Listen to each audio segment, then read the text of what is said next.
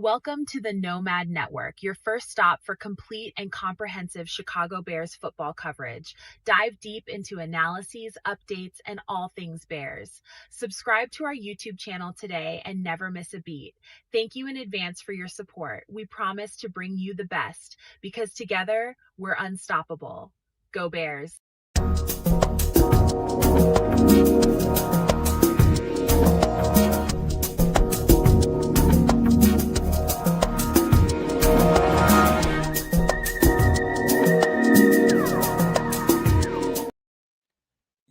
Yo, No Maniacs. Welcome into another edition of Some Extra Sauce. I'm your host, Nomad, and I got my trusty over there to my left.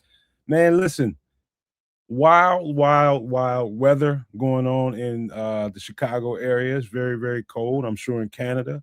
But also, while we're late, is because we had a couple little technical difficulties and need to be rubbed out. And I'm not even gonna speak to that because I don't want to jinx this thing. And I ask kids not to, but let's keep going. Little quick note. Samo is gonna be here for the mock draft. He's gonna be running a little bit late because his son had a game rescheduled and he's doing that, and so he's gonna be about an hour late to the show. But in the meantime, man, we do have a chef in the building that's waiting to go live here in just a minute. But what do we do around here, man? But I'm gonna pass this ball over to Canada, man. Let's see what's going on with the Canuck here. Well, if we talking weather, and you're talking to me, it's been wild, crazy shit everywhere. I understand the Chicago area is crazy. I understand it's wilding out in Texas. I've seen some people having some fun and some trucks out there in the snow. Crazy. I was on the East Coast this week. I was out in Halifax, Nova Scotia, and it was nice. And the minute I got back to Ottawa, nightmare. So there's that. It's crazy. There's snow everywhere. There's nothing you can do about it except for stay indoors. So that's my plan. I'm watching my neighbors outside with their snow blowers doing the whole thing, and I'm like, you know what? No, I work from home. I work remotely. I can stay inside. I think this is a great plan. So far, the plan has worked out well. I'm cozy. What up, Notch? What up, Crimson? I'm cozy. I have no complaints. I had to turn the heat up a little bit because, it was minus. It was funny. I called my wife from Halifax. I was like, "Hey, baby, I'm coming home." She said, "It's. You don't want to come home here. It might be minus 50 degrees when you get here." I was like, "Say what now?" It wasn't quite minus 50, but it was cold, man. It was like a good minus 40 with wind chill. It was good and cold, like that kind of cold where you step outside and you can feel your breath freezing. You know what I mean? Like that's how cold we talking. It was crazy. Yeah. You know what I'm saying? Like that's cold, man. What up, Daniel? Hey, you know what? Let's get human while we're at it, man, because we don't want to waste too much time. We got a lot of stuff to cover, man. But chilly. Hey, Crimson says chilly on the West Coast, 45. Oh, that's kind of cold for the West Coast. But I hate you, Crimson. Have I said that recently? hey, Damn it. you know what, man? Let me get my little human story out there. So, in the last show, I told you all. No, I didn't. Yeah, I did tell you guys Sunday. So the car broke down, the van broke down on my girlfriend, man, and it didn't happen far from the house, man. It's far enough I can walk, to get to the car. And so in the last, for a day or so, we had to for at least 24 hours just trying to game plan how to go about that. Because right now, as cold as it is, it's not like it's a whole bunch open right now. It's not like a whole bunch of bays are open to be bringing in cars and having cars sitting out there. And so we was going to hit the panic button and just have somebody tow it, bring it to the shop and do all that kind of stuff. But I was just How'd you get it to the shop? Did you drive it? I'm going to tell you the story real quick. So I was just like, we was breaking it down. Just like, man, I started seeing the symptoms when I got there. I walked all the way up in the freezing cold to her where she was stranded at. And, I heard the car and it had certain symptoms. So at the time, I was so cold. We were so cold. I was just like, fuck this, man. You just come on, we got to go to the house, man. We get you an Uber, whatever, man. We get you a Lyft, whatever, get you to work, and I'll figure this shit out later. So that's what we did. And so the next day I went back up there to see. So I brought my basically a portable jump battery, is what it is, to put that on the car, fully charged it up. And it's so cold, kids. Like, we didn't give that thing enough time to fully get the charge that it needed. And so it's like a couple of minutes. I got the thing on there. Let's start it. And so halfway starts up and then goes dead. I'm like, shit, give it a little more time. So we did that probably about 3-4 times, and it really didn't get a whole lot more better. And so we aborted that mission. And that was me by myself. That's why. And I get back home and I warm up a little bit. I go back there and try it again. Same thing. And so another 24 hours. Like, we got to figure out this, man, because tomorrow we're going to have to get that thing out of there. So I go down there and talk to the manager of the place, and I'll just like, hey, just give me 24 hours. I'll get it out of the parking lot. It's like, no problem. Just do what you got to do. And the next day I call my boy Kurt. So Curtis is like one of the neighborhood mechanics, right? And so I'm talking to him on the phone. I was just like, I need your help. He was like, what's going on? And I was just like, I told him what was going on, the symptoms. And he's just like, which vehicle is it? He said, is it the truck? I was just like, you gonna get mad at me? I'm like, nah, man, it's the van. He's like, ah, damn. So Curtis is one of them neighborhood mechanics that likes to work on Chevys, and Chevys only, like old Chevys. He just likes to work on them. He knows those engines intimately, and he can fix any kind of problem you have on a Chevy. So I have an older Chevy pickup truck. So he was hoping that it was that. No, it's the van. He really did not want to go down there. I was just like, Curtis, man, I need you, man, before I had to go spend this money to get this thing fixed. So long story short, he goes, he's got some kind of little contraption. I don't know what they call these little machines and shit. They plug them into one of your fuses or something, and it kind of detects what's going on with your vehicle. It reads it off as to, this is what might be your problem, these things here. I know with you too. I know exactly what you're talking about. Turns out it's just a battery. I know. So like, I'm gonna clue you in real quick. I wish you called me. A lot of help I'd be from Canada. But here's the deal. So I have the same type of portable charger that you like, that you have. Mine's heavy duty and it's badass. It works like a dream. But sometimes it don't. And when it don't, it's because it's so cold that you need a little bit more oomph. And what you really probably needed was a car on top of that booster. Did that. You did it with a car too, booster and car? No, not booster and car, just the car. We just use this is what I'm saying. You need to double up, bro. Man, you trying to blow somebody's car up, man. I'm not. I'm telling you, I do it all the time. I'm telling you, I'm in the coldest place, like one of the coldest places on earth, next to like you're right. the North Pole and shit. But this is how it goes sometimes, man. Sometimes it's just so cold that you can't quite get it to turn over. You put your thing on, you get boosters and jack up that car, and you rev that car a couple of times. The one that's good, you rev it up, and then you try to turn it over, and it usually pops. I gotta tell you, man. So we did that. So to jump, everything in this community is gonna cost you money. You got neighborhood hitmen running around, like knowing that everybody's your car broke down, bro. Yeah, you got them running around, and I ran into one of them, and it's just so cold. You can't. He's just like, he rolled up and he's like, I ain't gonna charge you too much. And I'm just like, all right, man, whatever that means and shit, man. He didn't even say no numbers. I was just like, man, go and boost this thing up, and boom, it turns over. And instead of just leaving it running and letting it run for a minute and let it get a good charge, we took the cables off and let him bail out. Oh no, and it dropped. And so we got like probably a foot away from where we were, and the mug turned off.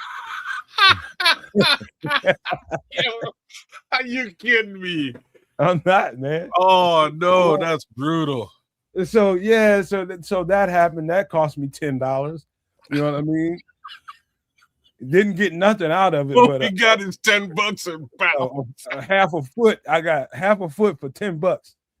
You know, Oh, that's too it was funny. bad. So we actually, my girlfriend was just like, the symptoms are pretty simple. She said, I think and I just changed this battery out not even 2 years ago. Just changed it out. And so that ain't it. It's it was it. That's all I did was take that battery out, and cold as a dog had to run back and forth 2 or 3 times just to do that. Are you telling me you took your 2-year-old battery and replaced it? I did. And I bet you went home just fine. Just fine. Of course you did. Now I'm gonna tell you why you didn't have to replace that battery. All the battery needs. So the way that these batteries work, there's something called an alternator. Like I'm like the furthest fucking thing from a mechanic. Let me preface this whole shit first, right? Like I am no mechanic. I'm a tech. In any event, I've had to go through what you're going through so many times because it's so effing cold in this country, in this part of this country, that it's just regular shit after a while. You just over time you get okay, like these are the 3 things that this can be. It's either the battery or your alternator for the most part. Like those are the 2. Like it can be a couple other things, but it's usually those 2 things. The alternator is just something that keeps going like this. As you continue to drive, it generates a spark and keeps your battery up and charges your battery. That's it. If it's so cold that the alternator can't create a spark to charge the battery, your battery will fully drain. And that's where you were. What's this gel battery stuff that my man is talking about here? What the hell? I told you, brother, I'm no mechanic. I don't know. I'm telling you, brother, I couldn't even tell you.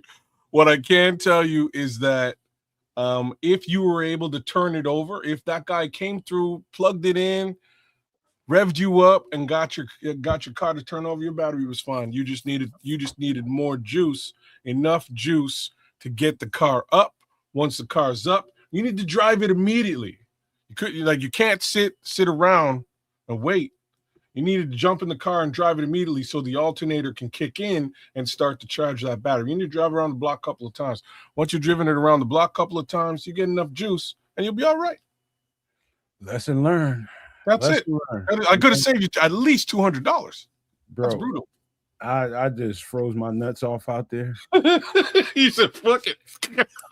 It took me an entire day to get unthawed, man. I'm not kidding you, man. I believe you.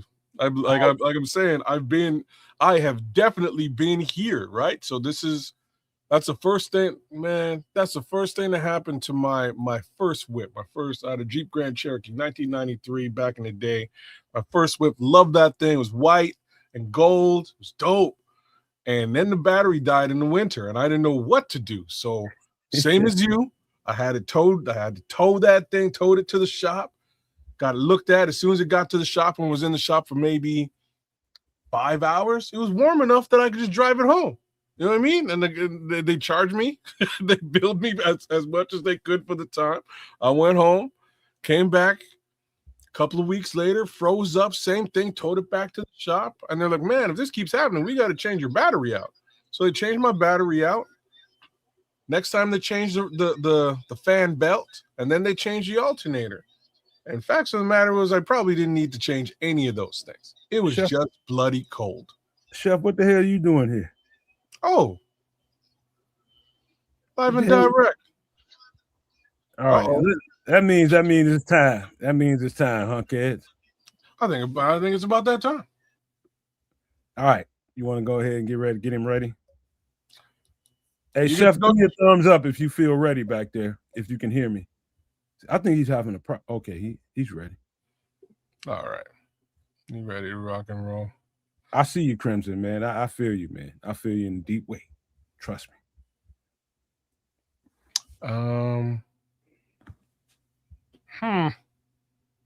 Yeah, we remember you, Ron. What's up, man? Long time no see. Wait, you telling me you can't see his stuff in there? I don't see it. Here we go. Chef Trips. Chef Trips. Chef Trips. Chef Trips. A motherfucker in the kitchen. And it will be beautiful. Oh no. Oh man. I don't know. It's cold up here, man, and everybody's feeds are a little bit. You know, Chef Trip is in the Chicago area. It's Ron Winarski. What up, Ron? What up, Patrick Higgins? Remember me? He puts himself in there. Hopefully, his feed is good. Boom! There he is.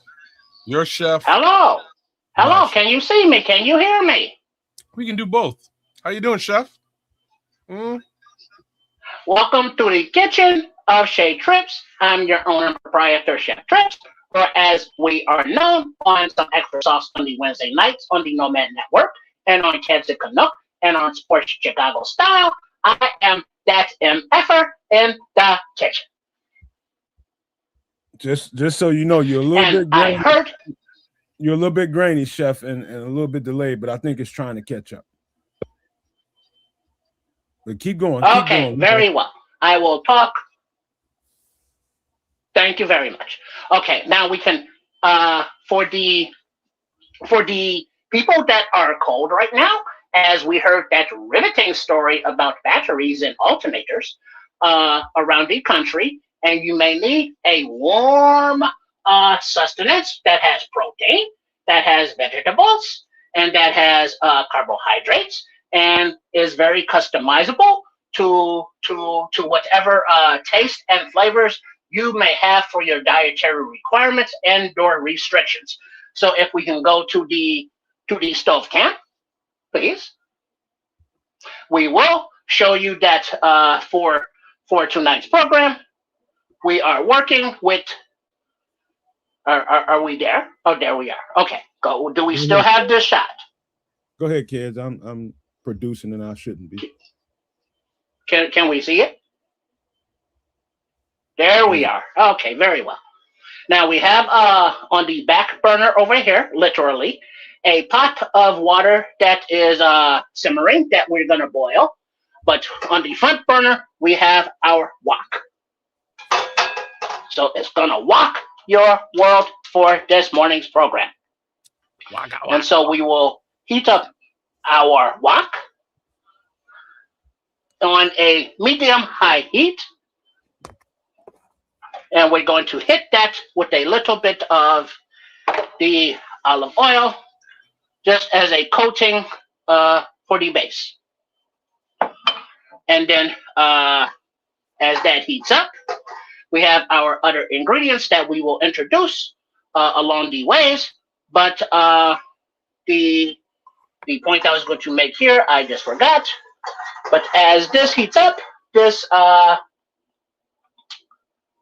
will feature some of the ingredients that are known to be loved on the Nomad Network. And stay tuned for those. All right, so now as soon as we get a little sizzle here, we will make sure that the wok is hot, and then we will introduce our chicken. Now our chicken right here, these are breast that I cut in half that way, and then put in a marinade. And while this heats up, if the producer could please show the video, and then I will put the chicken in there, and it will be going while you watch the video on the marinade. Thank you very much. All right, chef, I got you. Coming up.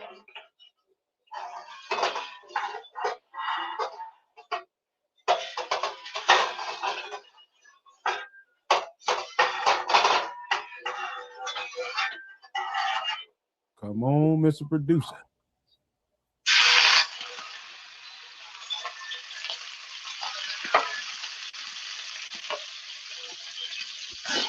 Hey, mute your feed, Trips.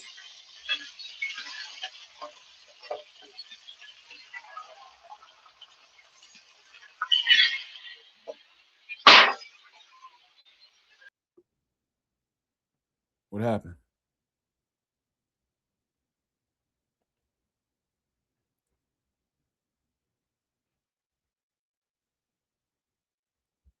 You ain't got no volume on it, kids.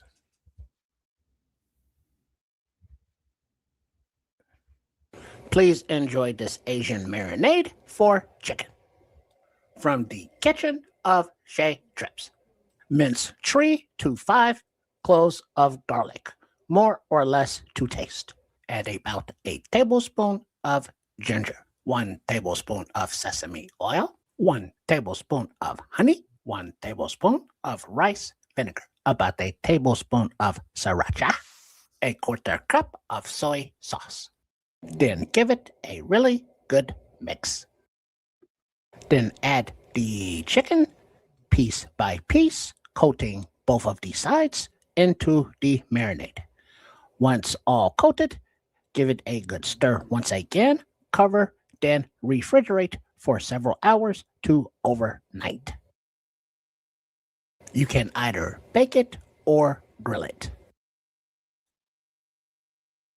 Find all of the ingredients and instructions on the Chez Trips page at sportschicagostyle.com. Enjoy! All right. Let's get that down. There we go. Now we have our chicken that you saw that was marinated, and we have it in our wok. And we're going to leave it down on this one side here, so it gets a nice sear on that side, and then we will turn it over. The point here is not to fully cook it all the way done and true, but to get a nice sear on the outer sides of both of these sides.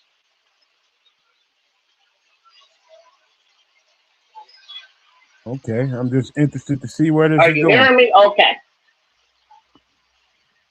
Just trying to see where it's Do you going. have an idea of where this is going? A slight one, but I don't want to jump the gun. A slight one. I'm just observing right now. I know it smells good.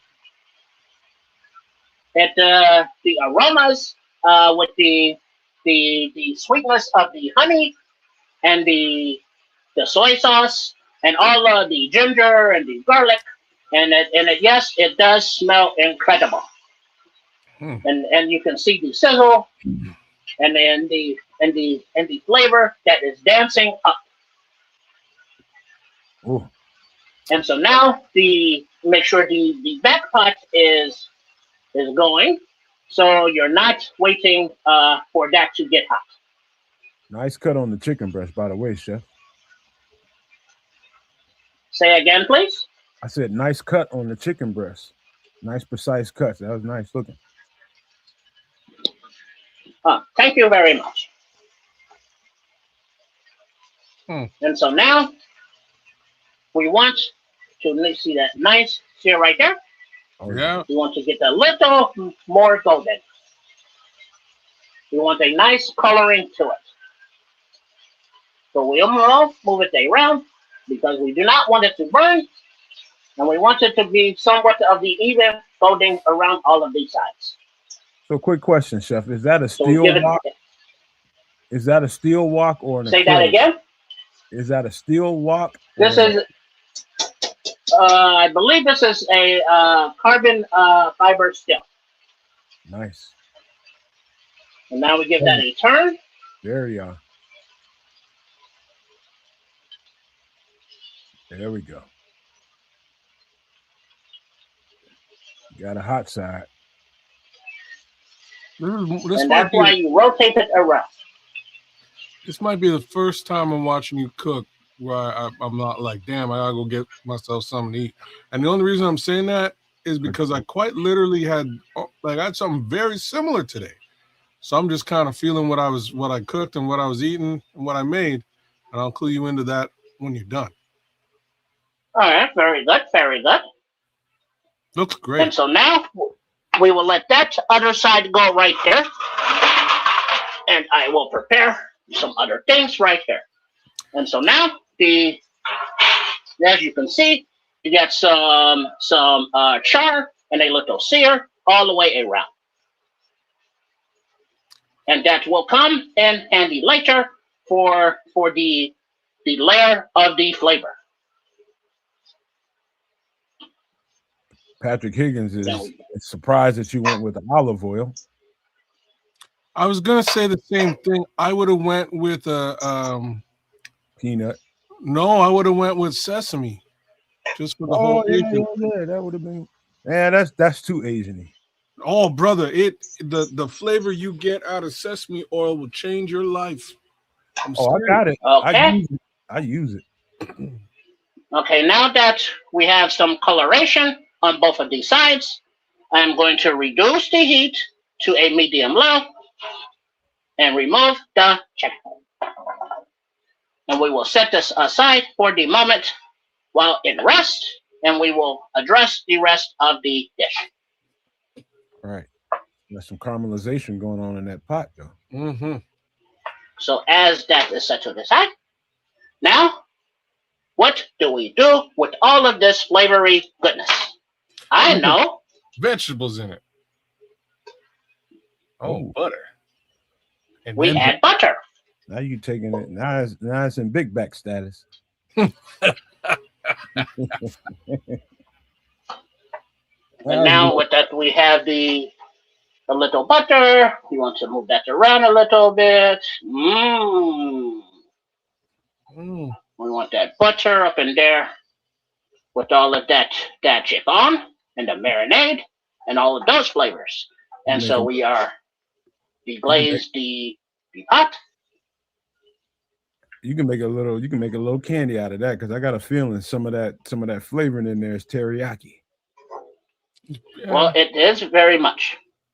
Oh yeah, you can make a little candy out of that, some brittle candy. Now we add our vegetables. Yeah. This is what we call a stir fry. And now we have our onion, we have our green pepper, and we have our carrots. So what do you okay, I can't I'm gonna let the chef cook, man. Let the chef cook. I see that I have piqued your curiosities.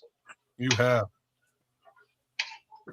Now we want to get all of the vegetables coated into all of the buttery goodness. And so all of these sides will be covered.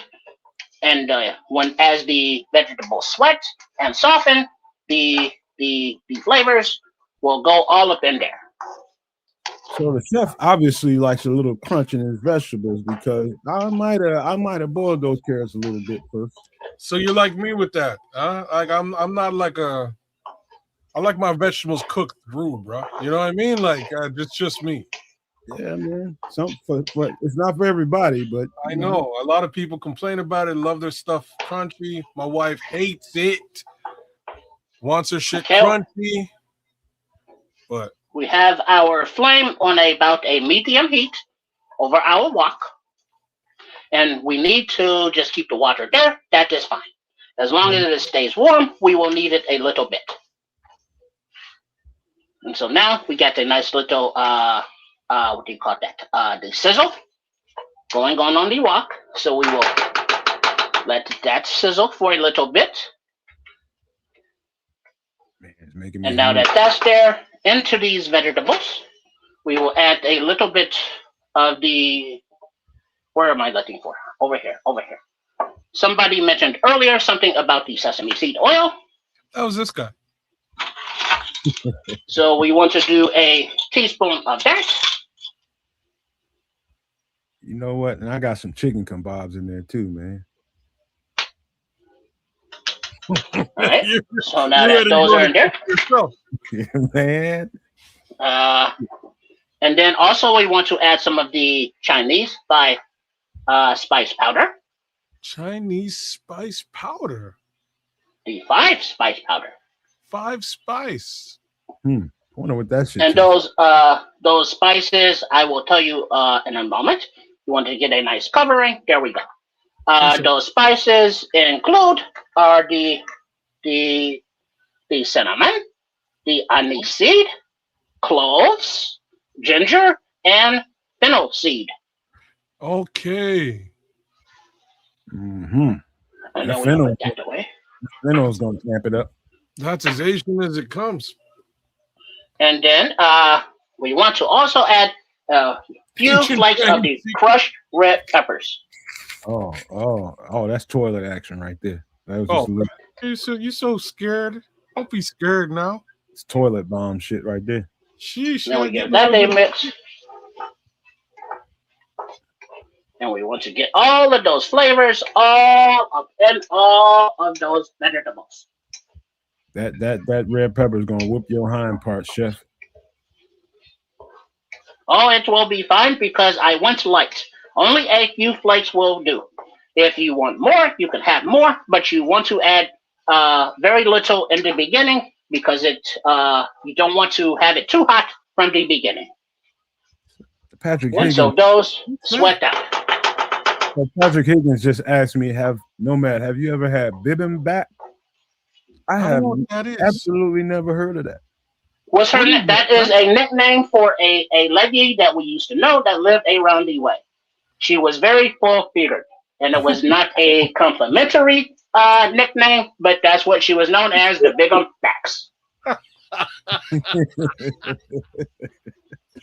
Patrick, you walk right into that one, bro.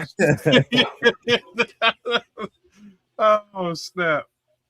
Man, I'm gonna have to go get this damn chicken kebabs, man. He keeping this up.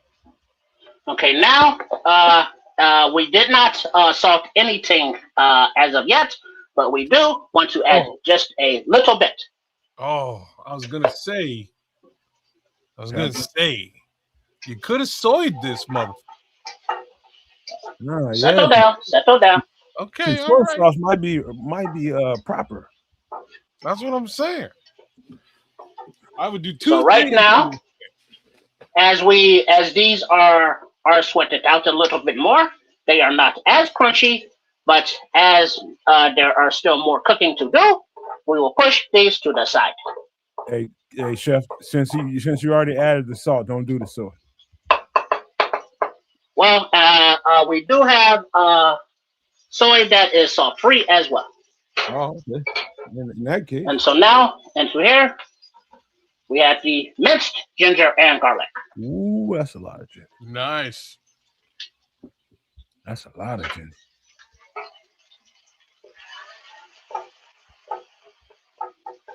Boy, you gonna grow new hair on parts of your body you didn't know you needed it.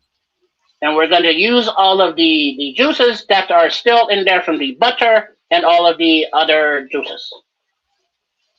Ginger. And we want to let that just go right there for a few minutes. We don't want it to burn, so we want to. If you could smell what I smell. So now that we get that aroma going, we want to mix it in to all of the vegetables. So, Chef Kevsir, shout out for coming up in here. Welcome in. He said, "What are you cooking, sir?" I am cooking something very delectable. One moment, sir. One moment. Because the next ingredient, this is the sardines from the Louisiana hot sauce. But you can use regular sardines, or you can use anchovies, or you can skip this step. But we want to throw those little fishies in there. And that's all. Wait, one more. You get in there, little fishy. You get in there. And you little fishies, wait your turn. That's where you lost. So now that the little fishies are in there, we want to give those a little chop. I'm thinking the same damn thing, man. That's where you lost me. Yeah. All right, you could just got anchovies, man. Because the sardines are more accessible than the anchovies, and they are not as salty as the anchovies. So that's why I did not add too much salt earlier, because of the sardines for the saltiness of them. So now we add the next layer of flavor into the vegetables with the sardines. And so now we have many different layers of flavor. Chef, and you got the hot sauce ones on top of that. Paul's out. He said, "Fuck it." Oh, snap. Patrick. No, just add the fish sauce, Patrick says. Okay, so now that we have that in there, and all of the juices have cooked out, we know it is time now to add our next ingredient, which is the everybody's favorite. Everybody needs it. Everybody loves it. We will add 6 cups of water. Now, in this stage, you can use chicken broth, chicken bouillon, or beef broth, or vegetable broth, or any of the flavored broths. But right now, I am going to utilize the water. But now, to the water and the broth, we will be adding some of this, which is, as soon as I open the damn jar. One Chef, moment, please. I'm afraid to tell you, but no matter what kind of broth you put in here at this point, it's sardine soup now. It is sardine There we soup. go. Okay, so now we will add our better than bouillon. So this will flavor the water instead of the broth. Oh, man. And so now, better than bouillon. This is the roasted, seasoned roasted chicken flavor. We have strayed into uncharted territory. And then now, next, we will add, get that out of the way. Speaking of the fish sauce, we will add some fish sauce. Oh, now we don't do that too? A little bit of there, not too much, because a little bit will do ya. You already went to heaven, now you shit. That is a very nasty smell. Indeed. Now, indeed, we will add a little oyster sauce. Oh no. Now you're talking. Hoisin needs to be in it. Man, this is a fish stew, man. You gotta have the hoisin though. Hoisin has to be. This is a fish stew that the chicken is just he's just a little side dish to this. I would have lived without the sardines. I gotta admit. The rest, everything and else. And now we will add the hoisin sauce. Yeah. Oh, no, are we doing that too? Oh, you gotta put the hoisin in. I just told you. And if you got huge balls, you add a little sriracha. Well, as we are still acting, we will add a splash of this Worcestershire sauce. It's gonna be just all about there. Breaking loose in your stomach, Chef. We add that in there. And then we will now add, what was that about huge balls? I said your stomach, it's gonna be all hell breaking loose in your stomach. We're gonna let that little sriracha in there. There you go. That's it. Now you got it. And then also we want to add a few splashes of the red hot. Damn. Yeah, you might want to go and cut up some hot dogs and put it in. That's gonna fly out of your ass. You might as well cut up some hot dogs. Like and then now our next layer of vegetable to absorb all of the liquid while it simmers are the mushrooms. What else you got? Somebody said. What else we got are the rest of our fishies. Oh. Andy Banks. So get them there, little fishies. He came and he says, "What the huge balls?" And so now we will give all of this a mix. He said, Crimson said you making some goddamn fertilizer. And now, do we have understanding of what we are making? No, hell no, I ain't got no understanding whatsoever. I thought this was a stir fry. I'm a little worried. I have no understanding whatsoever. If it was me, I would put some noodles in that water. And then now we will need we will add the star of anise. This is not edible, but it is like a bay leaf with the flavor. What is that? Star of anise. Oh man. They look like these little things. The whole shit look like a I've never stomach ache. seen that before. This is a stomach ache. What kind of Yes, flavor this is kind of sweet, kind of licoricey, like black licorice smelling, kind of. Somebody in the chat said it's Mary, Mary, Mary. We was wrong. Marijuana. Mary Jane, Mary. I don't think you got to plant marijuana. I don't think you can cook it. Oh, so now I guess that you could we have all of these together, we can now prepare our chicken by slicing it into more manageable sizes. And you might well throw that shit on in there. You might well throw that shit on in there. That shit gonna eat it all up, man. It's gonna break it up by itself.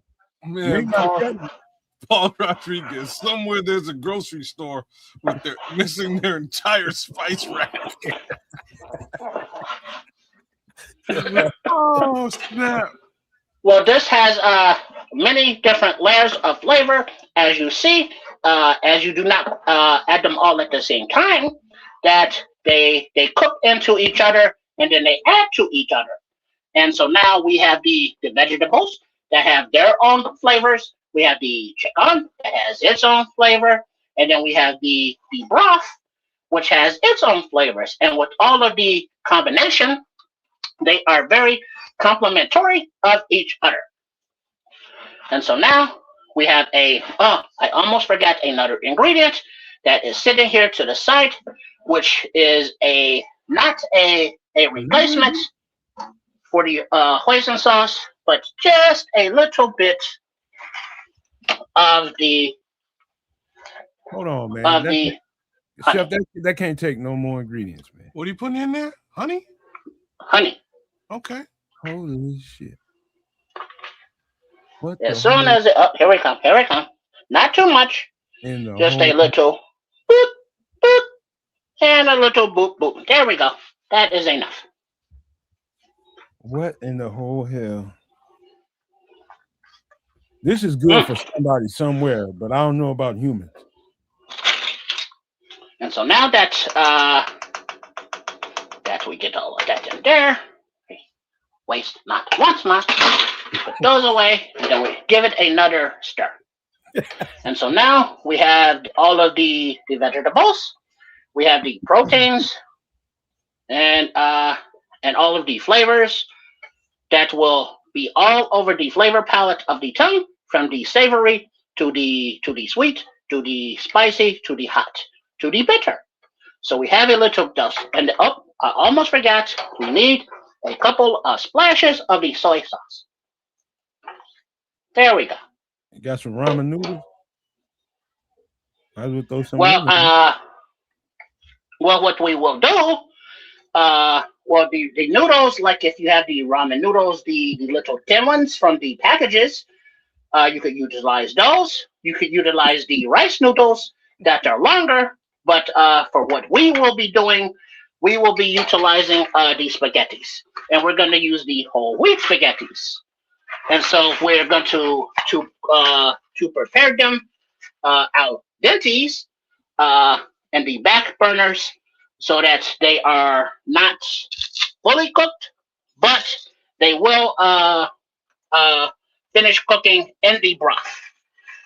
So they will be added to there as well as that will be boiling in a second, as it should have already been. But also we need to bring out another ingredient. Oh, there it is. When we make our final, we will be adding spinach to the bowls, and so we will make a space in here. We will add the pasta and a few noodles, and the pasta will finish cooking in the broth, and the noodles will wilt, and that will be one serving. So we're not putting the spinach in all of it, and we're not putting the pasta in all of it. But we are preparing the pasta to the point that if you want to reheat it, when you put it back in there, it is almost done. And then you can add the the baby spinaches at will, and they will wilt very quickly. Hold on, chef. I mean, open up that refrigerator drawer at the bottom, man. You might find some bean cherries back there from earlier in the summer or something. Throw them in there. Some who? Some bean cherries or something. You put everything else in there. Well, if I had some of the boo-boo cherries, I would. Buddy, give this man some milk. Oh my God! What the whole? All right, he gets in there. All right, so that is all in there now, and that is in there. Oh, and over here, now we will recombine as we bring the broth up to a boil, and let all of the flavors marry up with their own unique personalities, as well as their own flavor profiles. And so the last one right here, that I cut right here, we put these into smaller chunks that we seared earlier. And then we can reintroduce our chicken. Oh Lord, man, you might have to get a skimmer or something to get some of that moss off the top of it. Oh my God, the chat is killing me though. Y'all too much, man. Oh killing me. Man. This is an adventure right here. And so now the chicken, if that's why we did not have to worry about cooking it all the way earlier, because it is going into our broth, and it is going to boil and finish cooking in here. Man, I hope nothing else is in that refrigerator. Nothing. Don't put no milk and no shit in there, man. Don't do that. So he got something to drink in there. You might got some old eggnog from a few weeks ago. No, we are good now. And so now we bring that up to temperature, and we let it sizzle a little bit. And we have all of the ingredients that are going in are in. Andy Banks, bro, too much. What are some of the comments? I am curious to hear them. I'm not sure if you want to know. No, you don't want to know. No, you don't. Keep cooking. They're better for the reading than the regurgitating. If you follow. I use that word for a specific reason. Wow. Sheesh. You don't want to know what they talk about. Mm-hmm. Well, they do not understand the flavor that is about to happen. We're trying to figure it out too. I don't know how to say that name, but we trying to figure it out too. But I got an idea.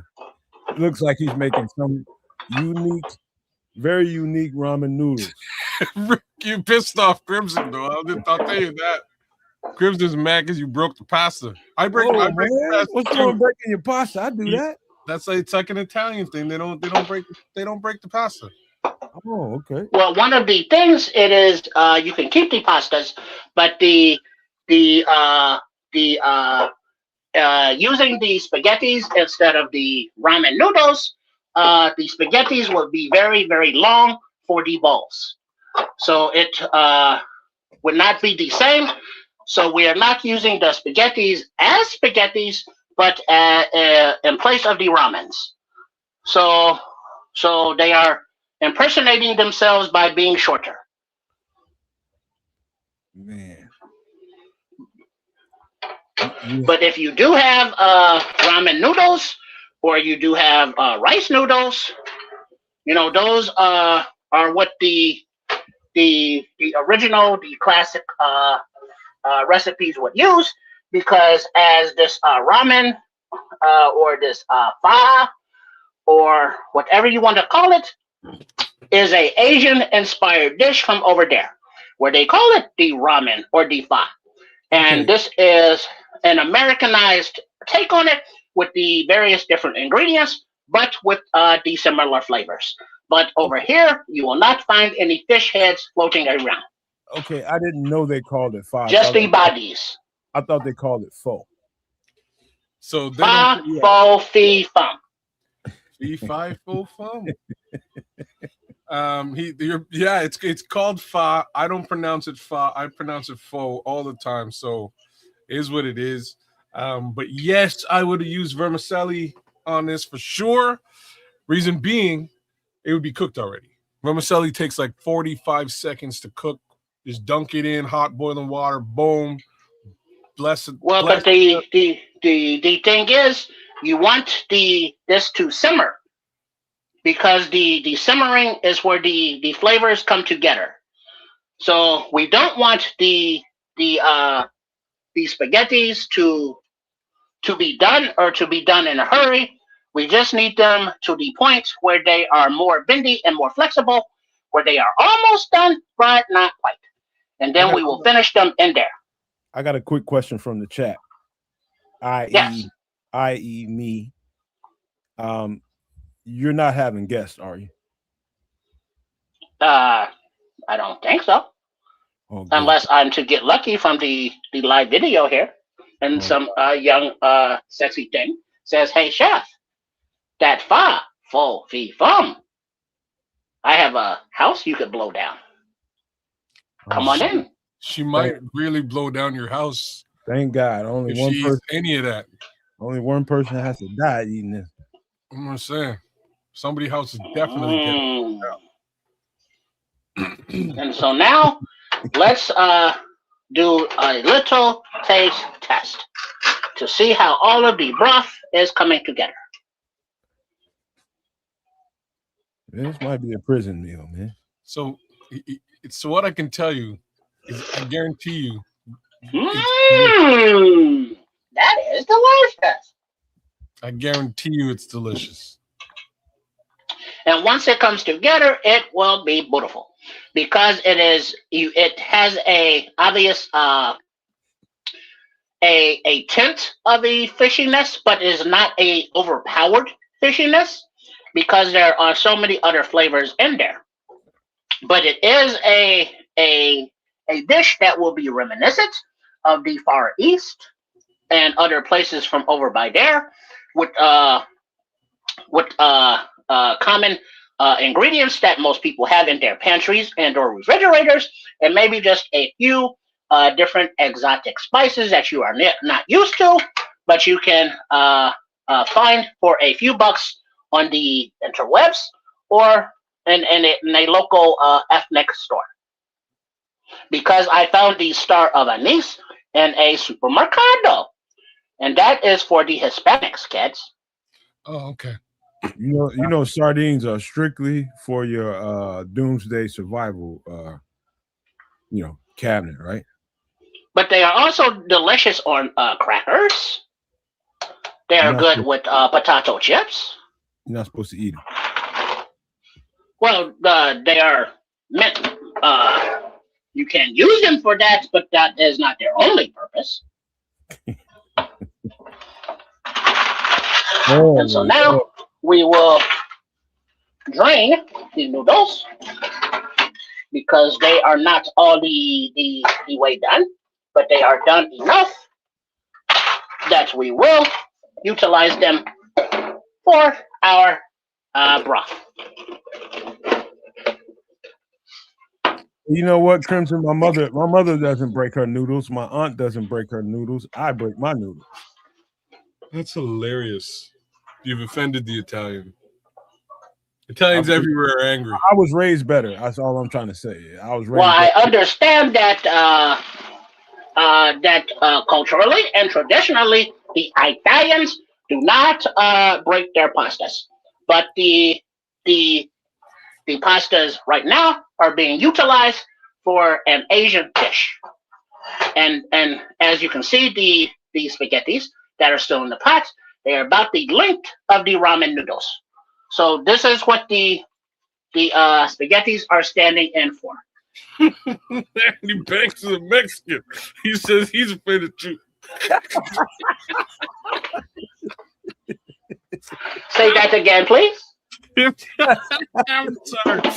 Andy Banks says I'm Mexican and he offended me.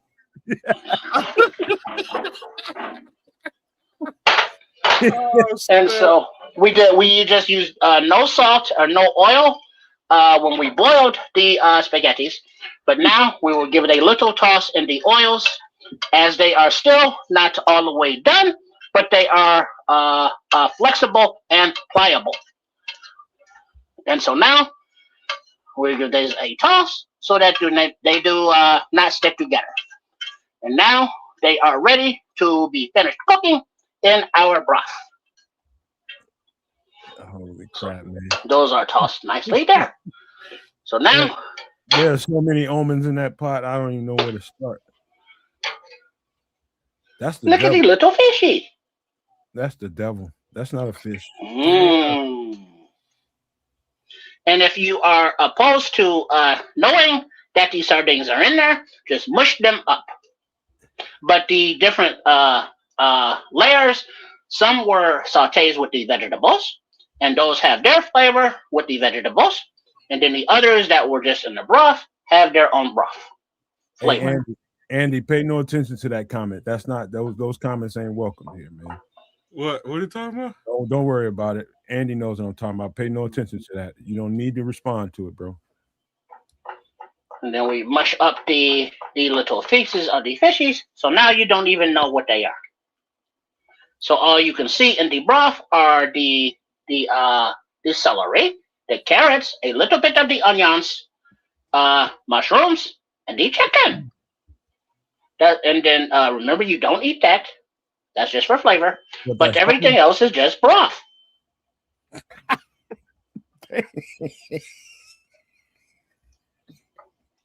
And then we let that simmer.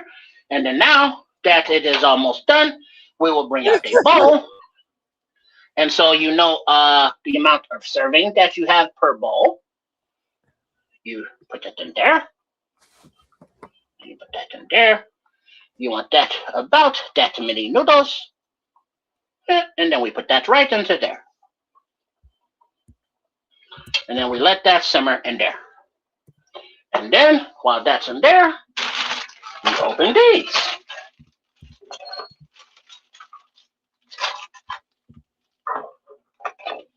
And then we put a few of the baby spinaches into there.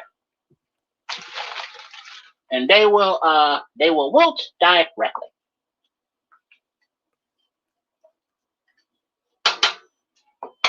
This is really Vietnamese, isn't it? It is. The Vietnamese, Asian, Filipino, all of those cultures over there. These are very flavors from that region.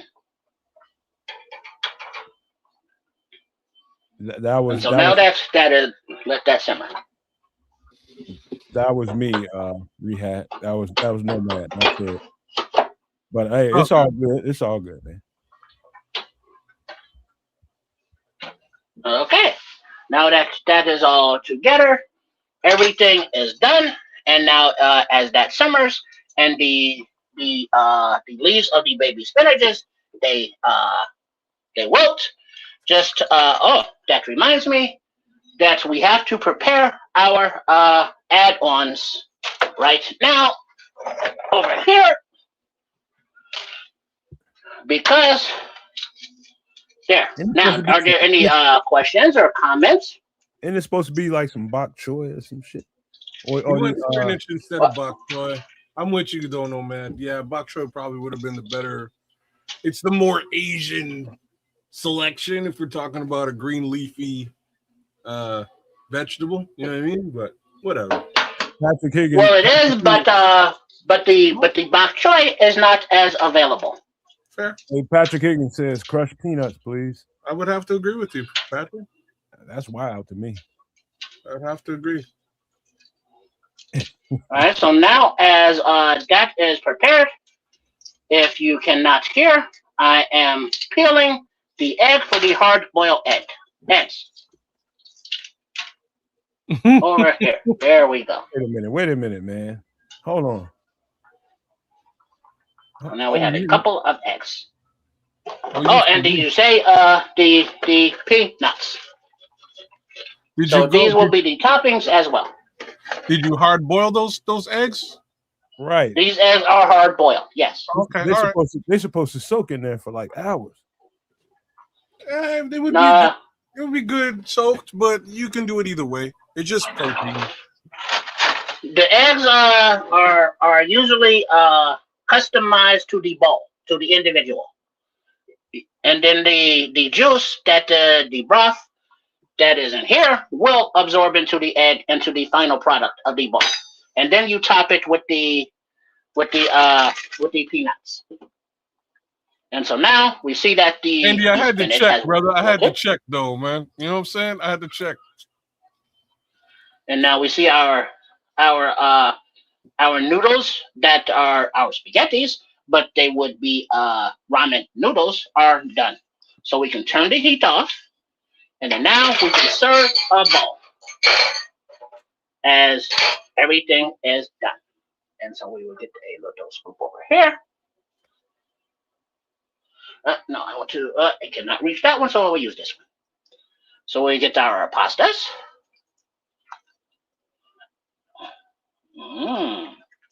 And we will take that out. That is not edible. And then you can know that get a few pieces of chicken. And then for anything that you miss, that you know that the greens are yours. So if you are preparing for more than one person, you know that these are yours. They can stay in there. That is not going to hurt anything. But just because. Kid, you want to read that to him? Why? So I can mispronounce this thing? Chef Trips, do bibimbap next time for Keds and Nomad. They'll be shocked. Imagine I pronounce the hell out of that. I deserve a Barry Horowitz pat on the back for that pronunciation. Now, say that one more time, please. Do a what? A Barry Horowitz pat on the back. Sorry. Chef Trips, do bibimbap next time for Keds and Nomad. They'll be shocked. Bibimbap. What is bibimbap? It's Korean. It was that fat lady from around the way you were saying? Oh, that was her cousin. Oh, okay. It's very Korean from what Patrick said. It's Korean delicacy. That might be a little difficult because time that you get into the delicacies, those are hard. But this is the star anise, so we take that out like we take the bay leaf out. Quick question: what kind of flavor does that bring? Is it just totally unique that you couldn't explain it? But explain. It is kind of the star anise. It is kind of sweet, and it really black licorice. You know how black licorice smells and kind of tastes? It's similar to that. Oh, I don't want. That's okay. And now it's similar but not the same. And so now that we have our bowl, we have our eggs, we have our green, we have our noodles, we will add some top with the chopped peanuts as requested. So now. Yes. If y'all get the chance to check out this bibimbap that Patrick Higgins is talking about, it looked almost identical to what you got in this bowl. Like it looked very similar, bro. Yeah. Super similar. If you take a look, I'll have to show you a little bit later. But straight up though, I don't know, like barring the sardines, I mean, it looks delicious. All right, let's highlight. And I can tell you that it is delicious. You do not taste the sardines per se, but you do taste as like is there some kind of fish in here? It makes you ask that because we do have these sardines and we have the fish sauce and we have the oyster sauce as well. So it has no other choice but to have that flavor. I will say this, man, as disturbed as I am watching this thing being made, I am truly disturbed watching this. No lie. But and then this is the chicken. The hot broth with all of the spices in it is truly almost hot toddy-ish. As far as Oh, that'll food, fix you up if you're talking Yeah. about like you got sinuses. yeah, red pepper, all that good shit. Oh man, Well, the sriracha, the red Sriracha? pepper, and the Frank's hot sauce. If you got Man. sinuses in this weather, y'all. But Chef this Kiran is very will- warm, very filling. Now you see how the chicken just came apart. Very nice and white and tender on the inside with the sear on the outside. But because it is in the broth, it is soft because it is wet. It is saturated, but it is still firm. It is not stringy, and it is a good bite. The wilted bok choy stand-in of the baby spinach is very right there, and then the other stand-in for the sardines of the anchovies are in there, and then there was another stand-in that we have here, but I don't remember offhand what it is right now. But as the egg goes in here, while you put it in the individual bowl, is because as the juice is absorbed into the yolk, the bowl will take on that yellow color. So as it's eating, this will dissolve more, and so you will have this color in your bowl. So you don't want that in your whole pot because everybody does not want that, but we keep the egg into our individual bowls. Chef, I got a good question for you. How long is it going to take you to consume this pot, or do you project that this pot might have to go to nature? No, well, the thing is that while there are, I believe there were 3 chicken breasts, there's not a lot to it. So it will go right through you, and so it is filling for the moment, and it will warm you up if you are cold because it is very warm on the inside, and it will sweat you out when all the peppers kick in. That is not a bad sweat, but it will raise your body temperature a little bit and have you a little perspiration on the head. But it is not very filling. So you can eat multiple bowls and it will go fast. You pound that bowl down and you'll realize that's gonna sit there for a day. Like this is the type of shit that I do all the time, minus a couple of things. So I'm not a mushroom guy, and True Pilgrim saying the same thing. I would duck the mushrooms. I've never you won't catch me near sardines. That's just me. I'll eat every other fish for the most part, but sardines you got me. But the rest of this dish is pretty much just a quick. You can bang this out. You know what I mean? You got stuff in your Half hour. Yeah, and man. you see that the carrots are fork tender, so there is no crunch. Uh-huh. So all of the vegetables have soaked into the broth. Yeah, Scrolls Negro Caribbean fusion. You should be down. You all about that Negro Caribbean fusion. That's a joke. But I mean, like, yeah, like this is the type of stuff that I bang out all the time. I'll be straight up. But like I say, I use vermicelli noodles because I just bless them at the back end of cooking the broth. Boom, drop them in 45 seconds. They're ready. Throw that into your broth, and you are eating. The other reason why there's 2 other reasons why I like the vermicelli, because it's low starch, not a lot of starch. You get more starch with spaghetti noodles, and they're thin. Like that's you can put a whole bunch of them in the pot, and away you go. But that's yes, that is a very good idea. Yeah, because what the Kez is describing, he is customizing the dish to his dietary requirements, to his taste requirements, and to the foods that he has available to him. So you substitute where you have to substitute. You leave out where you have to leave out. So if you just are so against the sardines or any other of the ingredients, just leave that ingredient out, and then substitute it, or just leave it out altogether, because there is enough of a party that one monkey won't stop the circus. Somebody might have found that offensive, but not this monkey. All I can tell you is your very next potluck you have at your job, and you don't like your job and you're aiming to get fired, if you hate everybody where you work. You know what is very interesting is the broth has its own flavor, but when you take a taste, when it's in the egg yolk, that just adds a whole nother dimension. Lord. Because it has the egg yolky flavor with all of this other stuff, and it is delicious.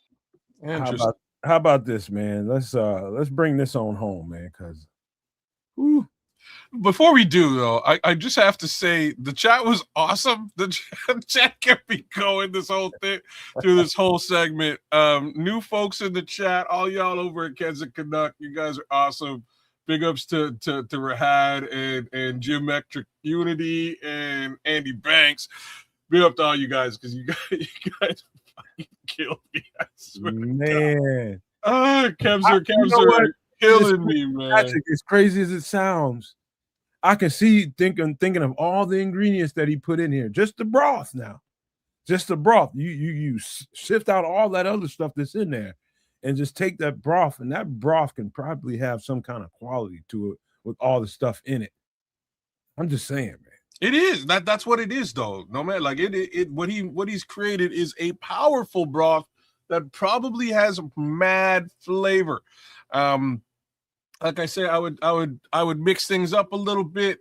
I'm the type of guy who just go to the grocery store and buy a frozen bag of California or Asian inspired vegetables. Dump those guys in there and we're off to the races with the rest of the stuff. But yeah, man, I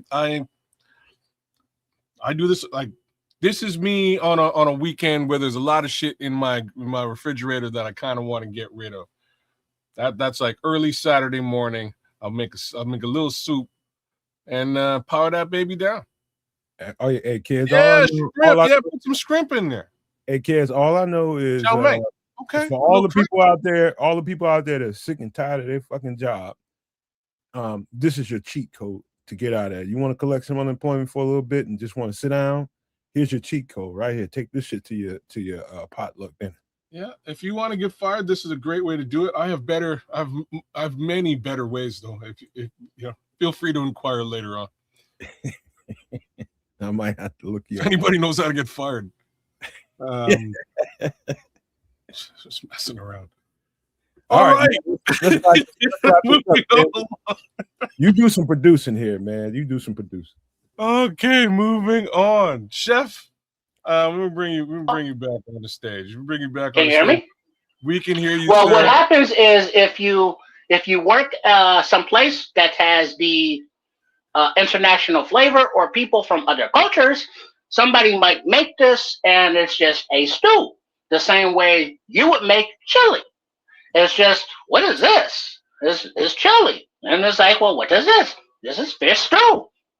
It's just different cultures have different flavors. And they utilize the ingredients and the spices that they have available.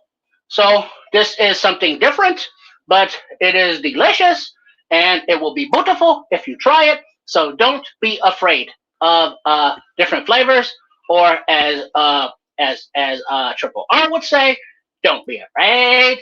So we will hope that the people in the No Maniacs in the chat try it for yourself. And for the Paul or whoever suggested the Korean dish, they are familiar with this type of the foods, and they can tell you that this is kind of an authentic dish for over there. And as the Red Baron said, it is kind of a fusion with the ghetto-fied Asians. So however you make it, it is good. It is medicinal. It is healthy. It is quick. It is flavorful, and it is something different to jazz up the same ingredients that you don't want to have all of the time. Now, before I get out of here, are there any other questions and or comments from the No Maniacs? No, I think you've answered all the questions known that mankind would have to ask in that pot right there. You've answered them all. We now know the secret to life or death right here in this pot. Or both. Yes, I agree. Both. It is all in there. We should just keep And it is not, I will tell you this, that it is not hot. It is not spicy. For all of the red pepper, for the sriracha, for the red hot sauce, it is not hot like that. It is a little on your tongue, like a little hot sauce on saucy on the back of the tongue, but it is not obtrusive, and you do not notice. And so the way that it is all, you allow it to simmer, that all of the flavors are complementary of each other. And so nothing is overpowering of each other. So you can taste the hot sauce, but not too much. You can taste a little bit of the fish, but not too much. You can taste the ginger, but not too much. You can taste the garlic, but not too much. And on and on. So give it a try and see how it turned out. And then please let me know in the comments. All right, Chef. I'll tell you what. One or two things is going to happen. All of mankind will love you for this, or they will hate you. Are you prepared for the reaction? Well, I'm always prepared for any of the smoke, but I'm always prepared for the loving. All right. So be sure you are subscribed to my channel. Now that the Bears season is over, congratulations to the Bears and to Ben Johnson and his first season as the head coach and all of the team. But now the line for the editing for the Sports Chicago Style family and umbrella, we can get more of my video recipes out. So yes, we still have the Shea Trips page at Sports Chicago Style that has all of the ingredients and the instructions for all of the video recipes that we had there on the channel at Sports Chicago Style. But now, as I spread my wings and fly away to the place that I long for, kids, I have my own channel, which you subscribe to at Chef Trips. And I will have other recipes there going forward. So please do subscribe there, and then look forward to seeing us live together again the last Wednesday of every month on some extra sauce with a MFer in the kitchen. And I am that MFer, Chef Trips. So until next time, bye. We love you, Chef, man. We appreciate you. See you later, Chef. He's the best, isn't he? Oh, good man. Lord above me. That was fun. That was actually fun. That was good fun, man. I haven't had this kind of fun watching somebody else cook food my entire life. Watch. That just killed me. I had to put myself on mute. That one got me, man. Crimson. Quit pasta watching, Crimson. That's classic. Oh snap! Oh, take a minute. That's good fun, man. That was hey man. True Pilgrim says, who are those sexy ladies? You don't know about Bertha now? You can find them at any truck stop anywhere in the continental United States, brother. Anyway. Oh, geez. You too can have Chef Trips, lady. Wow. But damn. Man, what a damn ride that was, man. That was crazy. I wasn't ready for that. I was a little ready. I thought he was just gonna, I thought he was just gonna whip up a stir fry, which would have also been dope. But this was a whole other thing. Hey, don't you be calling Bertha a lot lizard now. What's wrong with you? But that's the one he really likes. Oh man, yeah, that was great footage, and you only find shit like that on Sports Chicago Style, Kansas Canuck, and right here on the Nomad Network. Glad you guys tuned in. Glad you enjoyed the comments as well. Most of y'all are still in shock. I hope that the shock has died down a little bit. But between me, you, and the wall, I can, at Chef's ass kid, I guarantee you that I guarantee you that tastes delicious. And that's all I can tell you. Guarantee it. Kaz, all that shit made me do is want to drink that's really where I'm at right now. I really want to drink after that shit, man. So let's talk You about were hungry a minute ago, but now we're right in the booze. Let's go. I really need something to drink right now. Really, really All right. bad. What are we drinking? So I brought this up before on the show, but I don't know that I gave it enough oomph when I was talking about it. And I really want to try to encourage you more than anybody else, man, because I'm not sure if they have this brand in No, I've never seen this. I need you to search this, man. Yeah. If you can appreciate a good whiskey, if you can appreciate a really, really smooth, fine whiskey, this is absolutely the best whiskey I've ever put down my gullet. Word? Really. I mean, it is so smooth. And it don't hurt you that bad in the pocket. Now, I mean, you talking about $70 or something like that. That hurts a little bit, but you know, you talking about quality. There's very rarely a whiskey that I can sip and don't really feel like I need a chaser. Because I don't think I need a chaser drinking this. I can sip this very lightly, very slowly, and it's not going to cause an upchuck. That's what the strength of whiskey does that to me. This is some really, really, really good stuff, man. And I just want you to try it at least once and tell me what you think of it. But man, this is some really good stuff, man. Okay, wait now. I think they have it here. I'm doing some old some Checking Google. it out. Yeah, I'm doing some Google and just taking a peek. It looks like they do sell it here. Good old I kind of prefer Irish whiskey. You know what I mean? Like I kind of do prefer it. So it has sort of an appley / raisiny flavor to it. I'm gonna have to because I'm a sucker for apples. It's $100 here in Canada, which is about right. I'm gonna have to test this out. They're giving it a 5-star rating out here. That's wild. That's crazy. Man, I'm telling you, bro. I'm not gonna sit here and tell you I'm this big time whiskey connoisseur, but I've had enough whiskey, I've had enough bourbon, I've had enough scotch, I've had the Irish whiskey, I've had the German whiskey, I've had the Germans have some decent whiskey. I've never had no German whiskey before. There's German whiskey out there, Japanese whiskey, which I haven't tasted. Now I'm just telling you, the ones that I like are notably Irish for whatever reason. I do like Irish whiskey. I really do, but I am telling you, this shit is butter smooth. Butter smooth. And if you not like me and my girl ran through a bottle of this so freaking fast, and she's not a drinker, and I'm not no big time drinker. You know, I do it on these shows, but this is some good stuff, man. I'm telling you, no maniacs. Go to your local liquor store, and find out if they carry this and try it and come back and let me know what you thought of it. Tell me if you think I'm overdoing it, if I'm laying it on thick, whatever you want to tell me. But I'm telling you right now, this is probably the best whiskey I've ever tasted. Crazy.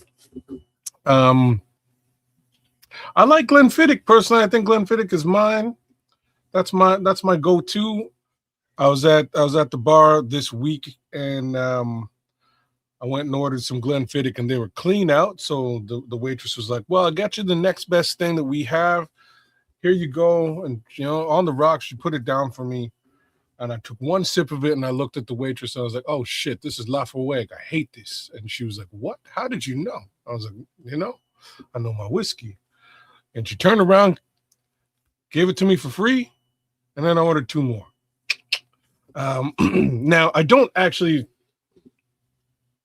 Lafroig is like a very acquired taste. I say it's like licking. It tastes like you lick the leather jacket. That's what I compare it to, which is like the weirdest thing. But it's sort of like it tastes like you lick. Do you ever accidentally lick leather? It smells like it tastes. It tastes like that. That's what it tastes like. You know what I mean? Like that's what Lafroig. It's sort of got a smoky. smoky, leathery flavor to it, man. But it's on the rocks, it's all right. I don't mind it on the rocks. So, like I said, I crushed a little bit of that. I'm gonna have to try this Redbreast and test this out. It seems to like it gets good reviews here, man. It certainly does for what it's worth. I'll spend the extra $20 and get me some of that and test it out. I have to say this to you, kid. And this is some man-to-man stuff, some mature male, which I've gradually come into kind of thing.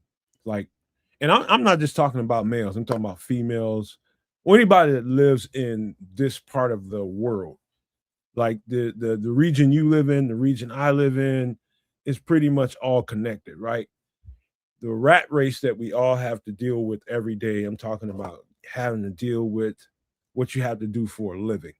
Whatever that space takes up in your mind, it takes up in your mind. Whatever it takes up in your spirit, mentally, physically, spiritually, your day-to-day life takes up a certain something in you. In one day, you only get 24 hours in a day. How much of what you do in a day really takes up space within you? You know what I mean? And, at times, maybe more often than not, you need something to smooth that out so that you can cope. And I'm telling you, a glass of fine whiskey or some kind of smoke, whether it's a cigar, whatever it is something is almost medicinal to your day-to-day life. And I would encourage anybody that don't let nobody tell you that, okay, drinking is a this or that. Dog, if you get up and you earn your shit from day to day, week to week, enjoy the finer things in life. This will be one of them. Enjoy this stuff.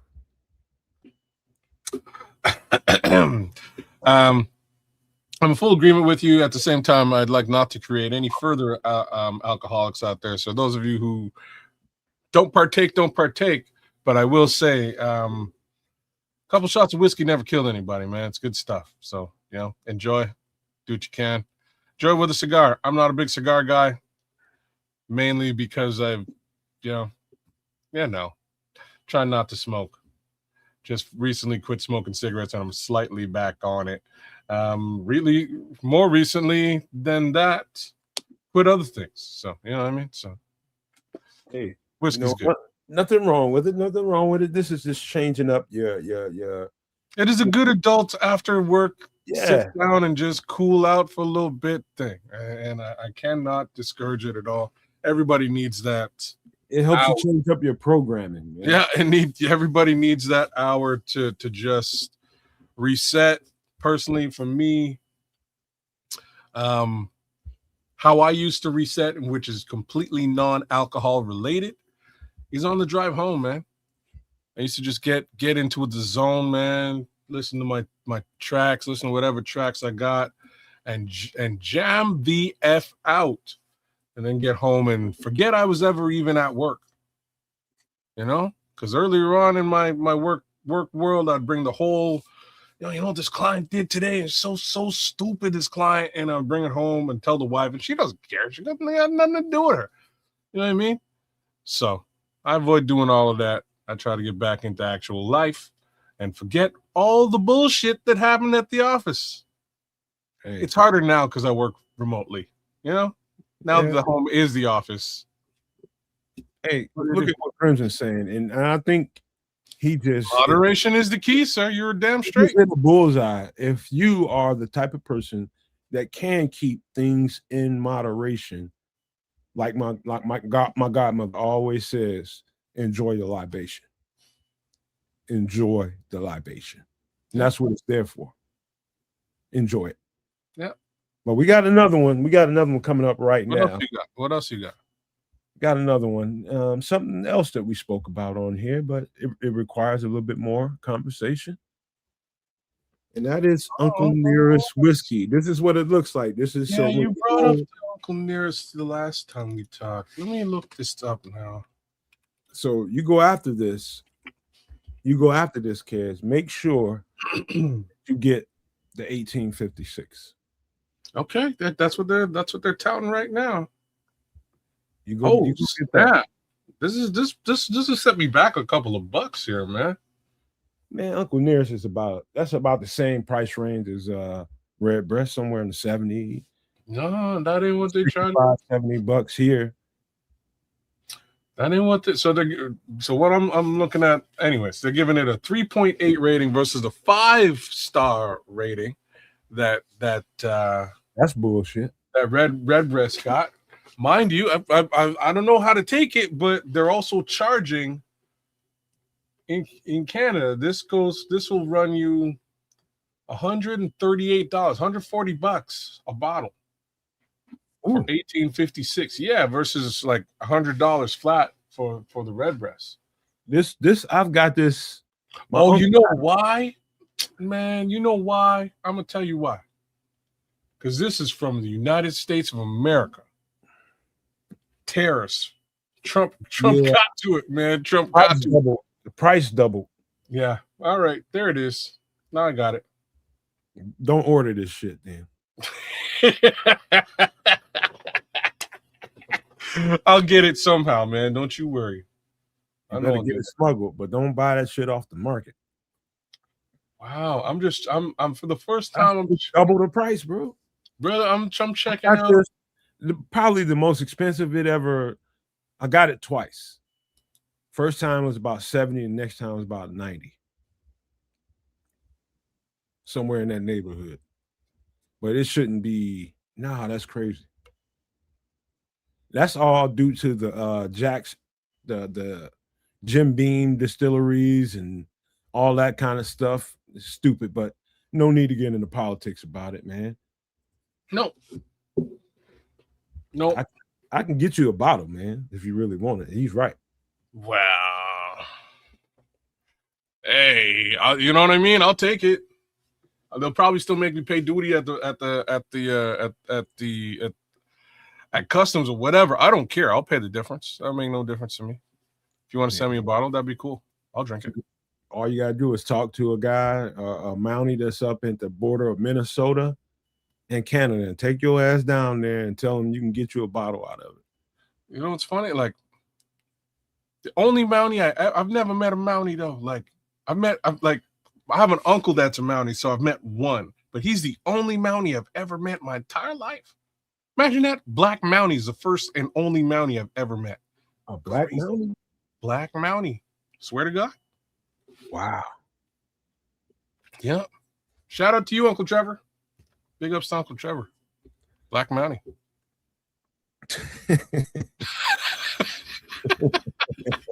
I'm dead serious, man. It's crazy. Crazy. Yeah. But this is Jet Builder is absolutely right. This is absolutely good stuff, and the story behind it is even better because it ties into Jack Daniels, like I told you all before, but it's also, somebody's struggle tied into this great liquor.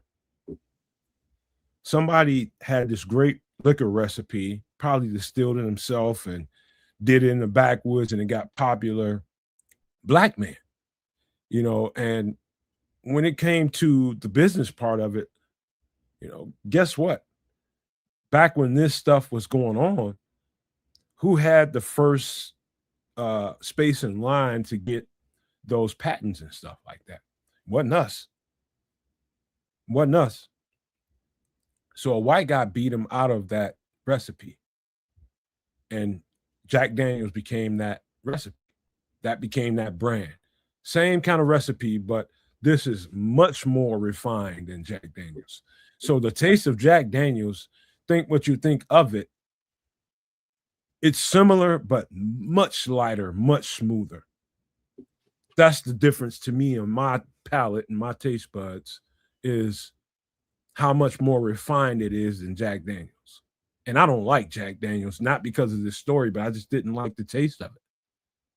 But when I tasted this, it totally blew me away. I heard about the story before I tasted it, kids. So you're saying this? Does it taste like Jack or no?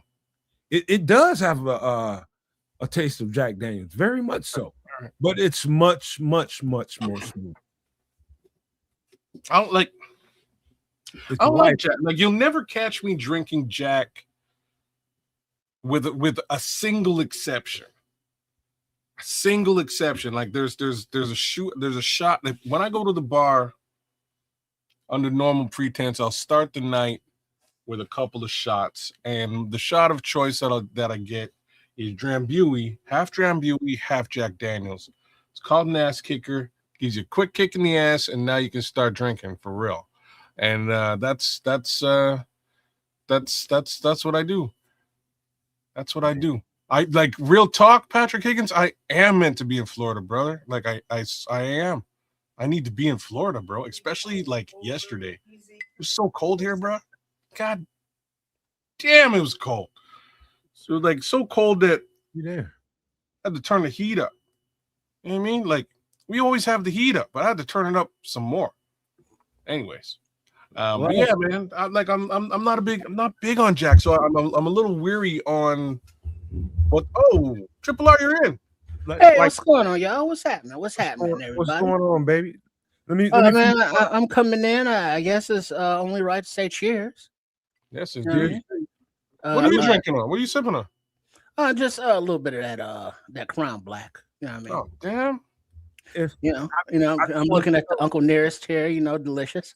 If I had a stogie, I would light one up, or a blunt, whatever. You know what I mean? Patrick, I even got land in Florida, man. Like one of these days, bro. And you two now, like I'm probably have to take 5 and go get myself a little Appleton's from upstairs on the rocks because I love me some Appleton's. So real quick, good stuff. Real quick, man. This is the last thing I'll say about this, and if you guys want to, we can wrap it. But anybody that has Jack Daniels in their on their shelf, in their bar, on the cabinet, wherever they have their liquor, the minute you taste this, there is no more buying Jack Daniels. Huh. Did you tell the story of it? Yeah, you gave us a good run now. Mm-hmm. Same recipe, slaves, all that. Yeah, there's no more buying. Yeah. There's no more buying Jack Daniels, and it has nothing to do with the story. It's about the quality and the taste. Mm-hmm. Yeah, Jack Daniels is the watered down version. Like AC Adams said, if you know, you know. If you know, you better ask somebody. This is some bomb shit. But hey, while we're here, I'm trying to buy some more time. Hopefully, Samo can get back. Y'all want to talk about some food, or y'all want to talk a little bit more about Uncle Nearest? No, you can keep it moving. Yeah, we can go to food. Now, these are two of my more favorite things in life, kids, and it's kind of something we talked about a couple weeks ago, but in the same neighborhood. But kids, this is gonna get you, man. I'm just gonna tell you right now. So okay, buckle up. All right, for sure. So, crispy potato wedges. Ingredients: eggs, flour, cornstarch, potatoes, hot sauce, peanut oil, ranch powder, and salt and pepper. You know how I always, and I've been meaning to like do a little something around it, but Mary Brown's chicken, man. It's half the reason why I go to this spot here in Canada, Mary Brown's. They have some badass chicken. Chicken's good, you know, it's good chicken, but their crispy potato wedge fries are the bomb. Can't stress this enough. That's what you just get, a box of fried chicken and fried wedges, some gravy, and that's dinner, y'all. Like it's good stuff. So take it for what it's worth. I definitely appreciate me some wedges, man. I'm a fan. If my wedges don't look like this, I don't really want them. I'll get them out of Jewel's, or that's a local grocery store, kids. Mm-hmm. I'll get them in different places if I need to. If my girlfriend comes home with it, I'll eat them. But if I am going out looking for wedges, they need to look like this. And specifically like this. They need to have the crunch coating. So this is my specific recipe, and this is how I did it. I started doing this shit when I was in Georgia, man. And The key to it is what you do is you cut them in the shape and the size that you want. Get Idaho potatoes, get whatever you want, the little gold or the red. It doesn't matter what kind Russets. Yeah, it doesn't matter what potato you like. I like prefer to smash them with the Idaho. Idahos, and I cut them with the skin on in the size of the wedges that I want. And I'm going to put them in some boiling water with some salt for about a good 20 minutes or so. Soften them up. Just not so soft that when you touch them, they smush, or when you touch them, they start coming apart and breaking and all that. They still have some consistency to them. Take them out. But what the consistency you want to look for, just to interject here, is like a furry coat, like fuzz around the outside, because as he gets along with the rest of the ingredients, that's the stuff that's gonna really get crunchy. Go ahead. Yeah. And so you take them out and you go through all of these ingredients. So you mix up your eggs in a container. You put your hot sauce in it. You might even want to put a little bit of cornstarch in there. That's a good idea. But you also mix the cornstarch with the flour. Season the flour and the cornstarch mixture. And put some hot sauce in that egg, buttermilk, and I don't think I put that on there, but make sure you get some buttermilk. All that ranch powder, all that stuff, you mix all that together. Mix it all together. And you give it a first dunk into all that mixture. Put it in your cornstarch and flour mixture. Get it all down, press it up in there, make it real good. Put it back into the egg wash, then put it back into your flour. So you're double doing it. That's just going to make it extra crunchy. You do the same thing you just did all over again. Here's the cardinal sin to where most people mess up when they're frying. It's not making sure your grease is hot enough. If you put your fingers under some water and from a distance flick it at that grease, if it don't scare the bejesus out your ass, don't put that food in there. Got to get it hot. Any other thoughts about it? But that's gonna get you your crunchy potato wedges. Okay. This is kind of where I like draw the line. You know what I mean? Like I'm gonna buy this. There's no way I'm fucking making it, and I'm just being as real as I It's easier than it looks, kid. Or it sounds. I've never made, and I cook. I'm a pretty badass cook. I have to say this, but I've never made fried chicken or a batter like this that in my opinion holds water. You know what I mean? That's just me. I would much rather I'll tap out and go, you know what? I'm gonna go get my fried chicken at the stove. You know what I mean? Well, I'll go get my potato wedges. Well, I mean, it helps if you add a few more seasonings and spices. Yeah. Well, you know me. Like I'm from Jamaica, so there's I'm almost as bad as you with today, or sorry, as the chef was today. Did you catch any of what the chef was doing today? Yeah, I caught some of the feed, and because we do the recordings, I get a hookup, and because it's exclusive, I can get a delivery and stuff, and I'm looking forward to trying that out. But yeah, he's chef is a flavorful kind of guy.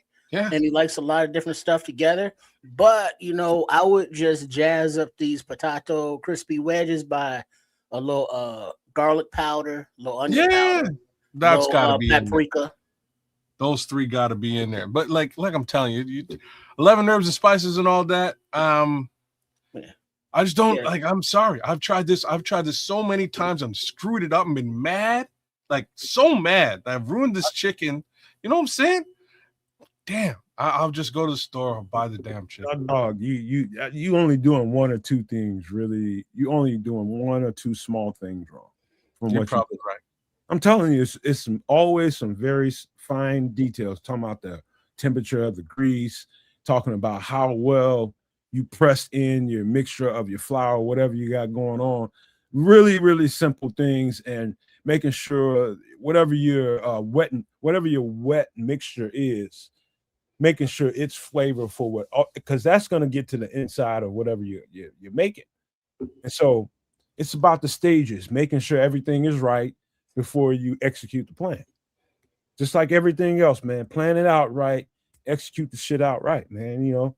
But everything needs to be right when you're frying, man. When you're going to fry, you got to make sure things are right. Can't just willy-nilly, no, it ain't going to come out looking like this or tasting any kind of good. It's gonna be all messed up, and the shit's gonna be all in the grease, and your grease ain't gonna be no good, man. It's gonna be all messed up, and you ain't gonna want to do it no more. Well, but that's kind of what prohibits me from doing a lot of frying anyway, is because of grease and how messy it is, and how much of a hassle and chore it is to get it in there and then cook and then clean it up.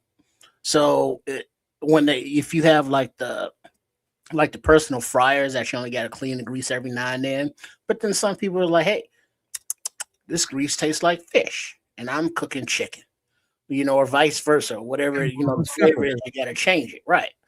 But the air fryers, I don't have one of those. So I've had wedges from the air fryer and they were crispy, but still not like grease or peanut oil in this case, which is much healthier. So in the case of an air fryer, look at what Patrick just said. I'm gonna get to that. So in the case of an air fryer, you can just sort of toss. You could just toss it in a little bit of oil. Add a little bit of oil. Put them in a bowl. Toss it up, and then put it in the air fryer, and it would fry. Well, what he's meaning by softening is what that step Nomad did with the boiling for 15 minutes. So you boiled yours for 15 first. That's brilliant. Because I was gonna ask you, because that's. Yeah, no, man. Yeah, that's you said that, right? That's exactly what I said. Yeah, and then yeah. So that's the softening of them right there. And so do that, and then I guess try the air fryer, your air fryer method. It's literally maybe not even 20 minutes. Maybe you shorten it to 15, and when you should be able to lightly stick a fork in it when you put the fork into it. And so when you pick it up, it doesn't bend, it doesn't fold, it doesn't smush to your fingers, but it's still consistent enough so that you can do work to it, and it's not going to fall apart on you. So if it's falling apart, don't even try to fry those. Make you some potato cakes out of that shit or something. I don't know what the fuck you're gonna do, but don't fry those and think those are wedges. Just boil them for a couple of minutes, man. Probably 10 minutes, not even 15. Yeah. You know what I mean? So maybe 10 minutes.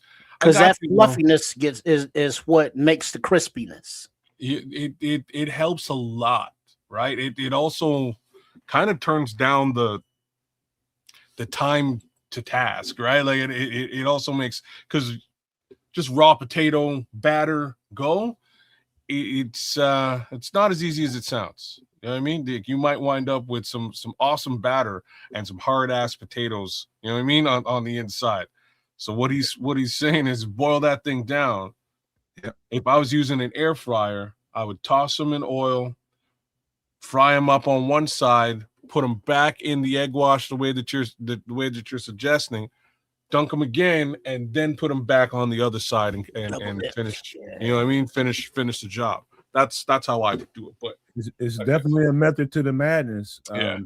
Any last thoughts about crispy potato wedges? I'm a sucker for these. Me too, man. One of my favorite things in the world. But now, have you done the crispy sweet potato wedges? I don't like sweet potatoes. Say what now? What? Don't like them. Oh, somebody messed around. I don't like sweets, man. Oh, it's not, but it's not. I've eaten sweet potatoes. I just don't like them. It's not sweet though. I know, like it's. I used to be like that, but now I kind of have to like them. You know what I mean? I got you don't like yam, low glycemic. You know what I mean? So yam, sweet potato, none of that shit. Trust me, I had some bomb sweet potato fries the other day. Next thing you're gonna tell us you don't go down on the lady. And now that you're saying it, they might have been like crispy style. Now that you say it, that would actually make perfect sense. I'll tell you what, man. I'll tell you what. We can talk about that a little bit more. But what my next item is, Mr. Charles. Vodka. This is catfish. There it is. Okay. Southern fried catfish. That looks delicious. Mr. Charles, I was thinking about you, man, because up in this part of the country, it's getting a little bit different now, depending on where you go. It's hard. Like, I don't know very many places. Maybe I just don't get out enough or something, but I don't know very many places that cook whole catfish and catfish parts, not the fillets. Now, the fillets are good. No matter where you go, you're going to be able to find you some fillets. But I grew up on what you see here. These are catfish steaks. So basically, you hack off the catfish dome and you chop the rest of the body up into steaks. If you look hard down at the left hand corner, you see the tail in there too. Ooh, that crispy tail. Yes, sir. That's how I grew up eating this right here. I don't know if you ever had them, kids, but catfish steaks, holy guacamole. I don't know if I've had quote unquote catfish steaks. I've definitely had some southern fried catfish. Had it in the States. I'm trying to remember what state I was in when I had it. I've also had it here at a Louisiana, New Orleans style restaurant. It was pretty badass, actually. Had some of this, had some crawfish. What's they have over there? Before you get into all that, can you read off the ingredients real quick and then get into it? So southern fried catfish.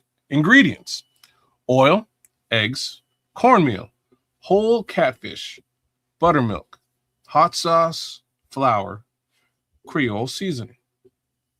And there you have it. Now tell me that story again. No much of a story. I just went to a restaurant, had some catfish. It was good. That's the bulk of the story. I enjoyed it. Like I said, I've definitely had this. I've had crawfish as well. I've had some Louisiana, New Orleans themed meals a few times, and they're hot and they're spicy, and for the most part, they're awesome. But yeah, True Pilgrim is saying he's straight on catfish. Stick with trout and whiting. It is different. There are before you go there, I got to ask both of you guys a question. And individually, are you more of a river fish guy or more of an ocean fish guy? I don't care. They're all fishy to a point, and so I'll do the pan, the sunfish and the panfish. Your trouts, your bass. I do the catfish. Your channel cats and all that. But then I love scallops. I love the scrimps. I love the sea bass. So I'm a pescatarian all the way around. Well, I'm an omnivore, but yeah, I'll do river and ocean. I'm less river, more ocean. I find that the river fish is just a little bit oily, but I'll eat it. Like, I'm not completely averted to it or anything to that effect. It's more of just a slight leaning or I can give you a good scientific explanation for it. Okay. Because of oil. No.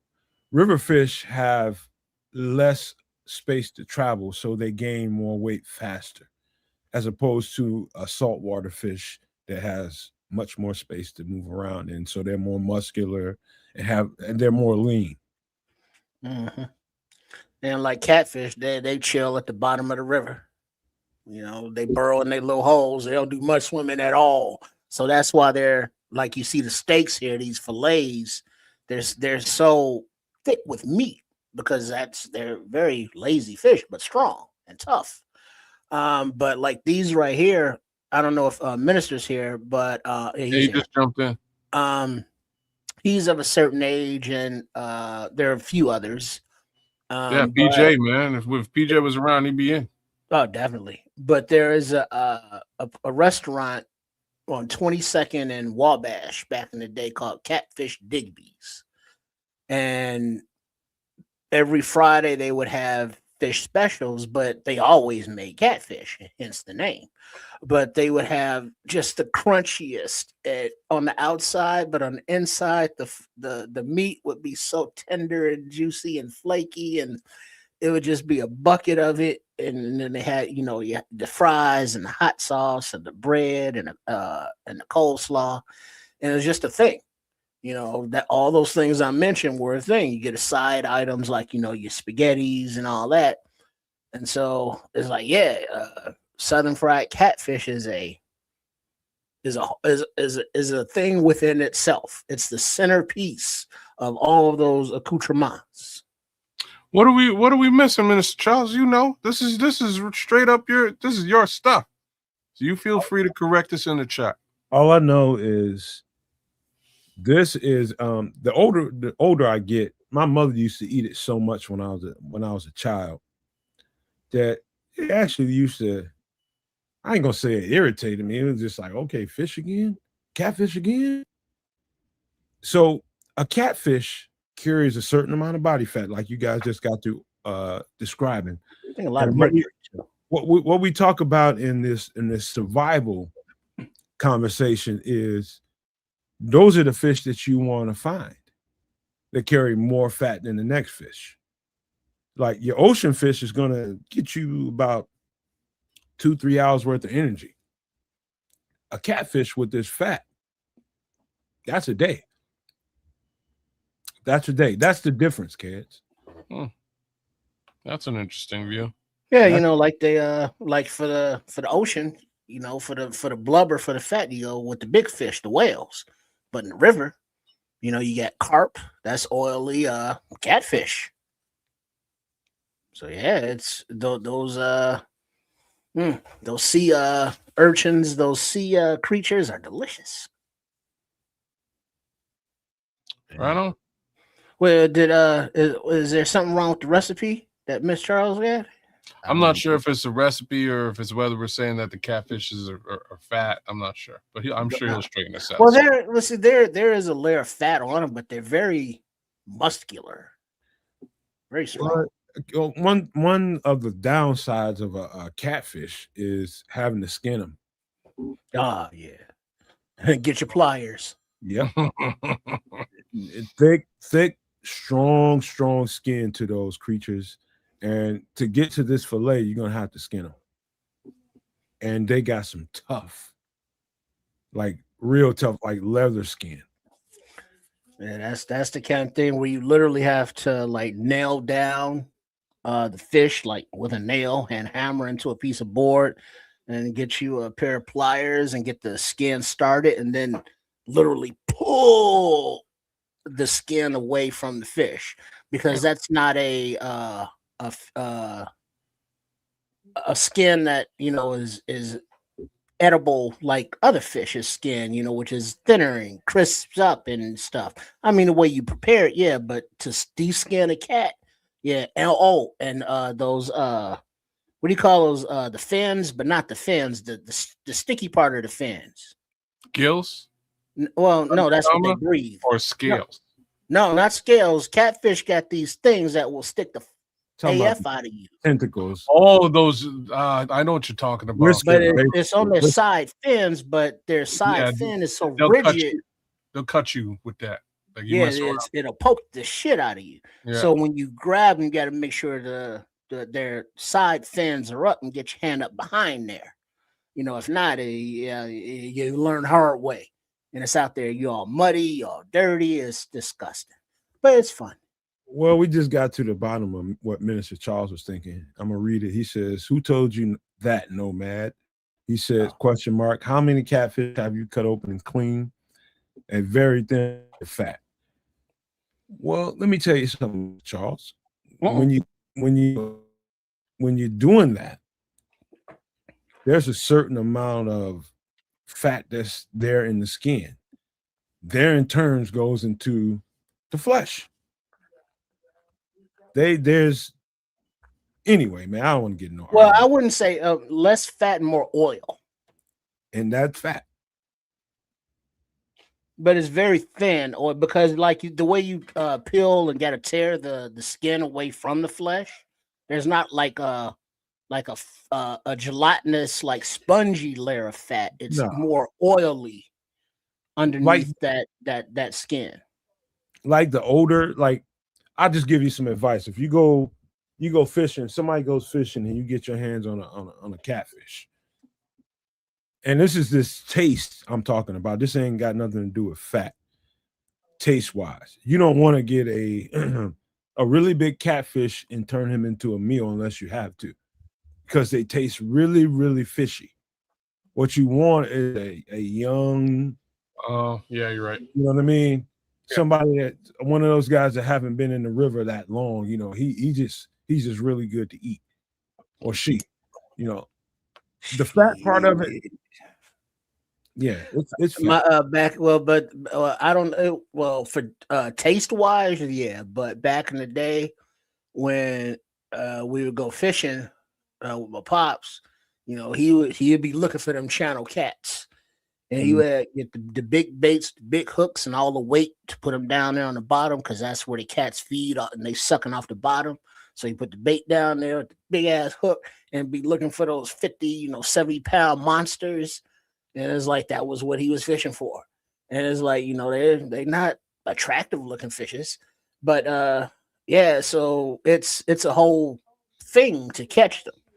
And they get so big that's part of not the food challenging wise, more the fisherman wise, last longer, bigger kind of thing. So it's like, yeah, catfish is delicious. If you have not had it like southern fried by like somebody's grandmama, you ain't had it yet. So it was like, yeah. Don't Mr. Charles. See now we talking on that little nursery school, maybe high school level of catfish, and Mr. Charles got that PhD rolling, so he telling all of us to shut the F up in a nice way, like he do, because we giving out misinformation. Oh shit! Ain't that the truth? All I know is how good they taste. All Delicious. I know is how good they taste. And they are delicious. They like you did nail a couple of things. They do have a little bit of a stronger fishy taste, and they are a little bit. Well, that's what the buttermilk and vinegar is for. Okay, all right. That's why you got to soak it. When you soak it, even if you don't have buttermilk, if you got milk, just soak your fishy fish in milk, and that absorbs some of the fishiness out of the fish. Okay, that's a good thing to note. But like I say, I would the catfish I had the few times that I've had it has been delicious. So I'm in. I'm definitely not turning that away. No chance. And folks out there are hollering for some catfish and spaghetti. Where's PJ, man? Right. Mr. Charles, he looking for a goddamn that. Mr. Charles looking for a fight. Yeah, the cats get huge. Dude, he said, dude, I've caught quite a few catfish between 80 and 100 pounds. Wow. Huge. Flatheads taste the best than blues and channel cats. Yeah, I disagree with that, but we'll leave that alone. I'll disagree with that. But Mr. Charles, how many times have you gone out there in the river and got down there and put your arm down in the water in one of them holes? He just said an 80 to 100-pound cat. Looking for the fish, and trying to put your arm down his throat and then yank it out of the hole and be like, you're my fish now. If you think he hasn't. Been noodling since he was 4. It's for you. Oh man. All right, man. How about this, man? We any last thing, but this is one of my favorite things to eat in the world. Spaghetti Careful with them bones. Catfish steaks, man. Dog. I grew up on this. I'll sign my name to this. If they cook it right, man, oh man, kids. I'm talking about spaghetti, not like you eat spaghetti in Canada. I'm talking about spaghetti with no noodles. With not noodles. Look at how you get spaghetti without noodles. I meant meat, bro. My bad. No, look at Chef Tripp's page, Southern fried catfish and spaghetti, because he did it on a live episode over there at BCP.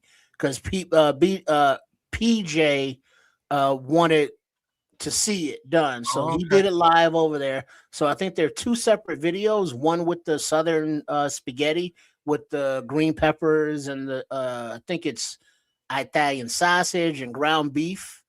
So it's like 2 meats in there, and then he's saying no meat of the fish. He's saying no meat. No meat. You don't have to have meat in your spaghetti and sauce. Well, you don't have to. So you're just saying that's just just red the way I sauce grew is up. what you're saying.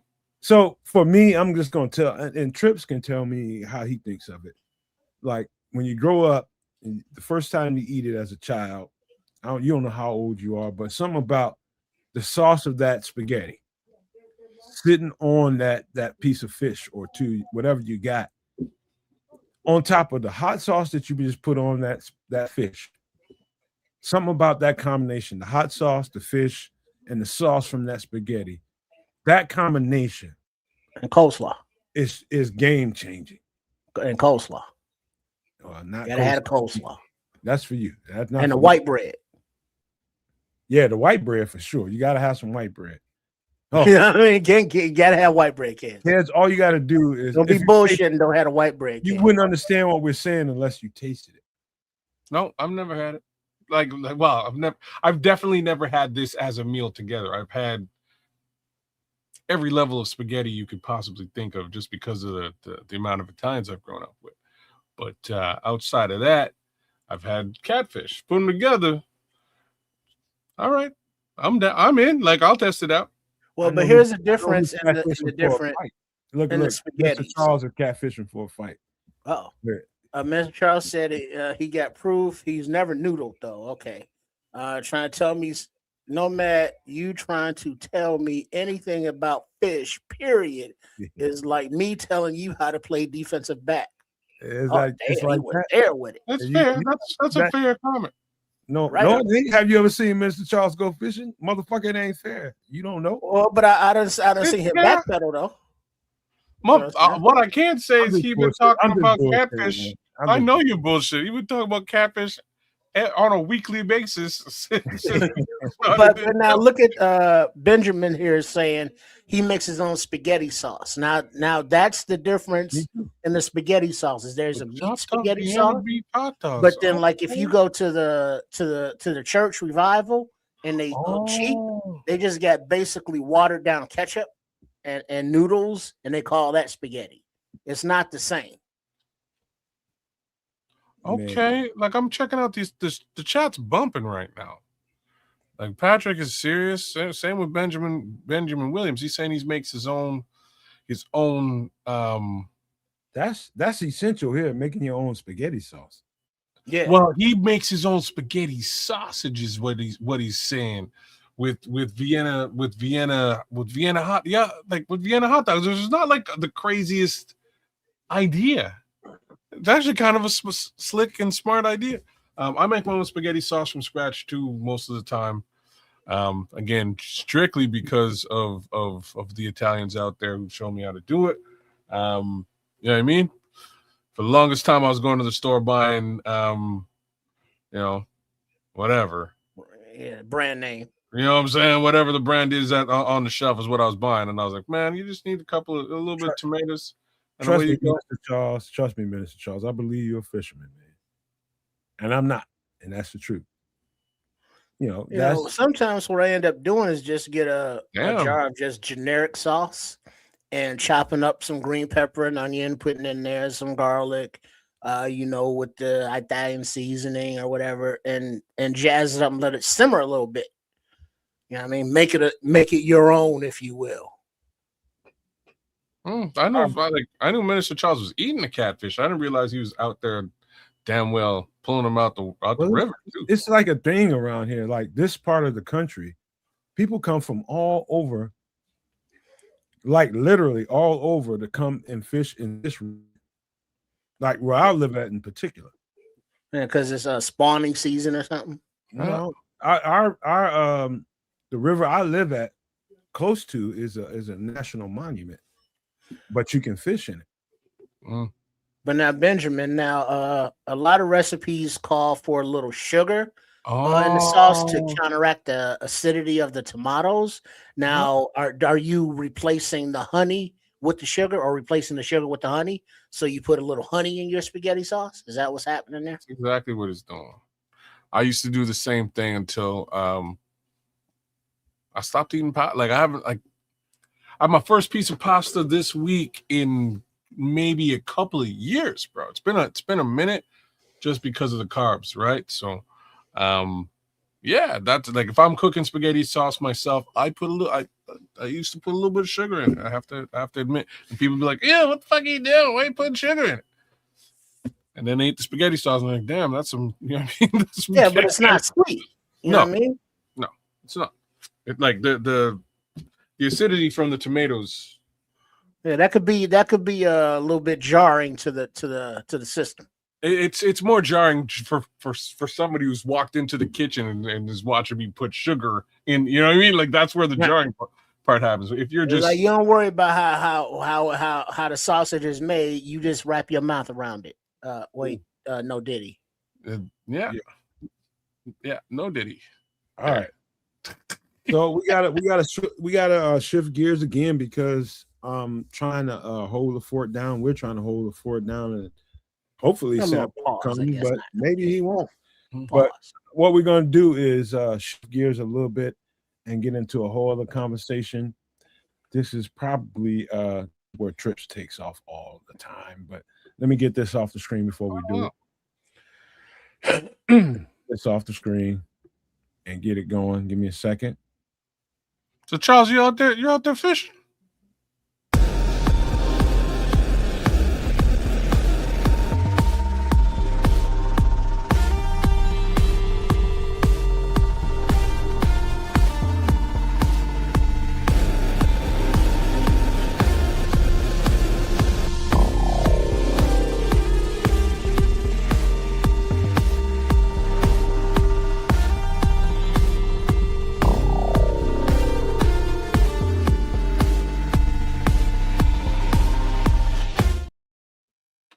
In situations, there's a lot of people listening to this conversation, listening to me talk right now, and they're probably some people are in a home, in a house, some people are in apartments. It doesn't matter to me.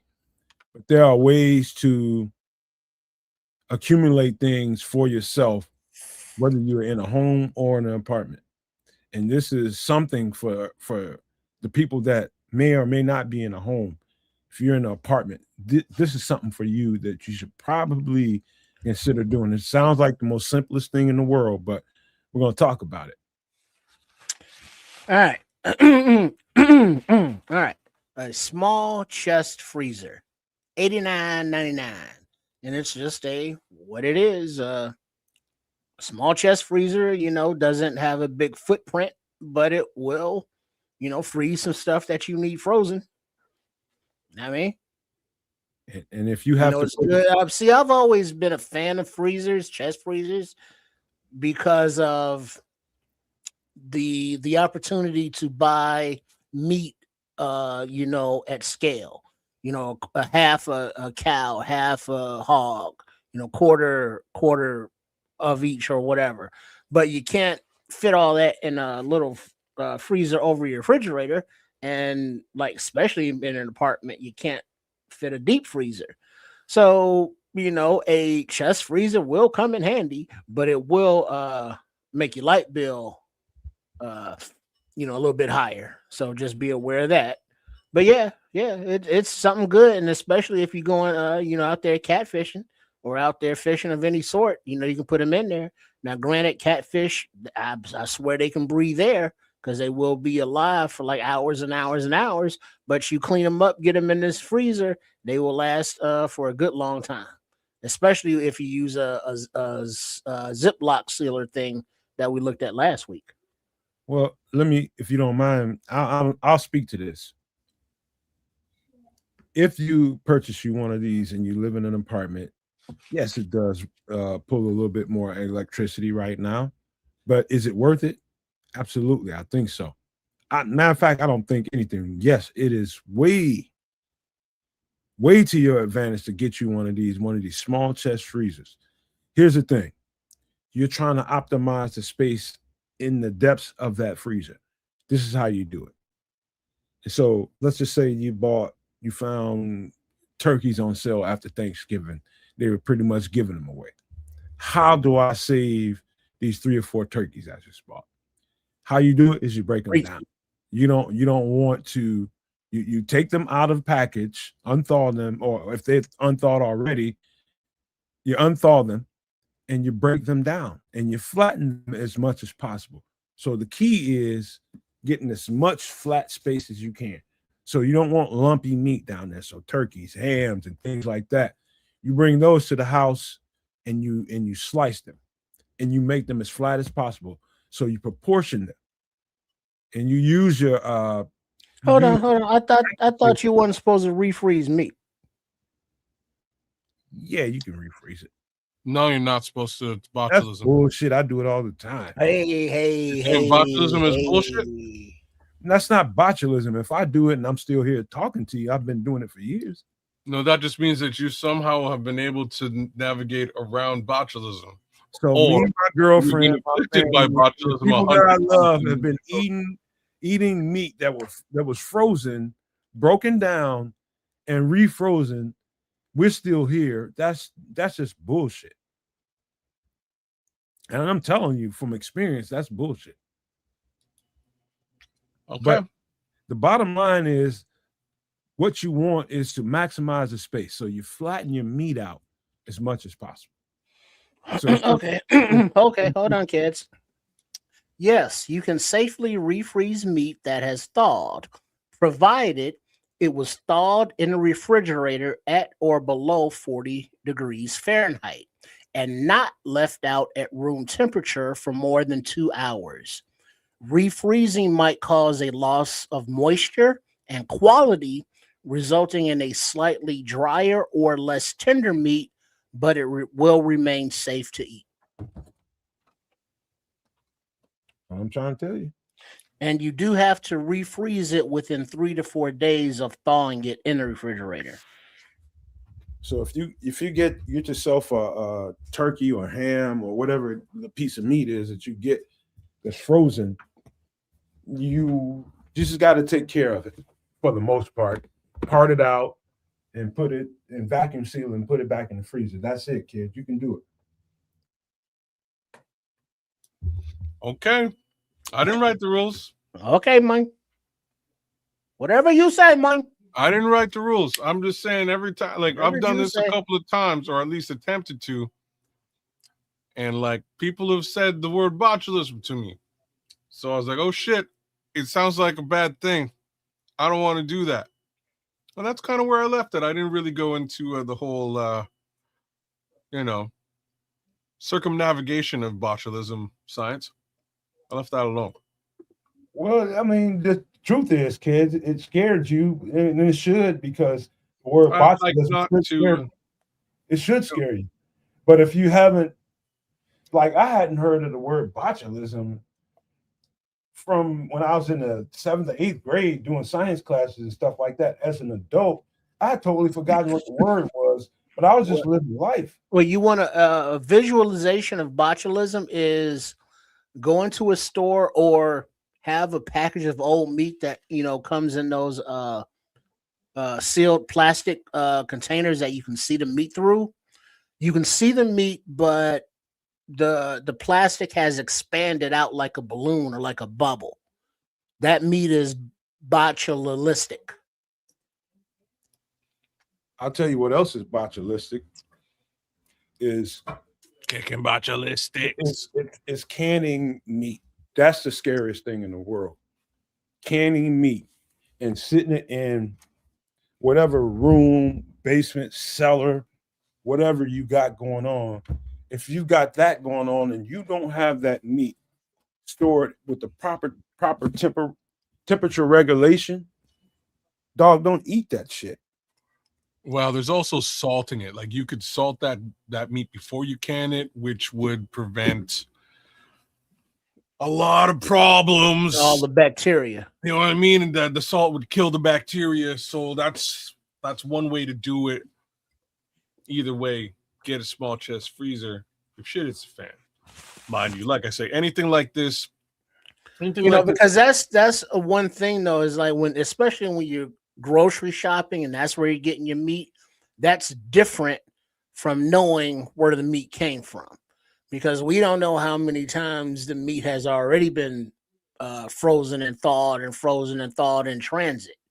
you know, the truck's refrigeration unit went down, so it thawed out, but then they put it back into the thing and it refroze. You know, we don't know how many Very times true. that has happened. So they're Very- not supposed very to do that. So whoa. So that's like Yeah, they're not supposed to. yeah. Okay. Let me be Other legit other on people this. to regulate the food that you eat. And Food is trust me, regulated, brother. Like you know it what I mean? is, Like but you still have. It's a certain level of trust that comes with it. yeah, there's trust. There's other Because aspects. guess what, kids? There's lawsuits that says What I'm saying. iceberg lettuce, people it's unaliving people. But guess how we found out? Because it unalived a few people, and then they researched it.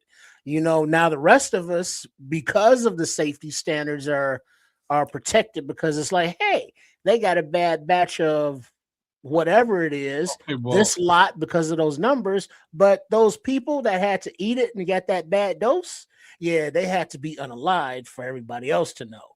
So that hold on, level hold of on. trust is there. So what did they determine what the cause was? Yeah, I mean, it could be the cause. I mean, we're talking about just thawing out. I mean, so it could be frozen the way it's supposed to be frozen, but in transit, it thaws out and then they refreeze it. Nobody knows until somebody consumes it, gets sick or unalived.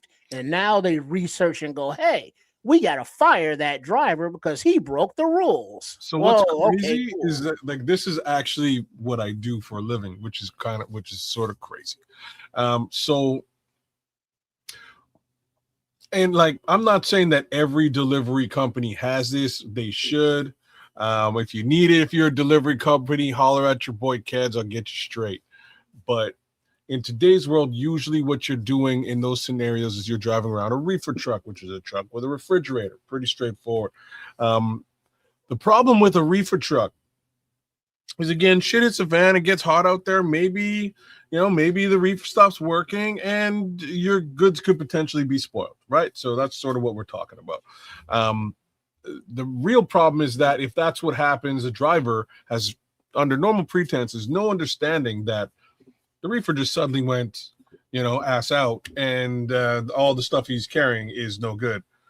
Neither does the guy who receives the goods. They have no understanding of any of this. There are solutions on the market, telematics solutions, that that actually, you put two sensors in that reefer truck in the back end. It judges and monitors the temperature in the back end. If that temperature drops or spikes, you can be alerted. You get an email going, "Hey, like something's wrong with the refrigerator back there. Do something." He said, You know what I mean? Say what? So, What I do you mean, say? Reefer? You said reefer truck, man. Reefer, yeah. Reefer madness. Hey, reefer madness. So who purchases this sensor? The manufacturer, the truck maker, the end user? Who is that? It's definitely not the end user. This would be more quality control situations. Either the manufacturer of the goods, who may own multiple trucks and is delivering the goods out, or the transportation and logistics company would purchase that those sensors, that solution. And but it's not like a thing that every reefer truck, every refrigerator truck there, Nomad, settle down, that it doesn't have one of these just built in automatically as a safety feature. In some cases they do, with the slight exception of like,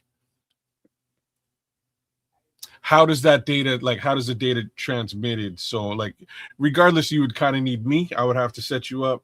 Holler at your boy, I'll get you straight. But if you needed a solution that manages and monitors what you're delivering, like just a standard refrigerated truck ain't gonna do it on its own. It needs a little bit of help, and that's what your boy does. So let me say this. How we got here, you guys, we're talking about this chest freezer, the small chest freezer that anybody that's living in an apartment, in a home, anybody, I own 3 of them, and I'm not trying to flex. I just You own have 3 of them. Yeah, I got 3 of them going down Holy there. shit. and for different reasons. I got vegetables. I Put got your reefer in it. Yeah, I got some of that. No, I don't. But no, I You got them on the same circuit. You know, I find them all useful because I garden and we store a lot of goods at the end of the year, so they come in very, very handy. Our gardens come out very bountiful most of the time, and so those freezers come up. I'm eating food from out of there now. You know what I Well, mean? but let me ask you this, though, Matt. In a situation where something goes down and you need to cut your wattage use, do you have those freezers on a separate circuit or a breaker that you can just turn off easily? No, but in the wintertime, what you can do when it's really, really cold like it is right now, you can unplug those bad boys for a couple days because Oh, yeah, it's true. going to stay locked up and frozen. Well, the thing is, when it's frozen in there, they can stay good for several days as long as you're not opening and closing them. You know, but the hard part, if there's no power, you know, is cooking the food that's frozen in there because you got to thaw it out and prepare it some kind of way, unless it's already, you know, cooked or, you know, edible and it's just frozen. You just got to thaw it out and maybe boil it or something. But yeah, but make sure that you have your circuits set up in your house, because especially if you got a house, because you got basement stuff, you got your long-term storage stuff. So have it set up to where it's like, all right, I need to kill this circuit and these are my freezers to save wattage for something else. And then so you got them all labeled, you know, for emergency power that you have your backup Jenny on. You don't have the freezers on that one. You can turn them onto that during the daytime when there's power, but you have your emergency circuits on this one. So it'll be setting it up so that you can have these freezers, but they're not going to blow fuses or overload your system. Because three of them, that's a lot, because that's three different mechanical units that each have to do their own thing, as opposed to, you know, like one doing it. So that's a lot on your system. Let me give another little tip out there. So I'm sure all y'all know the difference between like all three of them, and I was intentional about making sure that I purchased these kinds. They have your normal 3-prong outlet plug in. And some of the other ones that you can get now, be careful when you go and get these things. Those funny shape, I don't even know the name of those, the specific kind they are. I don't know the name of it, but these funny shaped, C-shaped little outlet plugins that you have, they got 3 of them. Don't buy those unless you have a specific setup to facilitate that. Because in a survival situation, what's going to be more advantageous to you is the one that have the 3-prong outlet to it. Regular 2-plug, 3 little plug outlet, man. I think that's the what is it? The 120 volts. Yeah, it was the 220. 220 is what you want to avoid. All right, so it's the 120 then. Okay, that's we want the 120. I think so. I think so. I'm 120 with the ground. That's the third prong. Yeah, that's so be careful what you buy. Make sure you buy the one with the 2 regular looking plugs, and it's got the one little stick looking last plug on the bottom. That's the best way I can. 120 volt. Yeah, 120 volt. It has a name.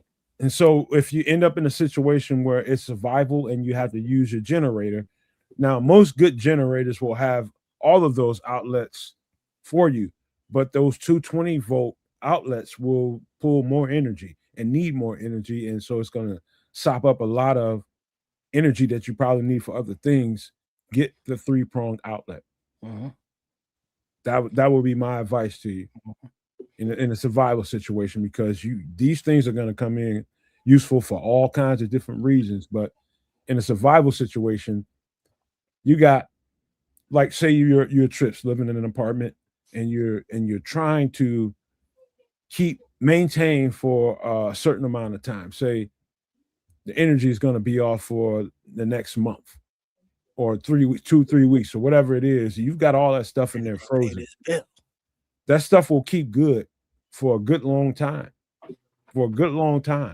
before you have to get it out and cook it. But this stuff will help take care of you for an extended period of time.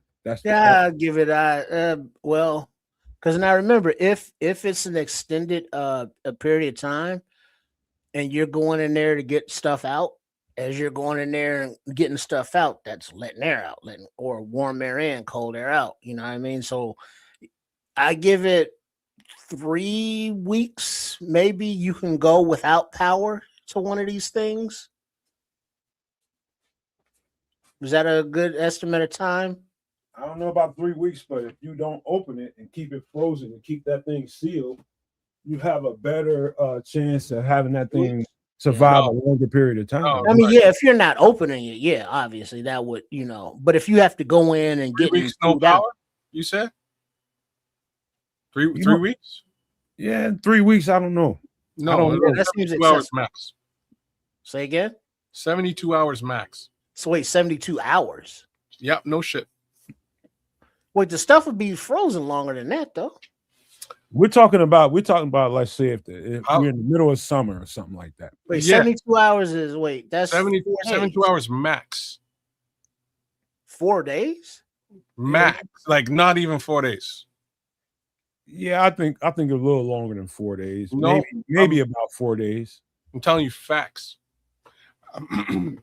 Reason I know this is because so we had a power outage here in my area that lasted 48 hours.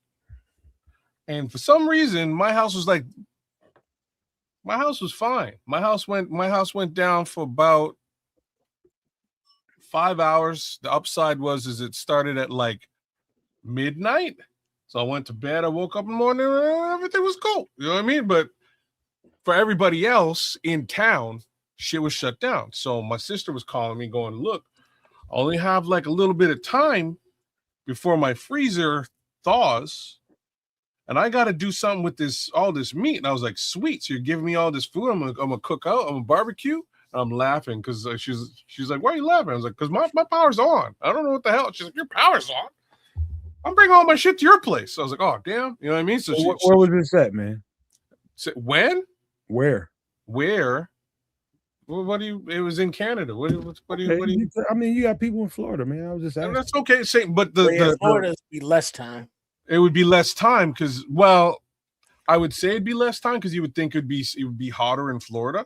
Where I'm at is it is the weather capital of the world. You know, I've told you guys before. So it goes 40 below to 40 plus. It's hot as all ass in the summer. Like you would not, you know what I mean? Like it's crazy where I'm at. So that being said, yeah, about 72 hours. As soon as this shit thaws, it'll take maybe 24 hours for all the ice in there to thaw. And then you got to think about the food now thawing after the ice. So you might give that another 24 hours.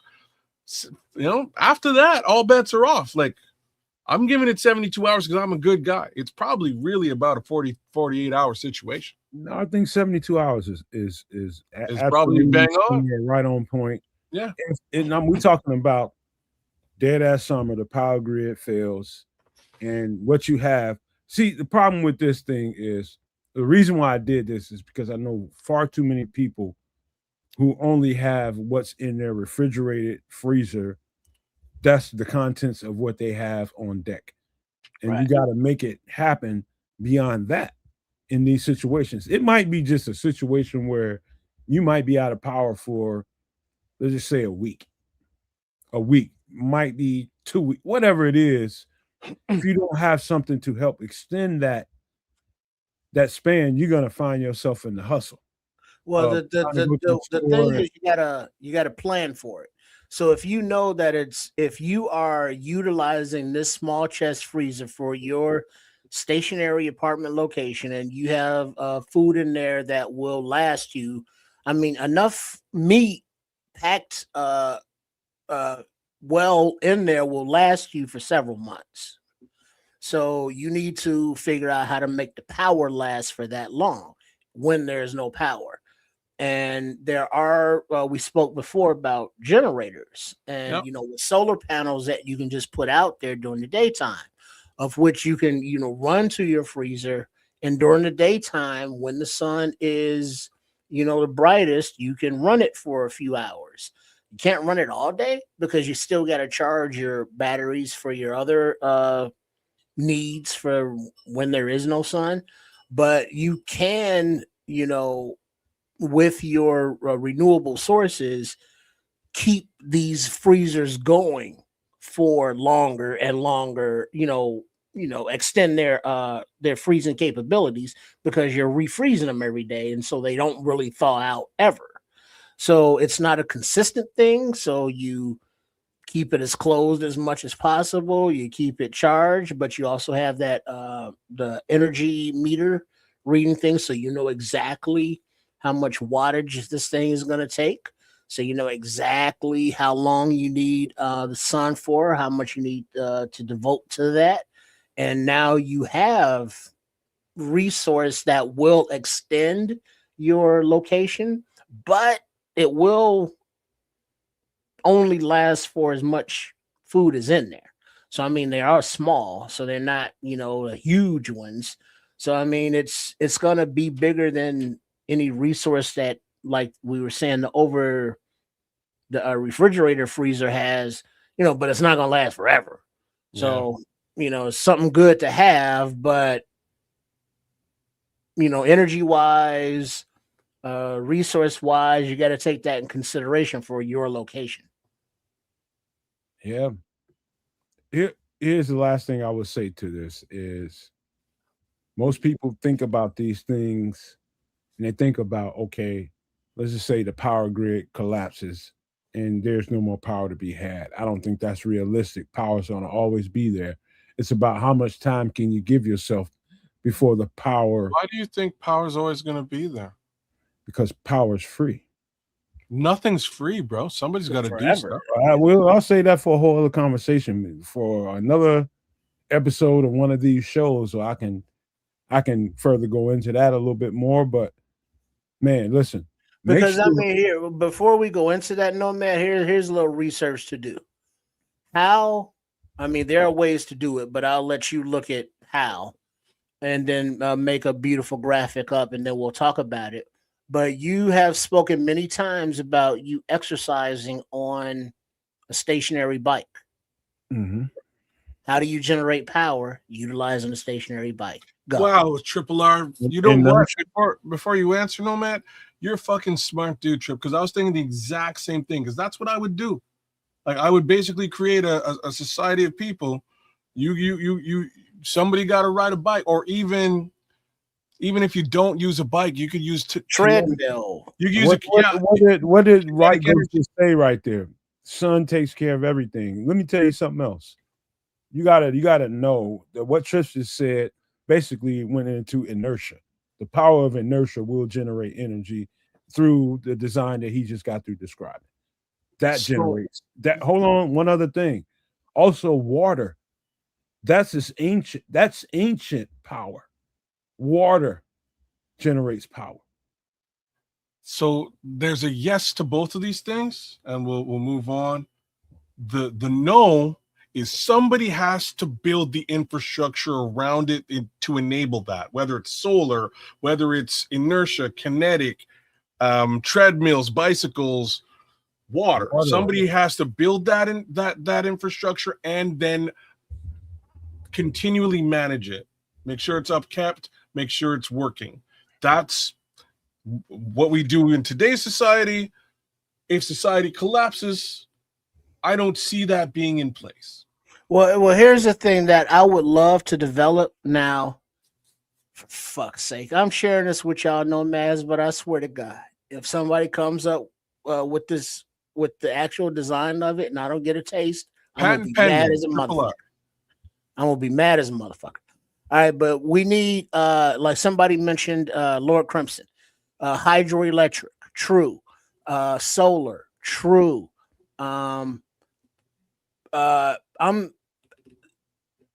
If there's a way using AI, I'm sure there is, but a apartment or house-based system, so big enough and small enough.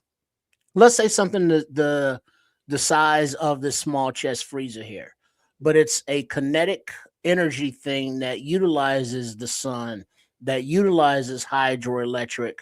That's a perpetual water kind of motion thing, so that the water keeps moving and it's generating electricity because of the hydroelectric effects.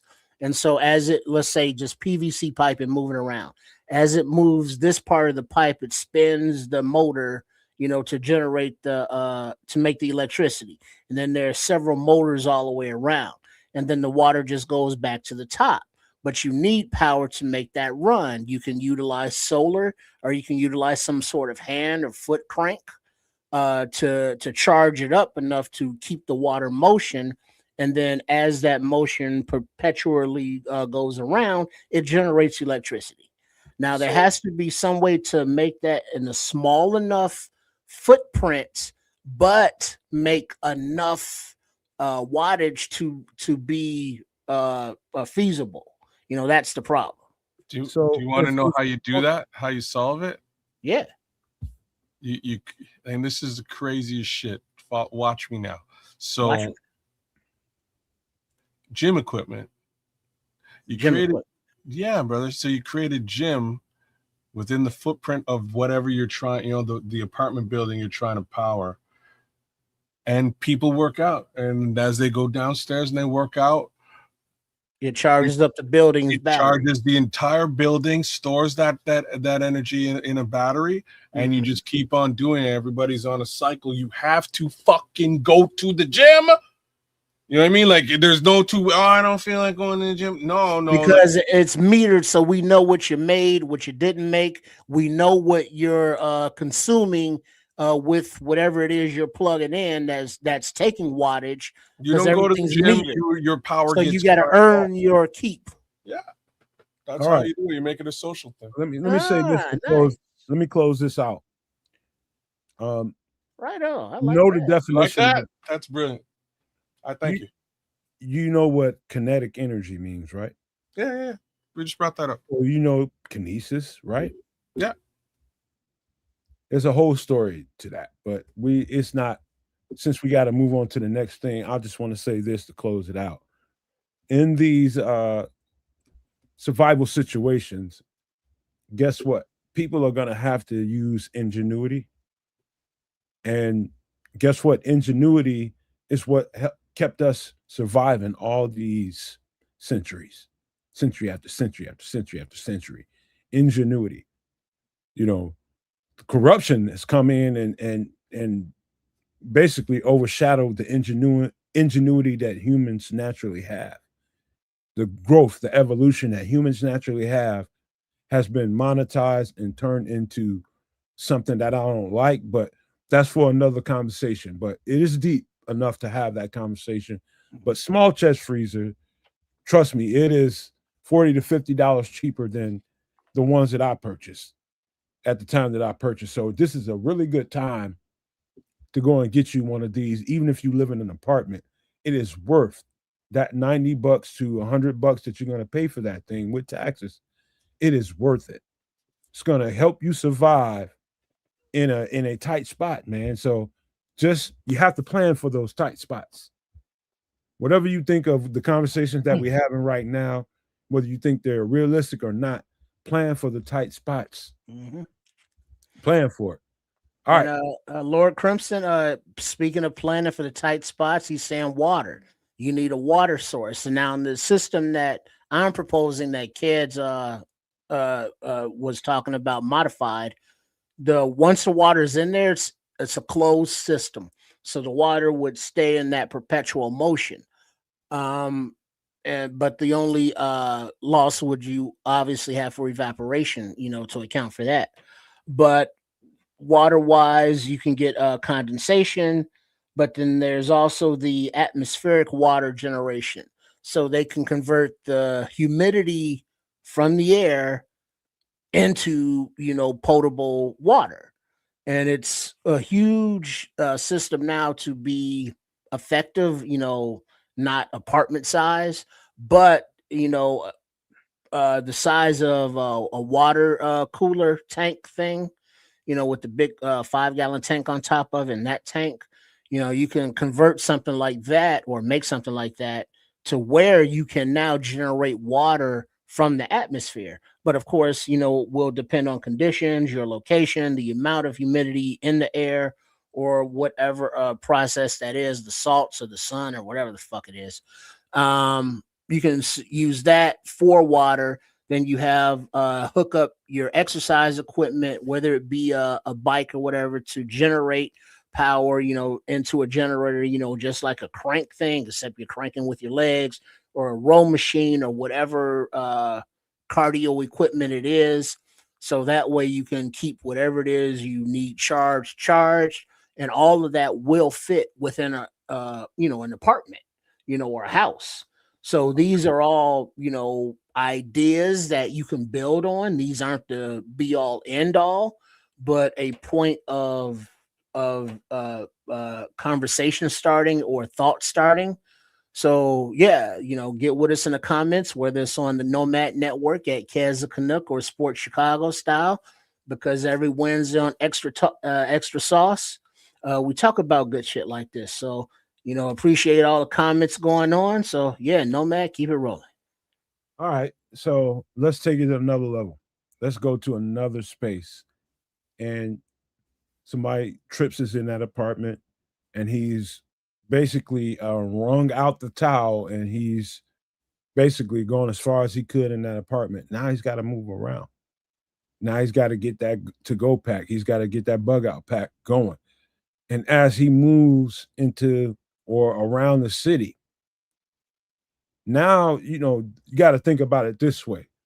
Certain parts of the city could be gridlocked. And I'm talking about with certain people, certain kinds here and there. You don't want to go here. You don't want to go there because there's trouble over there, or this or that. It's flooded, whatever the situation is. But you need to get out of where you are in point A. And you need to get to B, and you don't know exactly where B is, but you need to make it work for yourself. And I don't know if I'm going to throw you for a loop here, but I'll explain once I put this on there. This is a Silcock key. And it's as low as as high as $14.99, as low as $6.99. If you got any questions about this trip, I'm willing to explain. Isn't this I'm just gonna ask a question and then you're gonna explain it. But isn't this kind of like a universal key lock Jimmy kind of tool gadget thingy? Kind of. What up, King? All right, what go up, ahead. King? Yeah, in a way, but it's if you see there tapered onto the bottom of there, you see a Phillips screwdriver and a flathead screwdriver addition to it. You buy that piece, that's what you get that comes with it. It's a nice little hand heavy tool here. This is like almost like when you're walking around the city and you're just trying to find a way to survive. This is going to be the key to get water. So your water spigots, your water mains, and different things like that. This is the key to open those up. Universal tool. So the people that left their homes and people have come by there and tried to get their water spigot going. The water spigot handle is gone, but for a fact that there's probably water in their water heater that they don't know that's in their water heater. And that all you got to do is turn this on. You can pull that water out. This is your survival until the next point. How inch-wise is that 4-way? It's not as big as a 4-way, like changing the spare 4-way, right? No. Okay. No. But it's enough that would fit like in your hand? This is for your industrial buildings or homes. So you can go to a residential home and open up any water main. You can go to a residential building and open up any water main with either one of these four. It's durable like that. It's a 4-way. It's just basically like a jack iron kind of, but to open up mains. Yeah, but now is this gonna fit in your bug out bag? Absolutely. It fits in your hand. Okay, so it's small. Okay, so it's a hand twist crank thing. That's why I brought it up. So this is something you definitely stick in your bag. And you make sure you have multiple. Buy 3 of them. You keep one for your home, You keep one for your bug out bag. You keep one for your car. Mm-hmm. Yeah, at that price, yeah, one on the keychain. Yeah, definitely. But yeah, that's if you gotta move around. This is this is one of those, how you got a lady, so of course or if she's not like that. But for those, they got the Tiffany bracelets, and you can have the same bracelet, but you just add more charms, whatever interest or hobbies or wherever the fuck that the jewelry is. This Silcock key, settle down, Red Baron. I know where you're going with that. Settle down. Hey now. You have it on your a key ring that a few keys on. You don't have to utilize the keys for anything, just have keys because everything's electronic now anyway. But have this on, have a multi-tool on there. All the tools that fit on a key ring just have on a key ring. You know what I mean? So this is something that's a way to organize that. It's a little heavier than key ring. It's a lot heavier than key ring. This will break. Well, key ring, but a key chain. How about that? No, you don't want that on there. No, it's connected to a chain right there. You see it on there? It'll fit the entirety of your hand. Yeah, that's fine. But it's connected to you. So you have all your like tools on a ring, or like a here, maybe it's easier if I show you. Hold on. Here's what I'm talking about. Yeah, there we go. See, I'm thinking that this thing right here, can you see that? That's keys, and that's a key ring, but this is a multi-tool. It's way heavier than that. Okay, so it's bigger than that. Yeah, that's why I was trying to judge the size of that thing. Because like this, you got order Phillips, you got the flathead, you got the smaller flathead, and you got the different head. It opens up into like the little pliers right here and grip shit, but it all fits onto a key ring. That's gonna fit the entirety of one of your ass cheeks, bro. Oh well, hey, settle down now. You going into Red Baron territory, but okay. But yeah, so it's gonna take up some space in that go bag. It's just heavier than it is big. Okay. So just imagine the width of your hands. Just imagine the width of your hands, and putting something dense and heavy enough in there to feel like it's a blunt object to hurt somebody. Pause. I'm just telling you what it is. Mm-hmm. Well, yeah, I mean, I understand that, but like this same multi-tool I said that fits on your key ring, you open it up this way, you put it in your hand this way, and now look what you got coming out of this way. Well, let's keep going. Let's talk about this. I'm just saying. Go ahead. Let's talk about this and what it can be useful for somebody that's everybody's out there, and they might be scared to go to one part of the town or the next, and they're confined to this area, and they're all trying to figure out how they can get water because they can't get to a water source. This is how you get it. But I don't. Is the problem that the water is turned off at the houses, or that just the water system in general is down because the grid is down? Exactly. That's it. But if the water system is down because the grid is down, even if you unlock the water, how does that help? Because the water in the water tanks is already been there.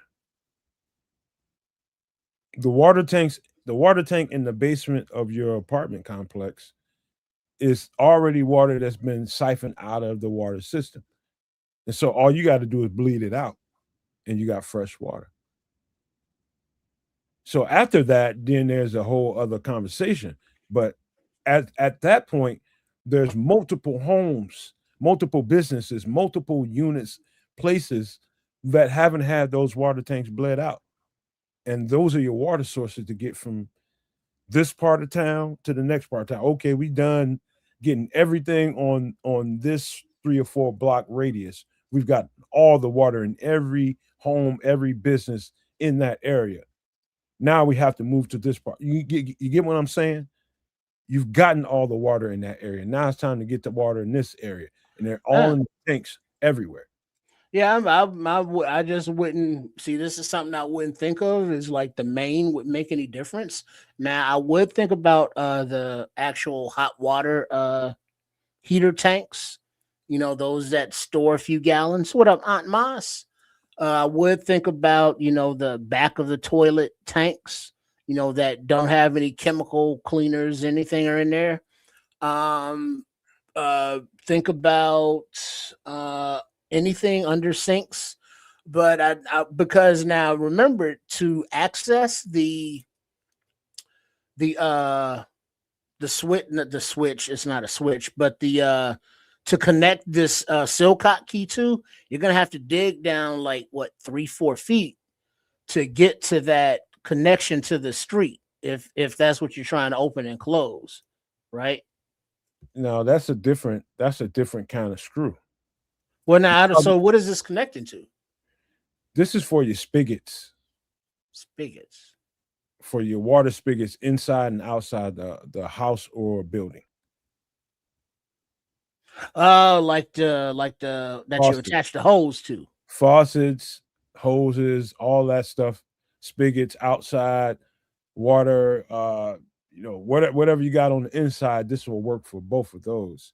So if you got to go on the inside to get it out of the water tank, you get it out that way. If you got to go on the outside to get it out of the water tank, it's all coming from the same source, your water tank. It's all coming from that place. So that's where this is valuable as anything you have in your arsenal. What's that red piece that looks like an eraser down there? I think that's a plug. Okay. That's a plug. Yeah, I'm not familiar with the Silcott key. I've heard the term before, but I thought it was some kind of disgusting, dirty thing, and I didn't want to go out like Red Baron, so I ain't mess with it. Okay, so did it intrigue you enough to make you interested? Because I think you should. Yeah, I'll see what it is, but also go see how much it weighs, because I don't know if in that situation do you use this tool to try to get to the water in the house, or do you keep moving? So it depends on if you have a safe location enough to utilize this thing, or it's like stick and move.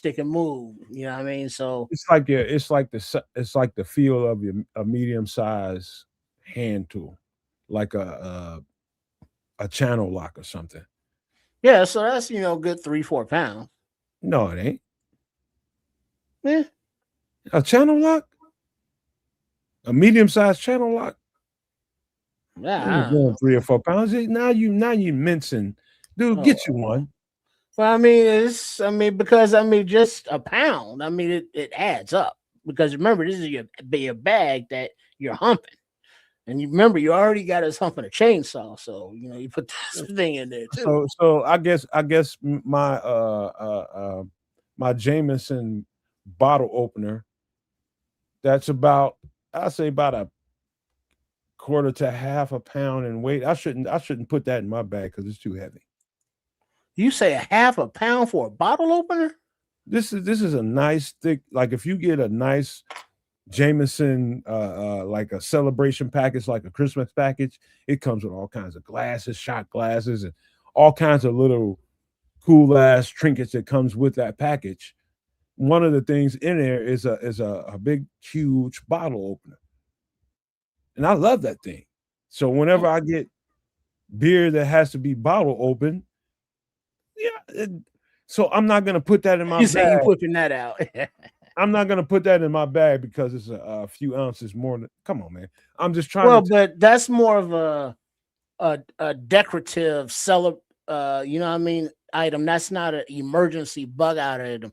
You get a tool like this and you can open bottles with it, or my bottle opener is an emergency tool. Period. I run into some beer, I'm gonna stop and drink that shit. Well, yeah, but as long as it can do more than just open bottles. Yeah. Because like you see this multi-tool, this thing can open bottles. And this weighs a few ounces. Because remember, your bug out bag, especially something that I don't know if we mentioned, but when you talked about the vacuum sealer, Hey, we were talking keep about talking, Trips. food. Give me 1 second. I gotta pop right quick. Yeah, go ahead. But when we were talking about vacuum sealers last week for food storage, those are also useful for clothing. I mean, you can use Ziploc bags. You can use something that will keep you a change or two of clothing, of undergarments, socks, underwear, shirts, pants, wool, sweaters, hoodies, whatever your clothing garments are, but it will keep those clean and dry.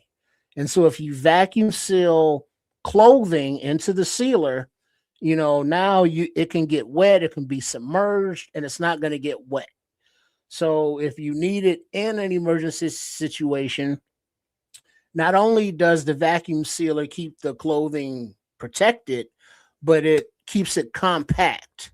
So you can pack more, within a small bag that you're transporting, and then when you open it, obviously, boom, it comes back to life out there. But you can see what it is, or you can label it if you can't see what it is. But so that sealer is good for more than just food. I wanted to throw that in there as well, as we're trying to lessen weight, so you can bring your seal cock key. Wait, kids, go get some food. No, he's probably taking a shit, but my bad. Nice. I got back in here. My final thoughts about this is what I always say every week when we do this stuff.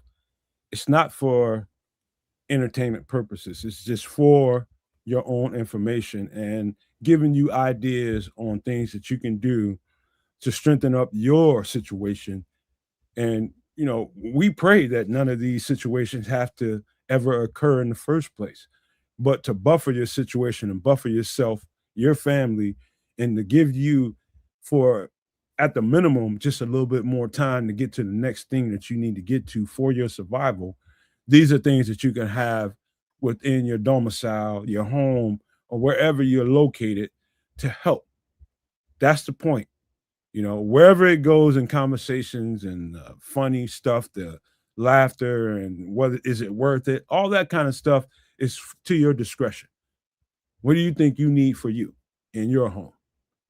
These are ideas for you, man. And every week we'll come up with stuff to help you prepare, because I think it's important right now. I don't think the world is stable whatsoever. I know this country ain't, but that's a whole other conversation. But this is the reason why we do this, man. Any last thoughts about the Silcock key? Because I was hoping that this was going to be something that kind of surprised you a little bit and made you think, man. Yeah, I mean, it did, because that is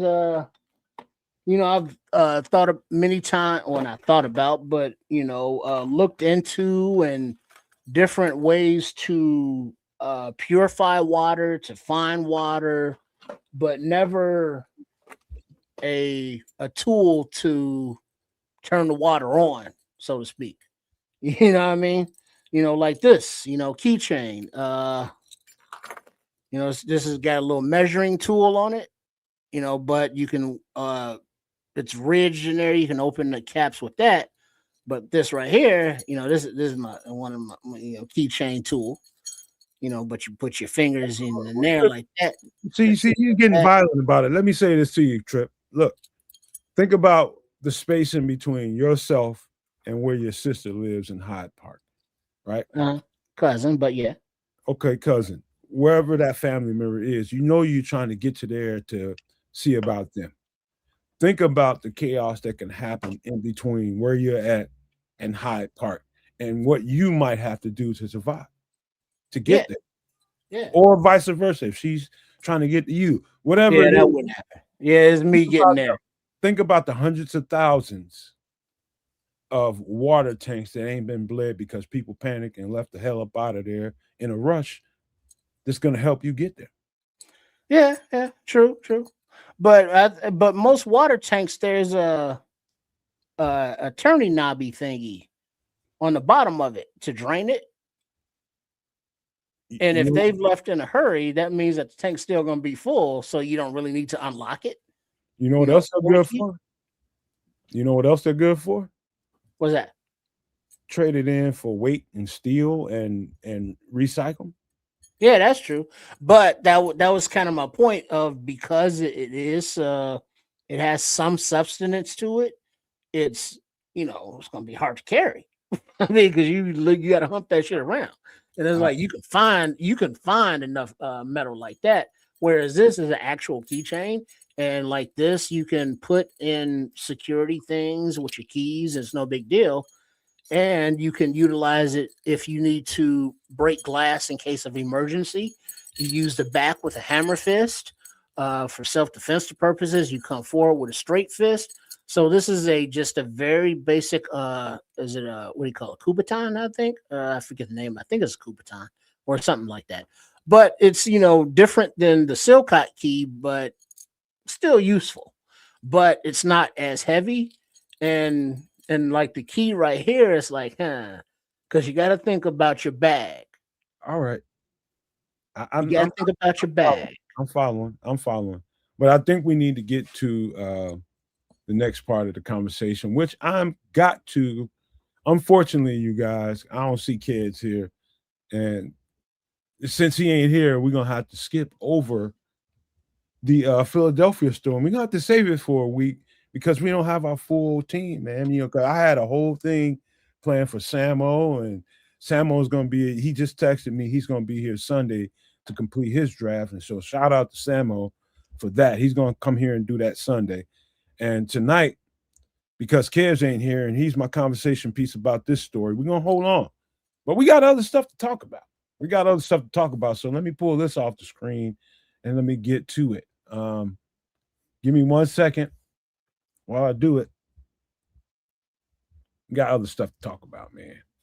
We definitely do.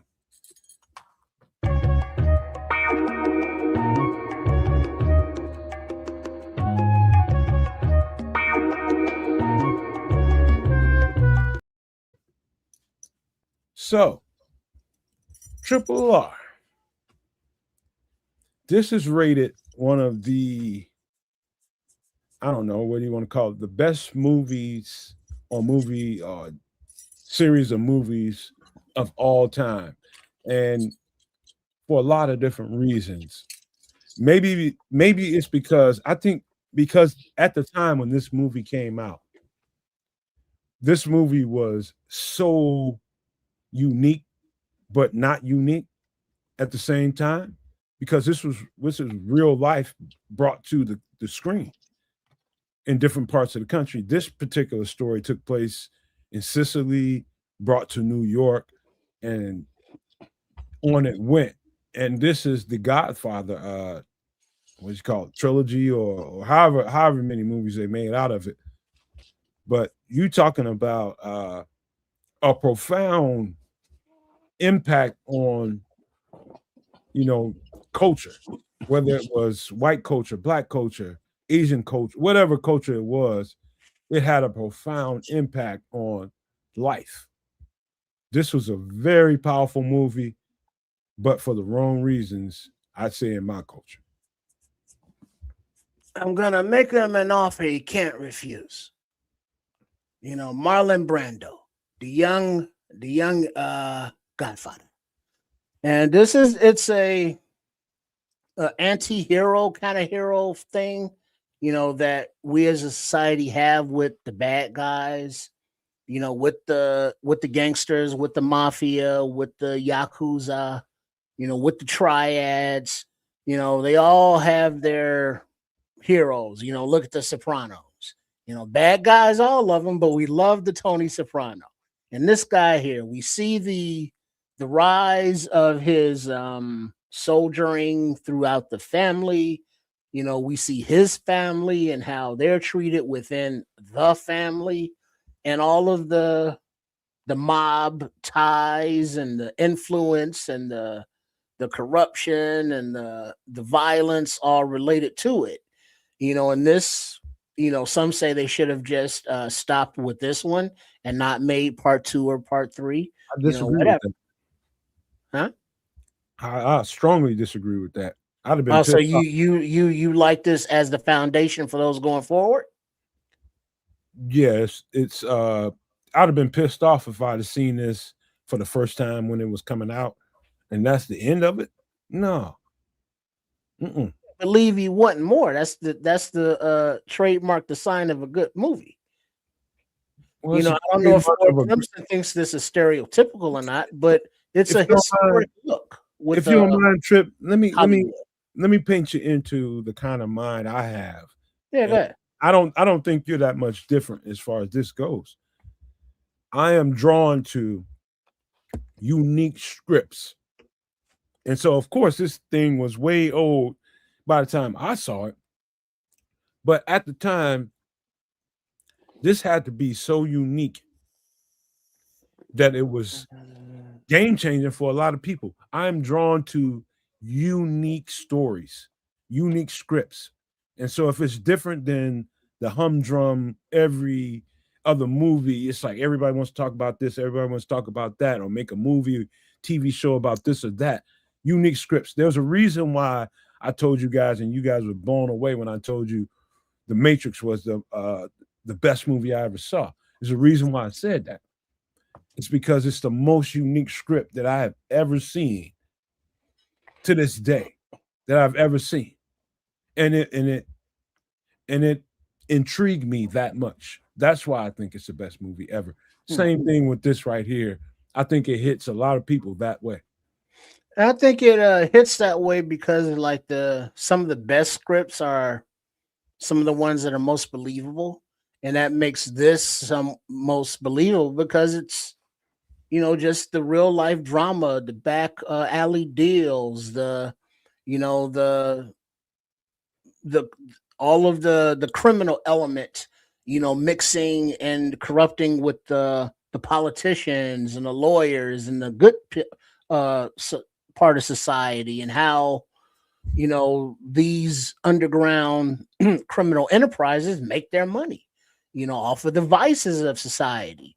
So it's like, hey, we don't make these people do this stuff. These people want to do this stuff. We're just providing a service over here.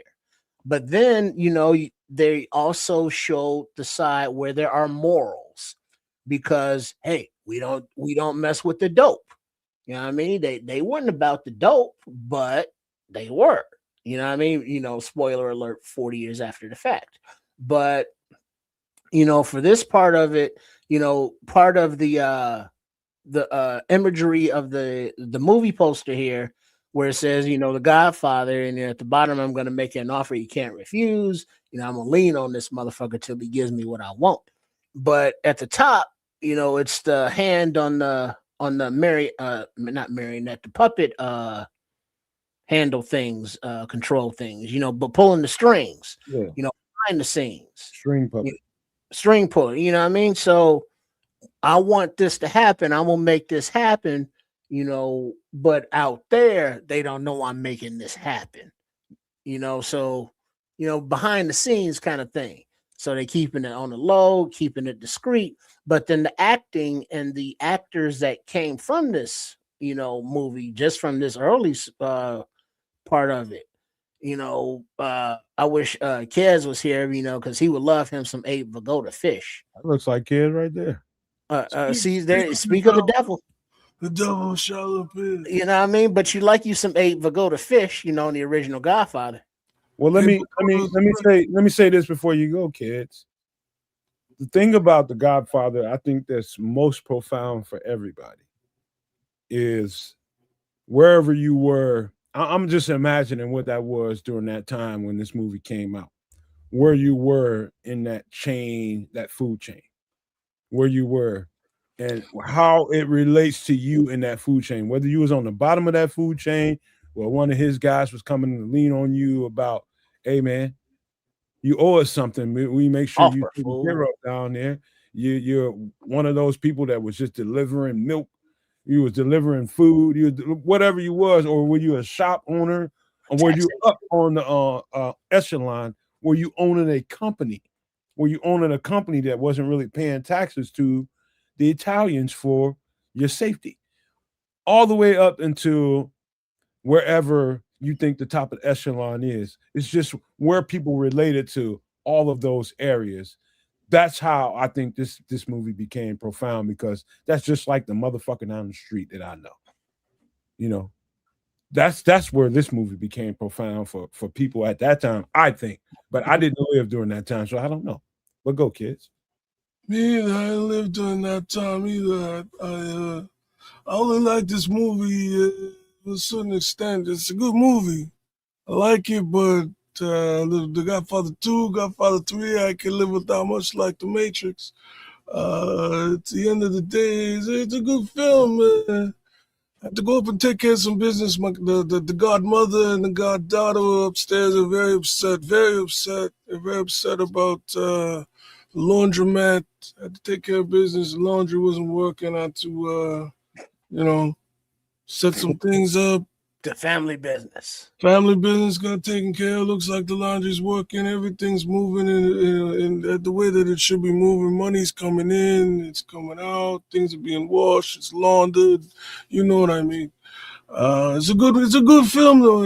I like Marlon Brando. He's a great actor. He's a good actor. Yeah, that's my 2 Quick cents. question.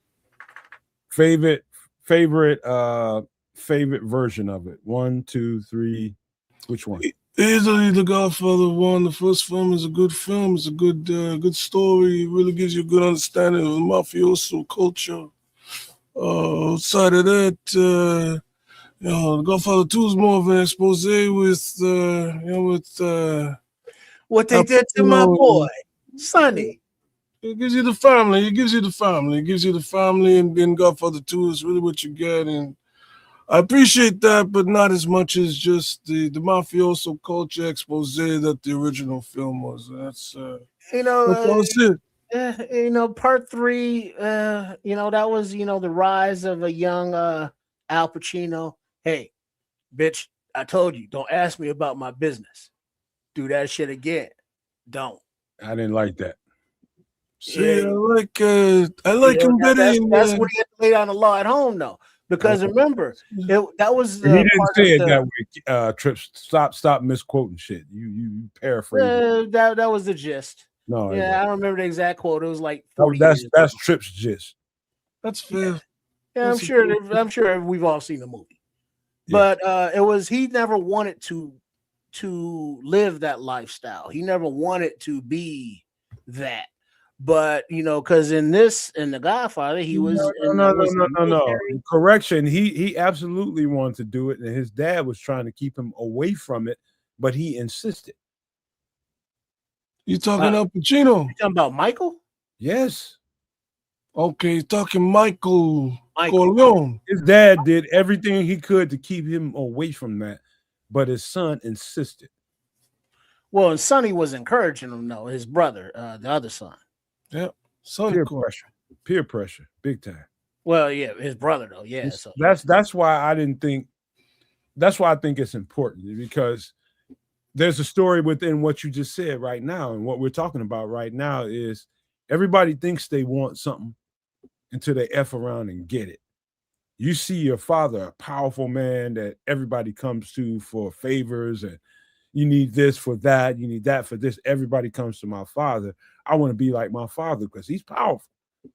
And the father tells the son, like, hey, son, no. I want you to be this lawyer. I want you to be upstanding.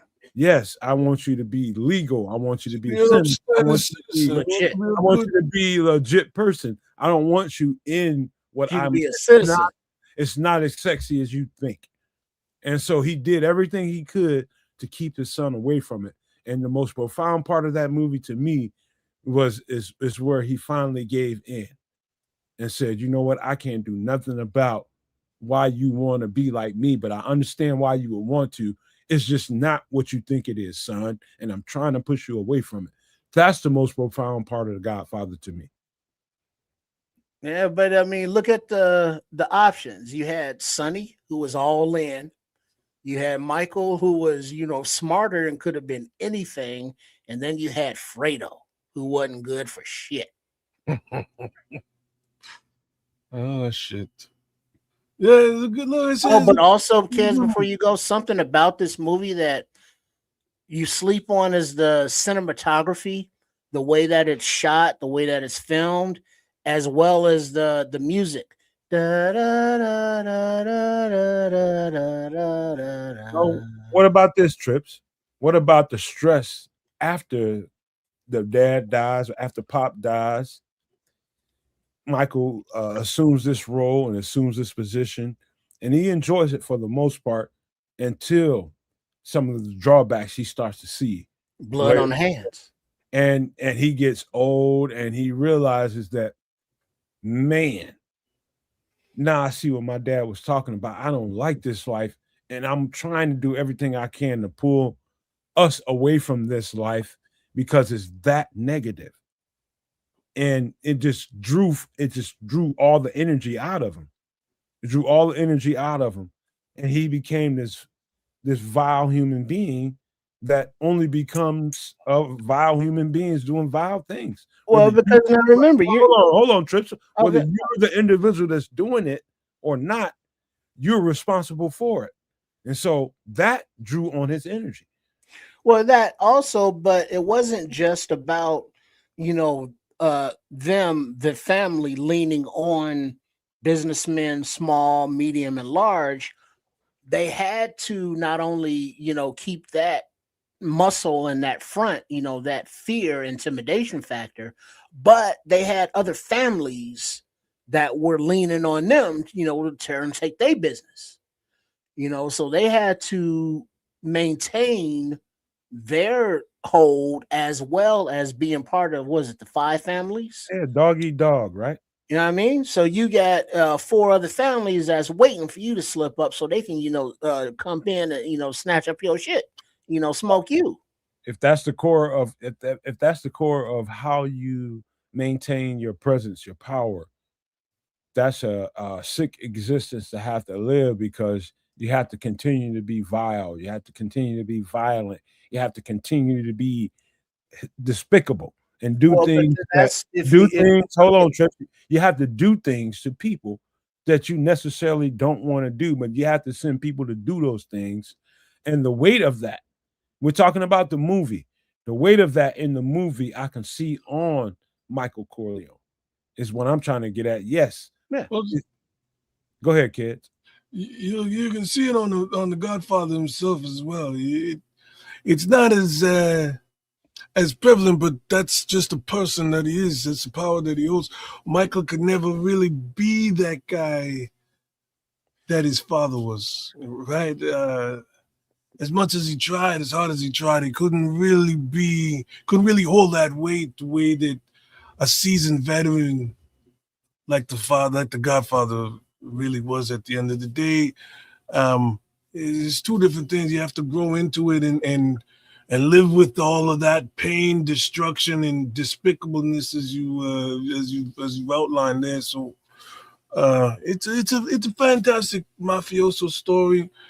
Shout out to the Scrolls for playing Mafia. It's a good game. It's very similar in content and idea, but to what Trips was a little while ago, the cinematography and soundtrack, the scoring really gives you a good frame of what this time was all about for these people. And now to Nomad's point about the weight of the decisions of what you witness, what you have to order, what you have to do. You look at the difference between the members of the family, and some were clearly more sociopathic than others. You know what I mean? And they were just living for that shit. Yeah, psychopaths, sociopaths, all of that. Whereas, Michael did have empathy. So he had to awaken. He was a smarter guy. He did that, and this is part of the reason. It's part of the reason why his father didn't want him in the gangster business. He wanted him. I wouldn't say smart. He's calculated. I'm gonna say smart. I don't think he was as much of a sociopath. I'm gonna say smart. He became calculated when he realized that he really wanted to be a part of this business. Yeah. And that required calculation. Because if you look at his initiation, if you will, It wasn't like he enjoyed it. It was just something that he had to do. And so a lot of what happens what in the movie and in real life are the non sociopaths and psychopaths, utilize the drugs, the vino, the wine, the liquor, the gumars, the prostitution to deaden that pain of what they had to do for a living. Whereas, the sociopaths, they just did it because they wanted to party and didn't give a shit. All right, let me ask you guys a question. And this, before we get into the next one, we got one last thing to get into. What was the in the movie that really got you? Is there anything in this movie that got you cringing? Because I can think of something off the top of my head, just that part. This anything that made you cringe. No, because it was by the time I had seen this movie, I grew up in Inglewood, south side of Chicago. So I had seen betrayal. I had seen people, backstab one another. I had seen people muscle, all the things that had happened in this movie I had seen in the hood. It just wasn't, the same people doing it. It was people that looked like me. And then I saw some people that looked like them rolling through the hood that worked with people that looked like me, that, you know what I mean? So I had seen it already. So it was like, oh yeah, he gonna do that. Oh yeah, back he gonna turn up, in the park. He ain't gonna turn up at all. You know what I mean? He just gonna disappear. And it's like, oh yeah, stuff fell off a truck. I know somebody who got the hookup. And it was just kind of like I understood this world, the dark side, because I had already been exposed to it. So it was just kind of like, just another movie. Yeah, there's nothing jumps. It's been a long time since I've seen this film. Nothing really jumps out to me. Similar to Triple R, I growing up with Italians, there's two things for me. It's unfortunate I saw Scarface before this movie. It kind of tainted this movie a little bit for me. I did see, I did grow up with Italians, as I said, and those guys, this movie kind of explained a lot of the culture differently for me than I really would have put together before this film. After they made a lot of stuff makes some sense, but that's it. That's nothing really jumped out to me. It for me, it's the part where I don't know which movie it was. I don't know if it was the second or third iteration of it. But when the guy loudmouthed him, the Vegas guy loudmouthed him and told Michael, it's definitely the second or the third one, loudmouthed him, and at the end of it, it was him telling him, like, you know who I am, and what I can do. You don't want to Mo Green, that part. And he used an innocent horse and took his dome off and put him in. Like that was hair raising to me. Well, it had to send a message, because he was getting a little too big for his animal. That didn't have shit to do with it. The what? That still was an animal that didn't have shit to do with nothing. The animal. No. The animals getting away a message. No animals were harmed in this film. Well, except they were. Because I mean, they didn't care about people. Quiet, they cared less about animals. Be quiet, goddamn it! He gave you one. I'm just messing around, man. I'm sorry. Yeah. But man, that was the only disturbing part that got me like, oh man, come on, dog. All right, now give me on the flip side of that, give me something that was like really heartwarming to you, that was like, okay, this is what it's supposed to be. Heartwarming. I can give you one. Cannot refuse a request on the day of my daughter's wedding. Okay, yeah. I'll give you this one. It was a fact. I'm going back to the nucleus. It was him trying to keep his son away from that shit. that was heartwarming to me. That was him being real with his son. It's like, son, I know what it looks like. You don't want this, man. I don't want it. And I'm here telling you that I had to live through this, and you don't want this. Get us the fuck away from this. That was the most poignant thing of the entire series to me. I mean, but if you think about this too. How many people in their own family did they unalive themselves? Yep, Well, that's quite a few.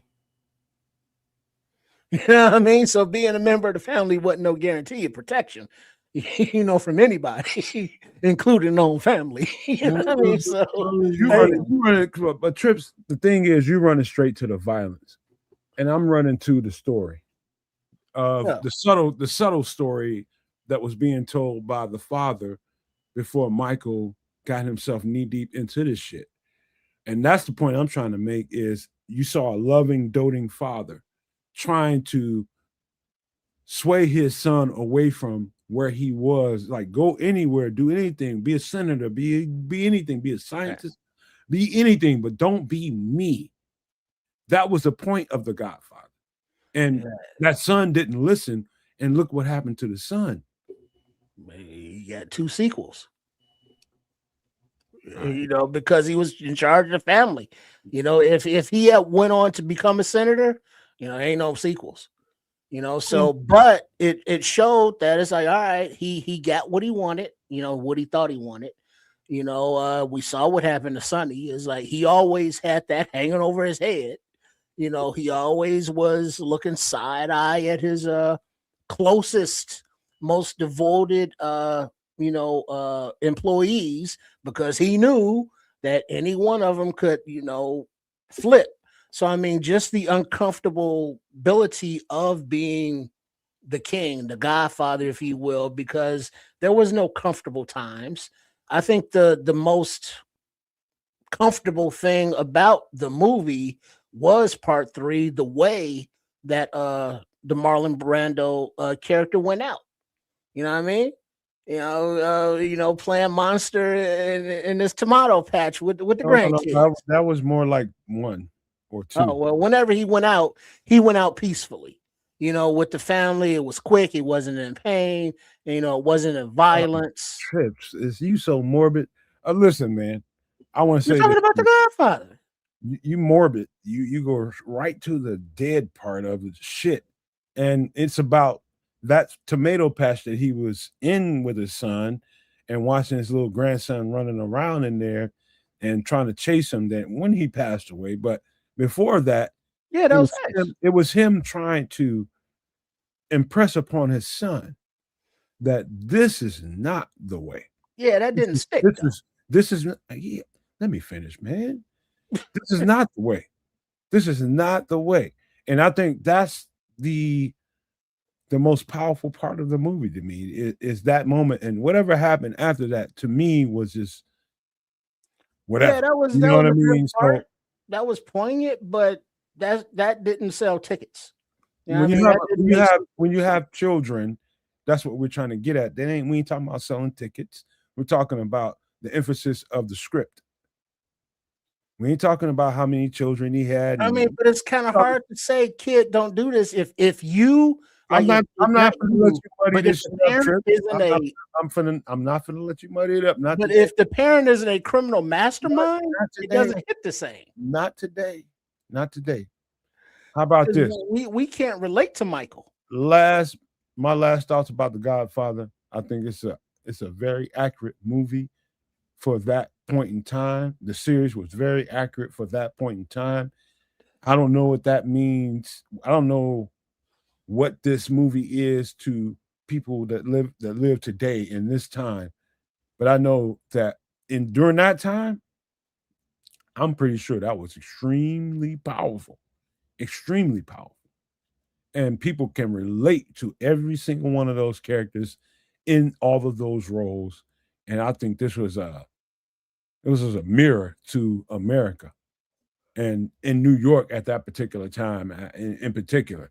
This was a mirror to what the world is. And so that's my last thoughts about The Godfather before we get into this last one. and that is this. You're talking about unique stories that make you just like, oh, I like this. This is another one, and I'll just let you guys.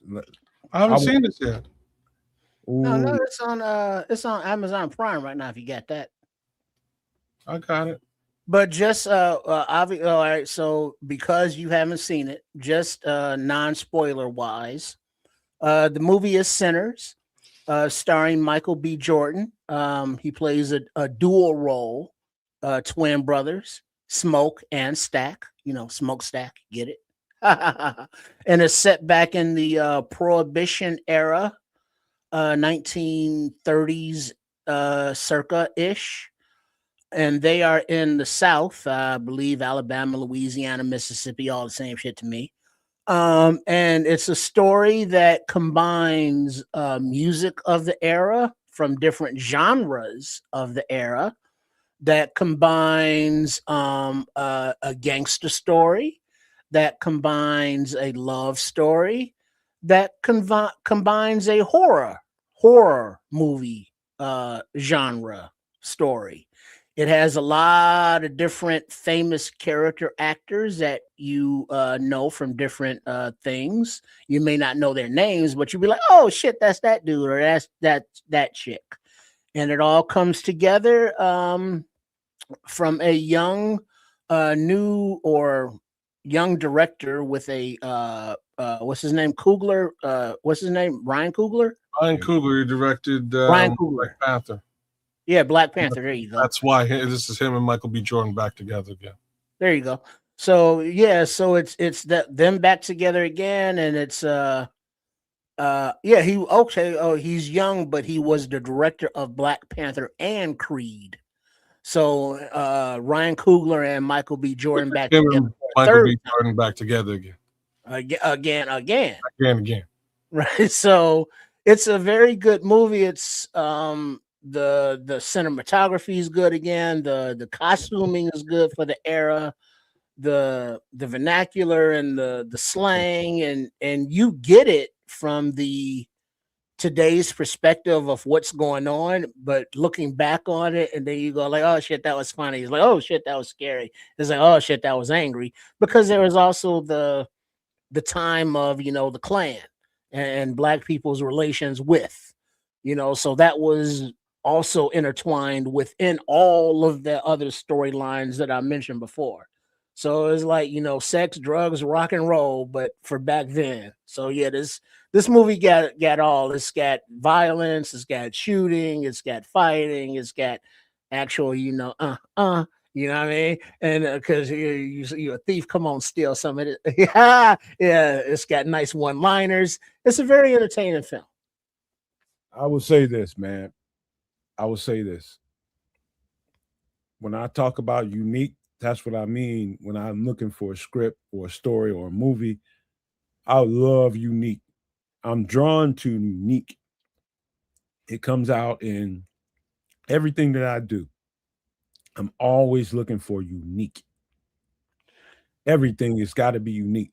And so, what I would say to this, without giving the entire story away to your kids, because you should fucking see this. And when you do, you'll have a whole lot to say about this. So I'll keep this in mind. So whenever you're ready to bring this back up, we'll be able to pull it up and have a conversation. But to not give the story away to you, um, this is set in the early 1900s. I would just say. I don't know what time frame. Prohibition, 1930s. Okay, 1920s, 30s, Prohibition, somewhere in that era where you can imagine what the structure of the United States might have been. And these guys were in the deep South, somewhere in Mississippi, I believe. And what they did during that time, I take that back. I think this is somewhere around World War II. So it's in the 40s. So it's in the 40s. I believe that, I think that came through in the movie. Those two guys were in a war. And they came back from that war. And what they came back from that war, their mindset was this. And this is what happened. This movie happened, basically. And they are deadly determined to be successful and make some money and make their place in the world and make their imprint on the world. Little did they know that evil was always in the way. Evil was always something that you're going to have to contend with if you want to be successful. You're going to have to deal with this evil. And what the evil manifested itself into in this movie was something for the record books, bro. And just for the generic overview, Sinners came out in 2025 last year. Is set in 1932 in the Mississippi Delta, specifically around the town of Clarksdale. The film is a genre-bending horror thriller that explores themes of racial violence, the Jim Crow era, and the supernatural. The story follows twin brothers returning home to open a juke joint during this period. Just be quick talking. Man, you done told him the whole goddamn movie, man. Yeah. I'm trying not to tell him. Well, but I didn't tell him the movie. I told him what it's about. What you basically did, man. Quit telling him the premise, man. The premise is not the movie. Dog. All right, kids, watch the movie. I'm gonna watch the movie, and I'm telling you, the twists and turns. Like if I was to continue to read that overview that Trips was trying to read you, oh, that was it. In the overview, will tell you basically frame it for you. But what happens in between the lines? It's like a football field that's just there. Fans are just there. But that football field has to include football players, the actors, everybody that plays every role, and the game has to play out. And basically, that's what it is. And you'll see exactly what we mean by that when I say that. Yeah. The actors and the roles that they play were spectacular, bro. Mm-hmm. Absolutely just stunning roles. Yeah, look at the cast list and you'll be like, oh shit, he's in that. You know, and the scripts they were given. You know, you got Delroy Lindo who's playing a certain role in there, and you know most people don't know who Delroy Lindo is. I believe he's Jamaican. Wasn't the preacher? Wasn't that the dude that we were talking about last week? Delroy Lindo was in Clockers. Delroy Lindo was in what the hell was his name? Oh, damn it, what was that? He was in Malcolm X. Not Delroy. The other dude. I don't know who that dude. I know who you're talking about, but I don't know his name. But Delroy Lindo played a powerful role in here. Very powerful. Delroy Lindo is an actor that whatever movie he's in, trust me, I'm watching that shit. Because he chooses his roles wisely. Delroy Lindo, his role in Malcolm deserves an Oscar. That's another movie we need to talk about. Malcolm is another movie, but that's when he really, really jumped off the screen to me, was in Malcolm.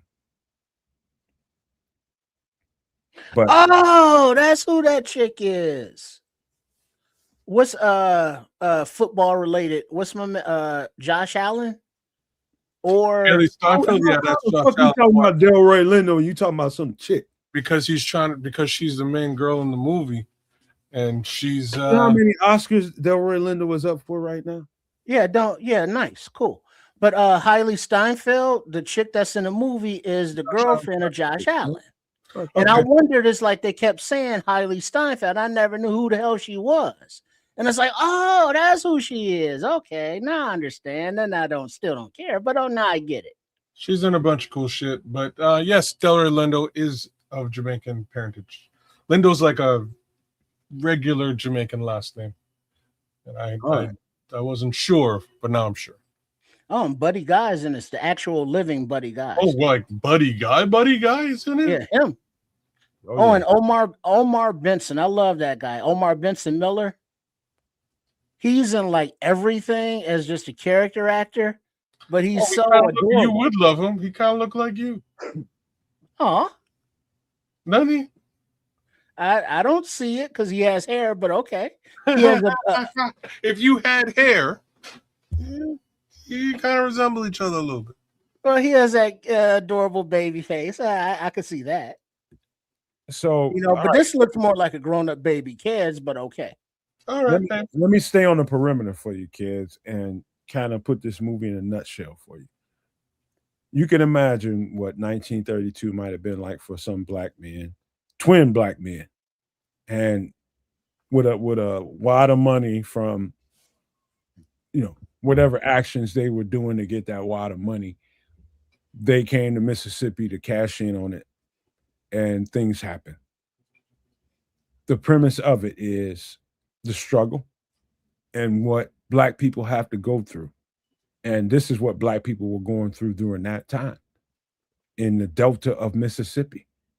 One of the worst places in the entire world for black people was the Delta of Mississippi. Yeah, like most people wouldn't want to find themselves dead down there. A lot of people found themselves dead down there. What these dudes went down there to do is to go and make change. And in the event of them trying to make change, this movie happened. Cool. That's about as close to the edge as I can get, kids. I'm with you. I'm just saying, if I'm coming back from the war with a pocket full of change, there's no way in God's green earth I'm going to Mississippi. Well, just want to put that out there. If you're from there, you might feel a little bit different. I don't give a shit. If you're from there, you probably know what's up there, and even still, that would probably make you want to go down there to exact change even more. Really? Okay. I'd probably want to go to. It wouldn't make you want to run. You want to go down there and get revenge on the people that treated you like shit. Oh, that's okay. Well, maybe revenge. If revenge is the modus operandi, perhaps I'd try to dodge it. Not really, but he wanted to go down there and say, you know what, black people can be successful too. Let me show you. Well, I would do that. I just wouldn't do it there. You know what I mean? But yeah. Be quiet, Trish. Don't say nothing else. He's holding his tongue so hard. Don't say nothing else. Yeah. Either we're gonna wrap this show now, or we're gonna get into the Philadelphia experiment. Whatever y'all want to do. Well, watch the movie, kids. Watch the movie. All right, this is one of those ones. Anybody that has not seen the movie Sinners, go ahead and watch it, because this is a movie that Nomad is talking about different. That is not the stereotypical remake or sequel or cookie cutter, copy, just updated movie. This is original. This has genre-wise something for everybody that can kind of get into it.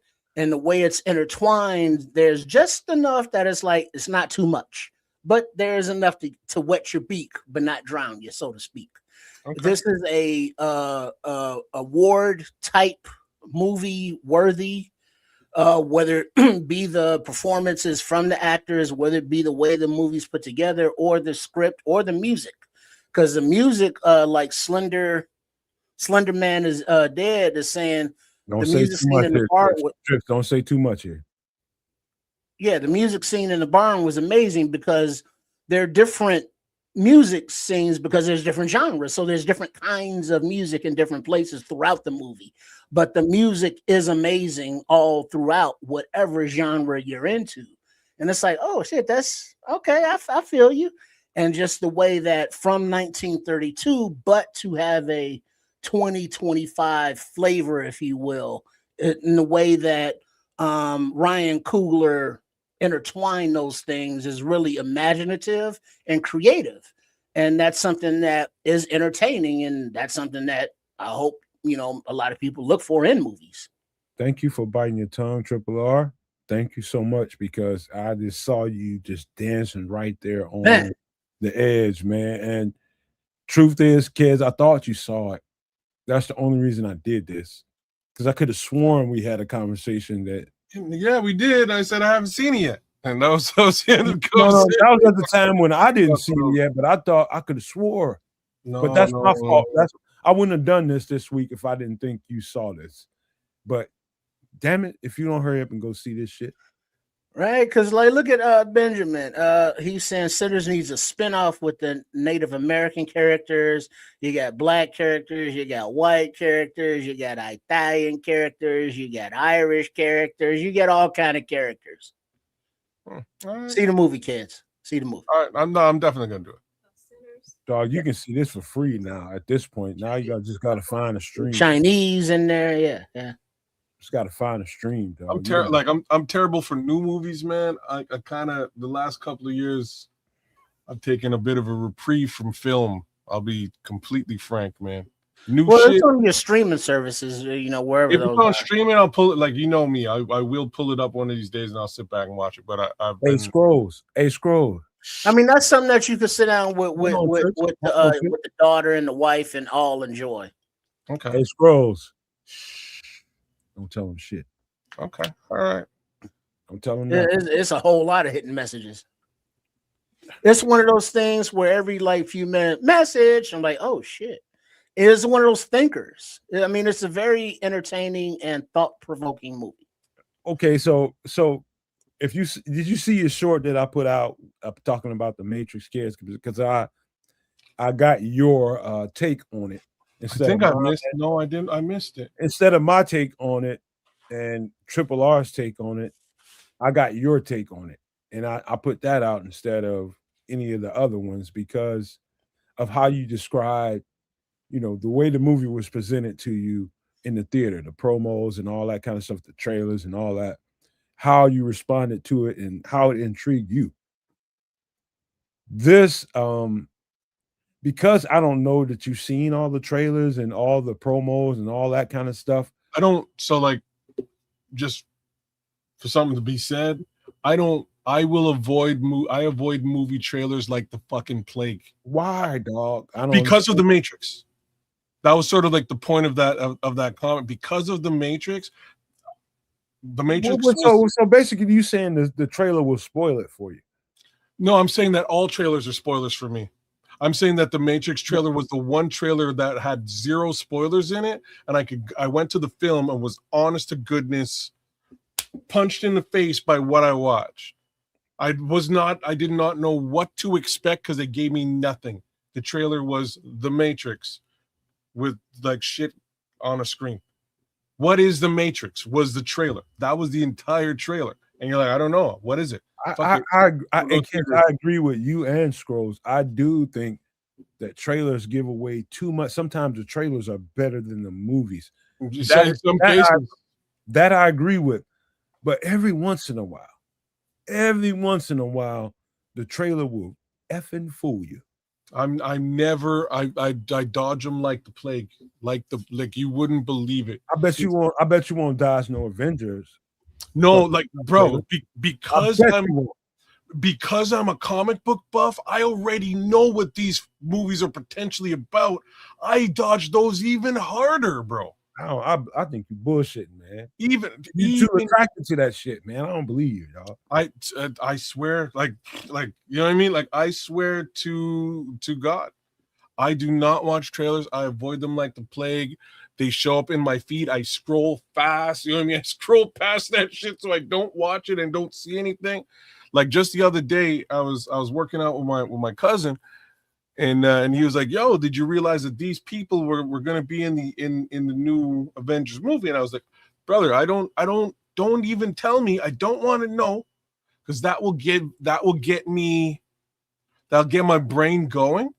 And once my brain starts going through the annals of Avengers catalog that actually exists in my skull, I'll suss out the entire film. I don't want it. You know what I mean? I don't need it. I don't want it. I agree to an extent because I'm a horror head and I like horror, and I haven't watched a new horror movie in I can't tell you how long because the promos just, and then I've watched a couple, 2 or 3 of them after watching the promos, and it's just way weak, and I'm just like, what? The promos and the I get it. I get it. I'm just telling you that every once in a while there's an imaginative, there's a guy out there with an imagination that knows that it's a person like you out there that thinks that the trailer is going to give you the entire thing. I think we just ran into a guy like that in this movie here. I don't know that many people that were talking about Sinners before it came out. So trailers must not have been that goddamn good. I don't know, Trips, if you heard about anybody talking about Sinners before the movie actually came out and was a blast. I don't know anybody what's that's talking crazy? about it. You know, I don't know that I travel in the circles that would talk about upcoming movies and the buzz because I'm not in that world. But when it came out, I was like the pre-movie promotions I was familiar with because of Michael B. Jordan. You know, when they do their tour thing and they talk about it, and I was like, oh, Sinners. I had no idea what it was about. You know, I could tell just from the poster that, you know, there's some violence involved. So, of course, I'm going to go see it. True Pilgrim says everybody was talking about Sinners. There was a lot of cool. But I didn't have those conversations because I don't talk about movies that are coming out. So the person who sort of sparked my interest in this movie is a surprising person, and it's Aldo Gandia. So Aldo Gandia, shout out to all the respect to the Podfather. On one of his episodes, he basically had mentioned you know how he goes through, and he was just like, you know, this is what I'd done this weekend. I went and I saw this movie, and it was really effing good. And he didn't give too much about it, but he kind of threw it out there saying it was a really good film. And I do, you know, he's got enough film chops. You know, I mean, I love cachet with respect to that type of stuff, videography, etc., that I would believe it. And then, like, he was just the first person. Then I heard a few other people, including you, man, sort of turn around and say, hey, like, have you seen this? This is dope. But like I say, he is a cinephile. He is. When it comes down to not a pedophile, a cinephile. I had to clean that up. Now, when it comes down to new films, like I say, I kind of like television. It's where our series is, if you will. Like, it's probably a better way to put them. I really appreciate series right now because I feel like it fleshes out a story just a little bit better. You have more time to really develop characters and get to where you're trying to get to. A movie is such a condensed format that I feel like things are kind of rushed in most cases. But in any event, I've just sort of taken a bit of a step back from movies. So new movies, I'm a little bit out. Old movies, I'm in. I've seen them all. All right. I tell y'all what, man. This movie is the bomb. And I've only seen it once, and I'm surprised that I've only seen it once. I'm gonna watch it. I'm gonna watch it a time or two more times, but I'm waiting to do it. My girlfriend is off the next 24 hours. Maybe we'll do it then. Maybe we'll start. What's the famous series that I've been trying to tell you? I've been trying to get my girl on again. The Dairy one? No, Kez. What I tell you, your favorite thing. What are you talking about? Series, man. HBO. What, Game of Thrones? Game of Thrones. Oh, damn. I'm trying to get her back on that, but she quit on you again? No, she's just been refusing to watch it with me. I think I can get her in it now. Again for the second time around, because I don't think we saw everything. Bro, it's so good, man, that show. There's a new one, speaking of series, A Night of the Seven Kingdoms. Just started maybe 2 weeks ago. I haven't jumped in and tested it out yet, but I will soon. Me too, Scrolls. I will definitely try to watch A Night of the Seven Kingdoms, man. It sounds like good Game of Thrones-ish. Right there, True Pilgrim. You know, Game of Thrones ain't nothing compared to as the comment, South Korea is putting out the best content right now, IMO, in his opinion, kids. It feels like that's all he watches. The Train to Busan was a lovely twist on the zombie horror genre, and Train to Busan Part 2. But the international film market, South Korea, Bollywood, India, those kind of films are very entertaining. Kind of the same stories, different stories, twist on stories, but the way they put it together, just from their cultural perspectives, are entertaining.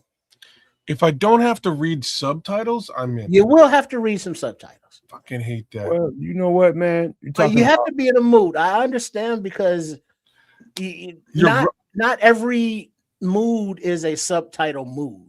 So I can't do subtitles and eat like a sandwich and shit.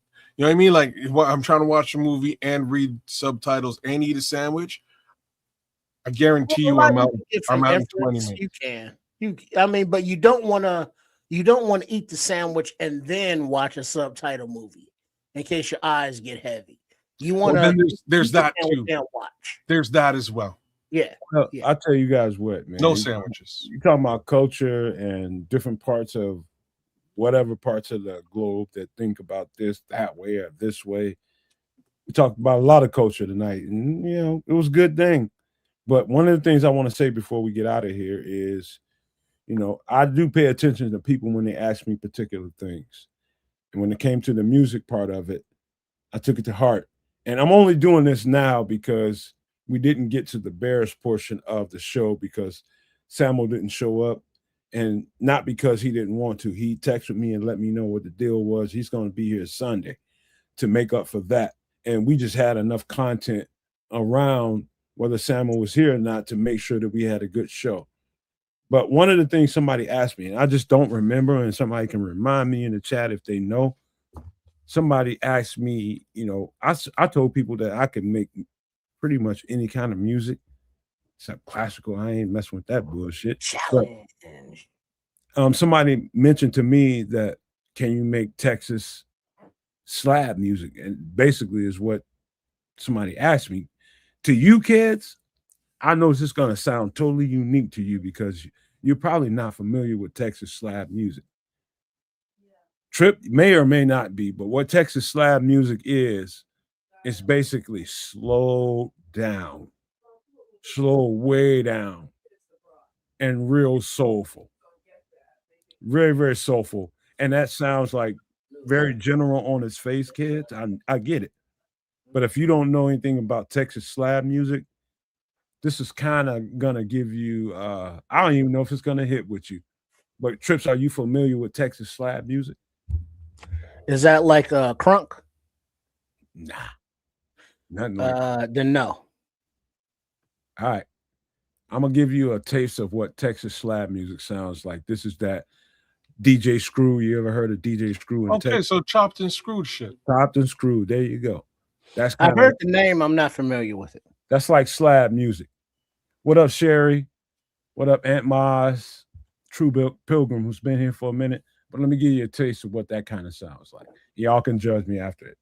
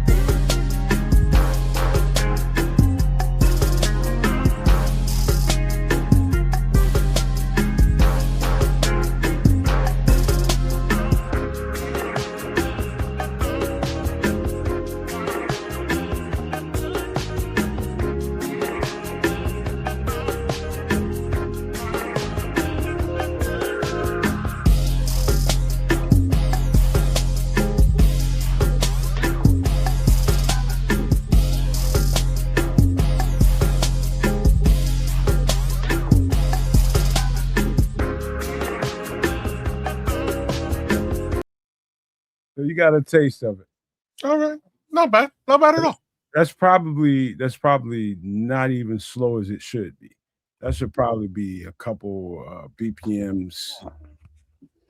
Yeah, that's that's Better. like hold music or elevator music, or because I was trying to dance to it. It's not really not like a real beat, and it's like you try to vibe to it, and there's like little sounds here and there, and it's Let's wait like for I Bun don't. B. What do you do with it? I mean, is there a Put Bun B particular on it. vibe or dance or move, or what do you do with it? What's the vibe for the You Texas? Scrolls just told you it's slab riding music. That's what they Is that do. what slab means? Like driving, cruising? So the next time if you hear that again, Your it's turn. probably going to be down a couple of notches. Only reason I turned it up is so that you guys could. So I just came very, very slow, man. like sitting, like listening to this, like I'm imagining sitting at a red light, and this is kicking out over the subwoofers and the kicker box in the back, and yeah, I ain't feeling that. Not for that. No, this ain't laying back, chilling, kicking out, cruising out, driving, no scrubs music. This is more of a corporate, sanitized kind of it's music. the soul. It starts off with the soul like this.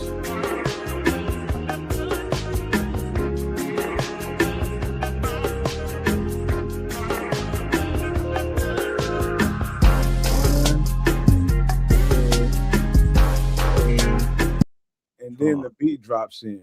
It starts off with some kind of soul sample. Listen, Trips. It starts off with some kind of soul sample. Yeah, I heard it. That keeps people kind of laid back and chill, because a lot of people in Texas, and what they do, not only in Texas but everywhere, they drink a lot of lean and that kind of shit, and they real laid back and chill. And so that kind of sound on top of something hard hip hop, like the beat that came in afterwards, that's what they on. Nah. Yeah, I'm good. It's not that bad, man. Well, all right, you enjoy it. I'm good.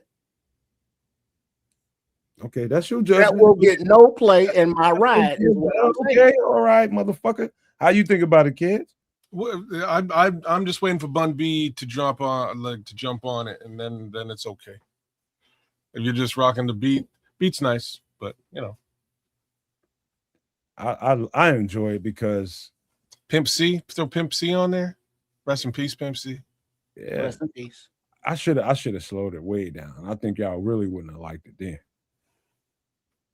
It's just it doesn't have anything that catches me. Because it's different. Like, all right, so this is the best way I can describe this. So East Coast definitely has their sound vibe. There's like a formula that tells you it's an East Coast vibe kind of record, right? Or kind of sound. Same thing with California. California has its own sound, its own vibe, and you know it when you hear it. It's just unique that way. Both of those coasts. Like DC has a sound vibe that is go-go. You got, but those are the most distinct. Those are the most distinct type vibes. You got California, you got New York, and these are the most hip hop vibes there are. Hold on. Well, no, the vibes I like out of Texas were story, man. Please. Ghetto Boys. Please. Texas has their own sound too. It's all Ghetto Boys. Let me get there, bro. Texas, California, New York has a sound, but when you get down to Texas, it has a very soulful kind of live instrumentation vibe to it. To me, now different parts of the country, like Chicago in particular, doesn't really have a sound that's identified with Chicago and the Illinois area. Florida, it's got its own kind of vibe. The bass sound and all that kind of stuff, it's there. This is why people in Chicago have a unique ear for all those different types of music, because we hear it all. It's not you want to hear it all. I heard Common talk about this in depth. He's in an interview with Pete Rock, talking about some hip hop shit. He's like, that's what makes Chicago producers unique. It's because they hear it all. They're not just, focused on what they hear from this part of the country, that part of the country. What I'm getting at, Trip, is the uniqueness of people who can ascertain what music is supposed to be in this region of the country. In Chicago, we have a totally unique way of looking at it when it comes to production, because we listen to it all. Mm-hmm. And that's just me listening to Texas music, slab music, and giving you my interpretation of it. Whether it's your vibe or not is irrelevant as far as I'm concerned. It's just me giving you what they listen to out in Texas. Mm-hmm. Yeah, well, that shit sucks to me. But major Texas hip hop artists are Travis Scott, Megan Thee Stallion, Bun B, Big X the Plug, the Mexican OT, don't know them. Maxo Cream, don't know them. Paul Wall, Don Tolliver, Slim Thug, and Kirko Bangs. Like the only one I can Bangs. Kirko Bangs. That's your man's kids. Nah, Kirko Bangs. People like Kirko Bangs. People, Yeah. Hey, Fifth Ward, Ghetto Boys. That's my extent of Texas. I'm done. Well, outside of your view of it, it's very, very popular, bro. Well, y'all enjoy that, because guess what? Britney Spears made $1 billion. I ain't bought none of it. Hey, that's you. That's you. I think it's a dope ass. This is true. When it comes to beats, I think it's dope. I think it's extremely dope. Yeah, you're right, Mr. Charles. House is unique to Chicago. I got something for y'all too. When it comes to that, I just didn't pull it up on the show. Definitely got some shit for that. Oh, but that is definitely our sound. It's how. But Trips' way of that's his taste. He doesn't like it. He doesn't like it. But that's just like somebody in Texas hearing house music for the first time and being like, I mean, you play the percolator down in Houston. What's gonna happen? Right. It's time for the percolator. It's time for the percolator. Like, man, what's this punk ass shit here? Percolate.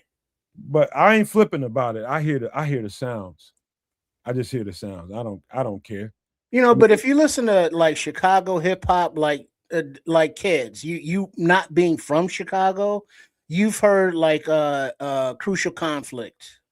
Hey in the middle of the barn. You've heard old school Common Sense. I don't like none of that shit.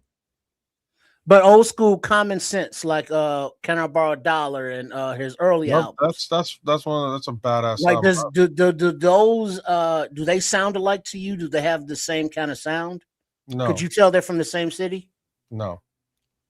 I didn't like none of the early. Are you saying yeah? I didn't like none of the early rap coming out of Chicago. None of it. It wasn't until Common. Not even Common's first couple albums. You didn't like Common's first two albums? Like if you didn't like Can I Borrow a Dollar? I was okay with it, but it didn't hit me. Bro, that's a badass.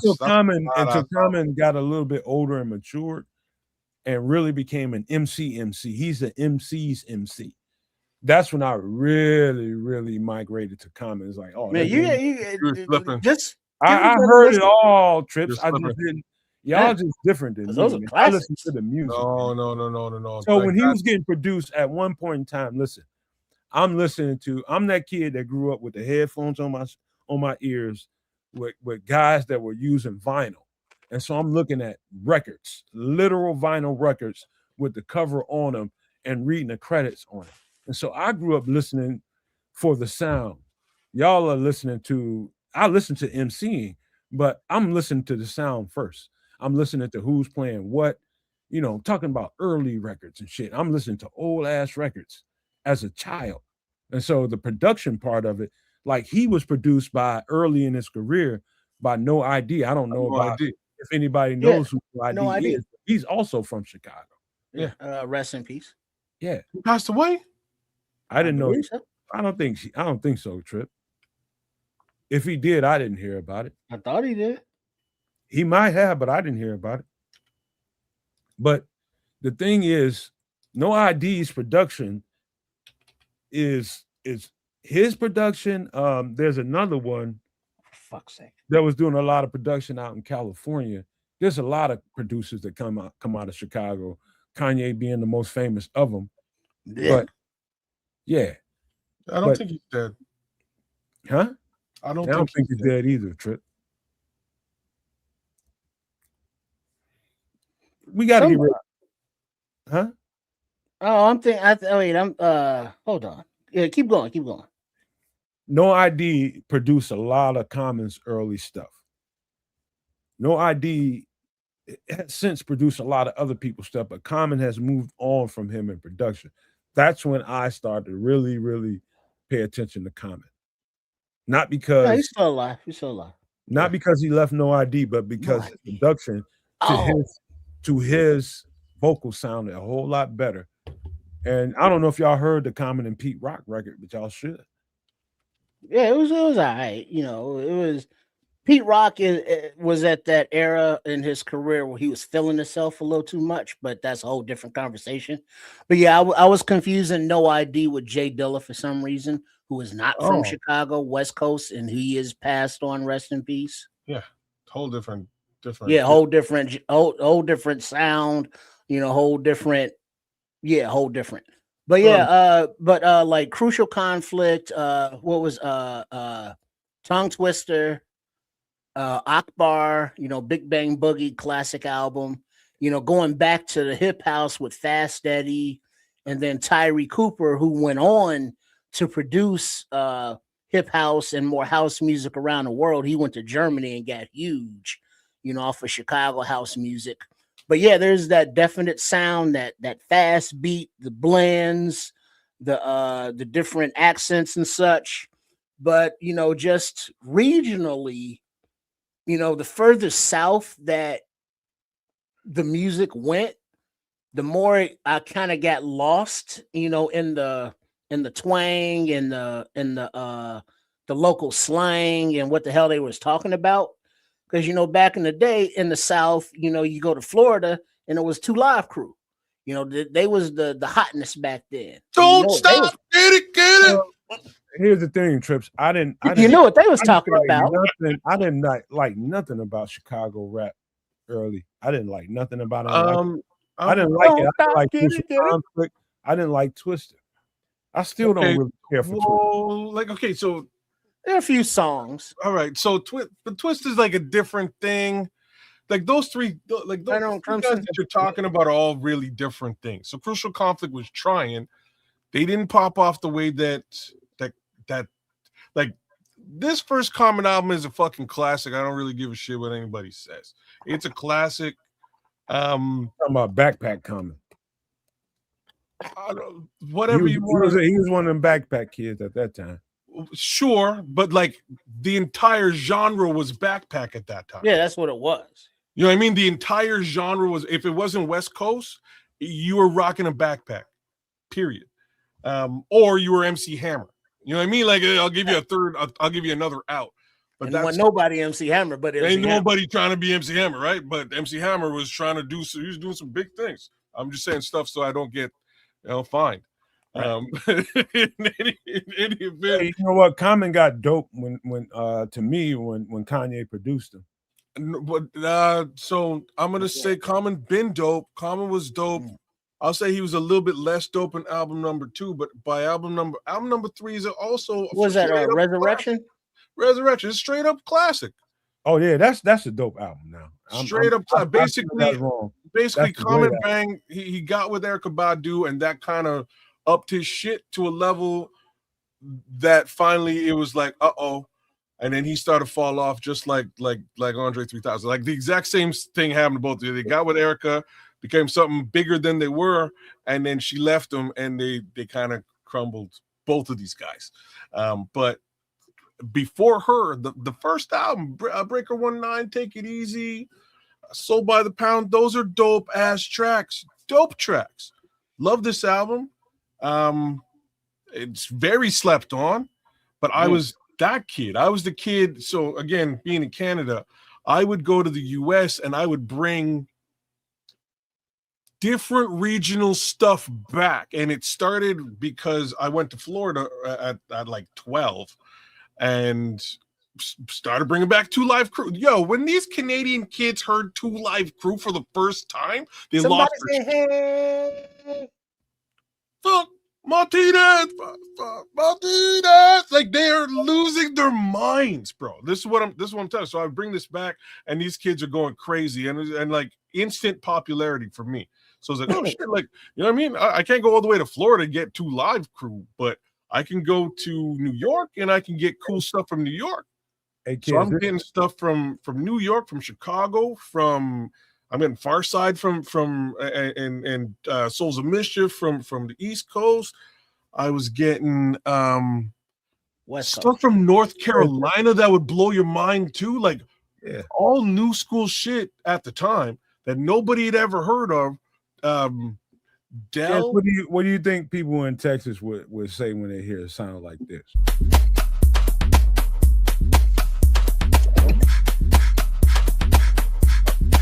They just sound like some house.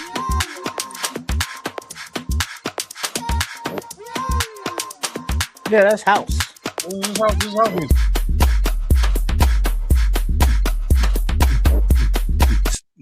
Yeah, house music. Moving around. See, have to be super drunk. You know what I mean? Like me personally, super drunk. You know, or they call that club music nowadays, don't they?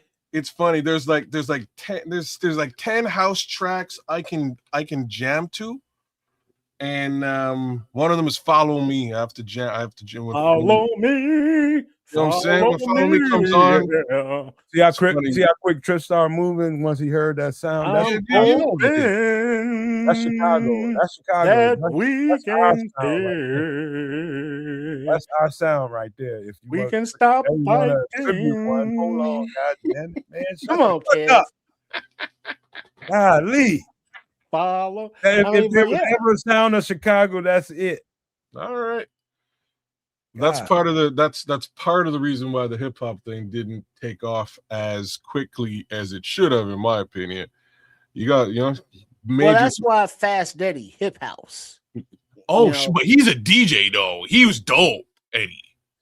Right? Eddie, but he tried to hit the mic with that. Yeah, the mic thing didn't fly. Yeah, the crossover. His DJ skills though were insane, bro. What up, Dante?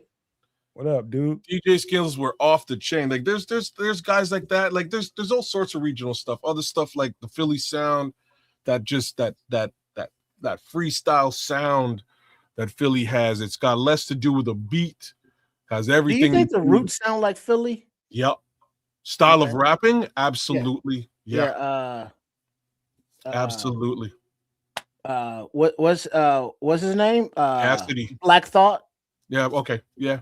Black. They all do. All the man. Philly is those dopest rappers I ever heard came from Philly. Bro, they have a very specific style and a very specific sound, and it is dope no matter who's doing it. But probably like the two best in my opinion would be Cassidy and Black Thought. Like those two guys at the Philly style. Hard to touch either one of them. I have to say. It's got to be hardcore when it comes to Philly. There's a pace to it. But yeah, I like I say, there's different. Kids, give me a second. I'm gonna show you how hard Philly shit got to sound like. You got some Philly shit going. Where's Gilly the clown? Who? The little dude that got beef with Cam Newton, the mascot for the Eagles. Oh, man, Gilly the Kid. Yeah, that one. He's not bad either. Relevant, dog. He's not well, bad. but he came up on the Atlanta sound from Lil Wayne Philly. And them, Birdman and them, right? He wasn't a Philly MC. Y'all might see me pop into the stream right quick, but I'm just putting in this song. Oh, he's from Philly. I can see I can hear now that you're saying it, I can hear the Philly. Yeah, he's from Philly, but he came up on that label that was based in Atlanta. Okay, so he came up on. So he came up on that Southern Young Money. sound, Yeah, but he was from Philly. Yeah, I think he did some ghostwriting for them though. yeah, for sure. That's what I heard. I heard he did You know, some. because like Atlanta, I got into like Outkast, like the early stuff. You know, Super Cat, you know that one, and it's like what was Everyday People. That's Arrested Development. They weren't they from down there somewhere, Tennessee? Yeah, Tennessee. They're from the South. Tennessee. The Atlanta stuff. Well, the Outkast stuff is second to none. That's some of the best. That's some of the best regional hip hop you could possibly find, and eventually for it to blow up worldwide is crazy. Like when I'm buying a Tribe Called Quest album and an Outkast album at the same time, I'm going, the Outkast album is way better. Right, or the Quimini. There's been a shift in time and space. But now, if we want to keep going south, you know, that whole sound that Master P created down in New Orleans, you know, that started a mystical in them, you know, selling out his trunk. But that's like a whole different thing. That for me, that's not hip hop. Like mystical is. Well, that's their version of it. Nah, I wouldn't even say that. That's marketing. No, I'm not even gonna call that a sound or anything. The Memphis thing. The Memphis thing is a marketing genius, making money. Like if you remember back in the day, you buy a Rap Pages magazine or The Source or Word Up. 5 mics.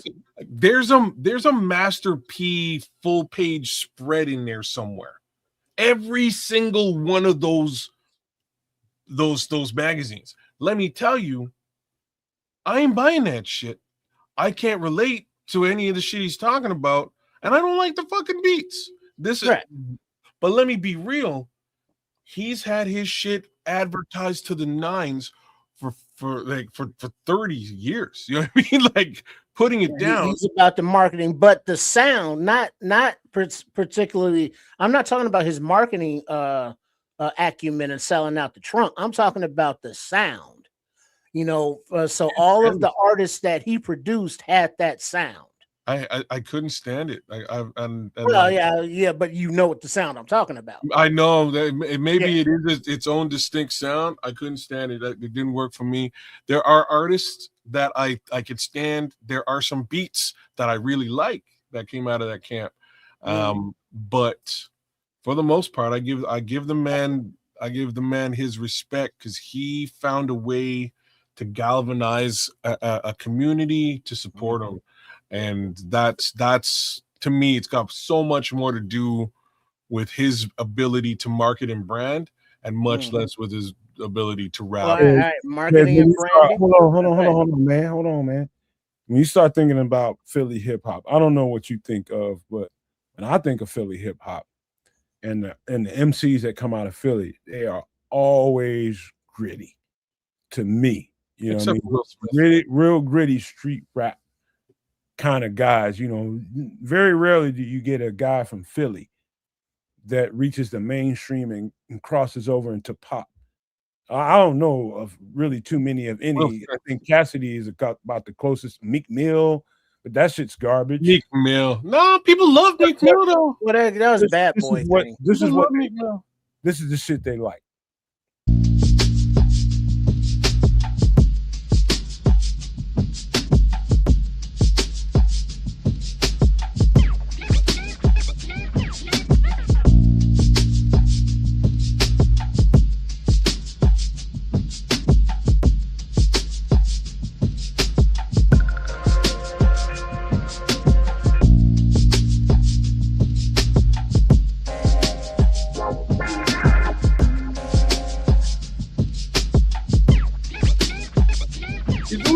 From Philly too, like he sounds like he's from Philly, bro. I didn't really realize it.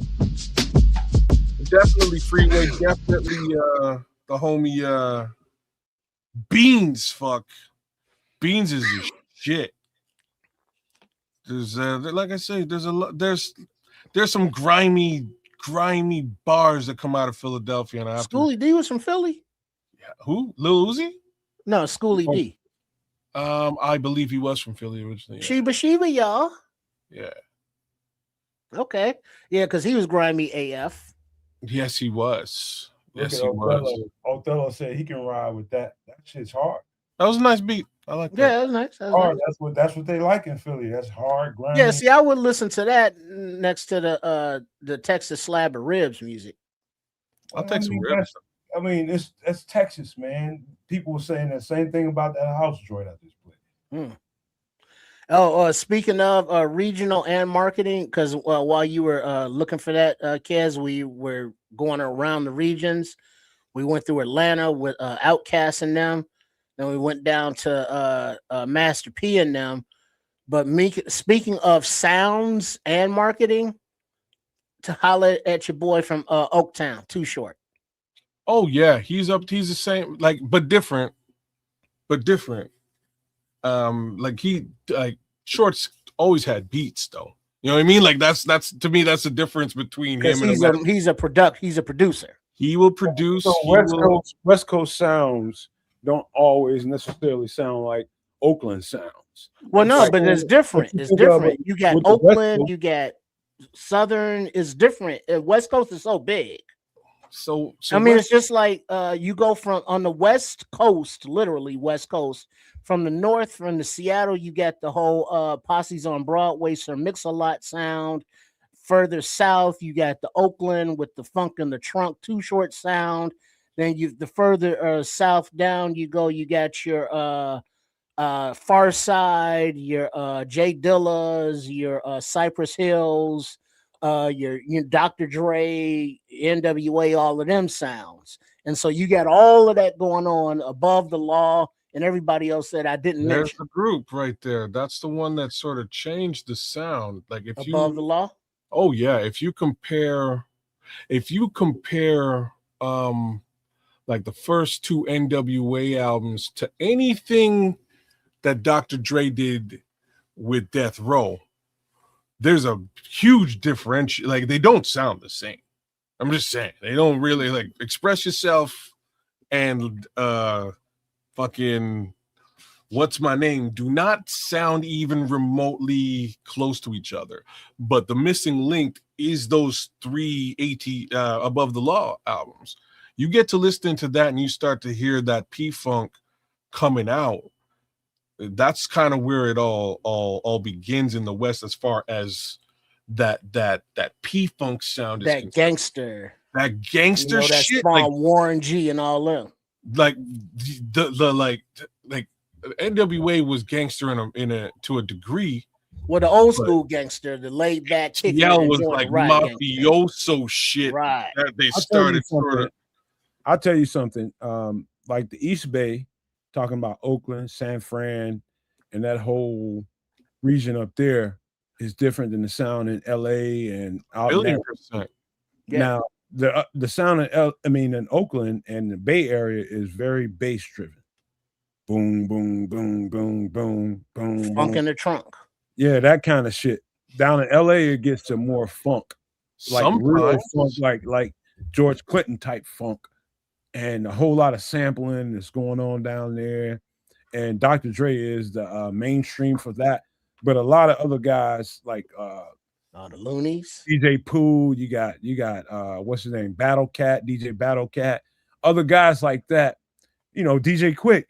Other guys that put their either they put their imprint on it too. So it's not one thing, but if you talk about West Coast, most people Quick is the number two in that conversation. It's like DJ Quick and ATL.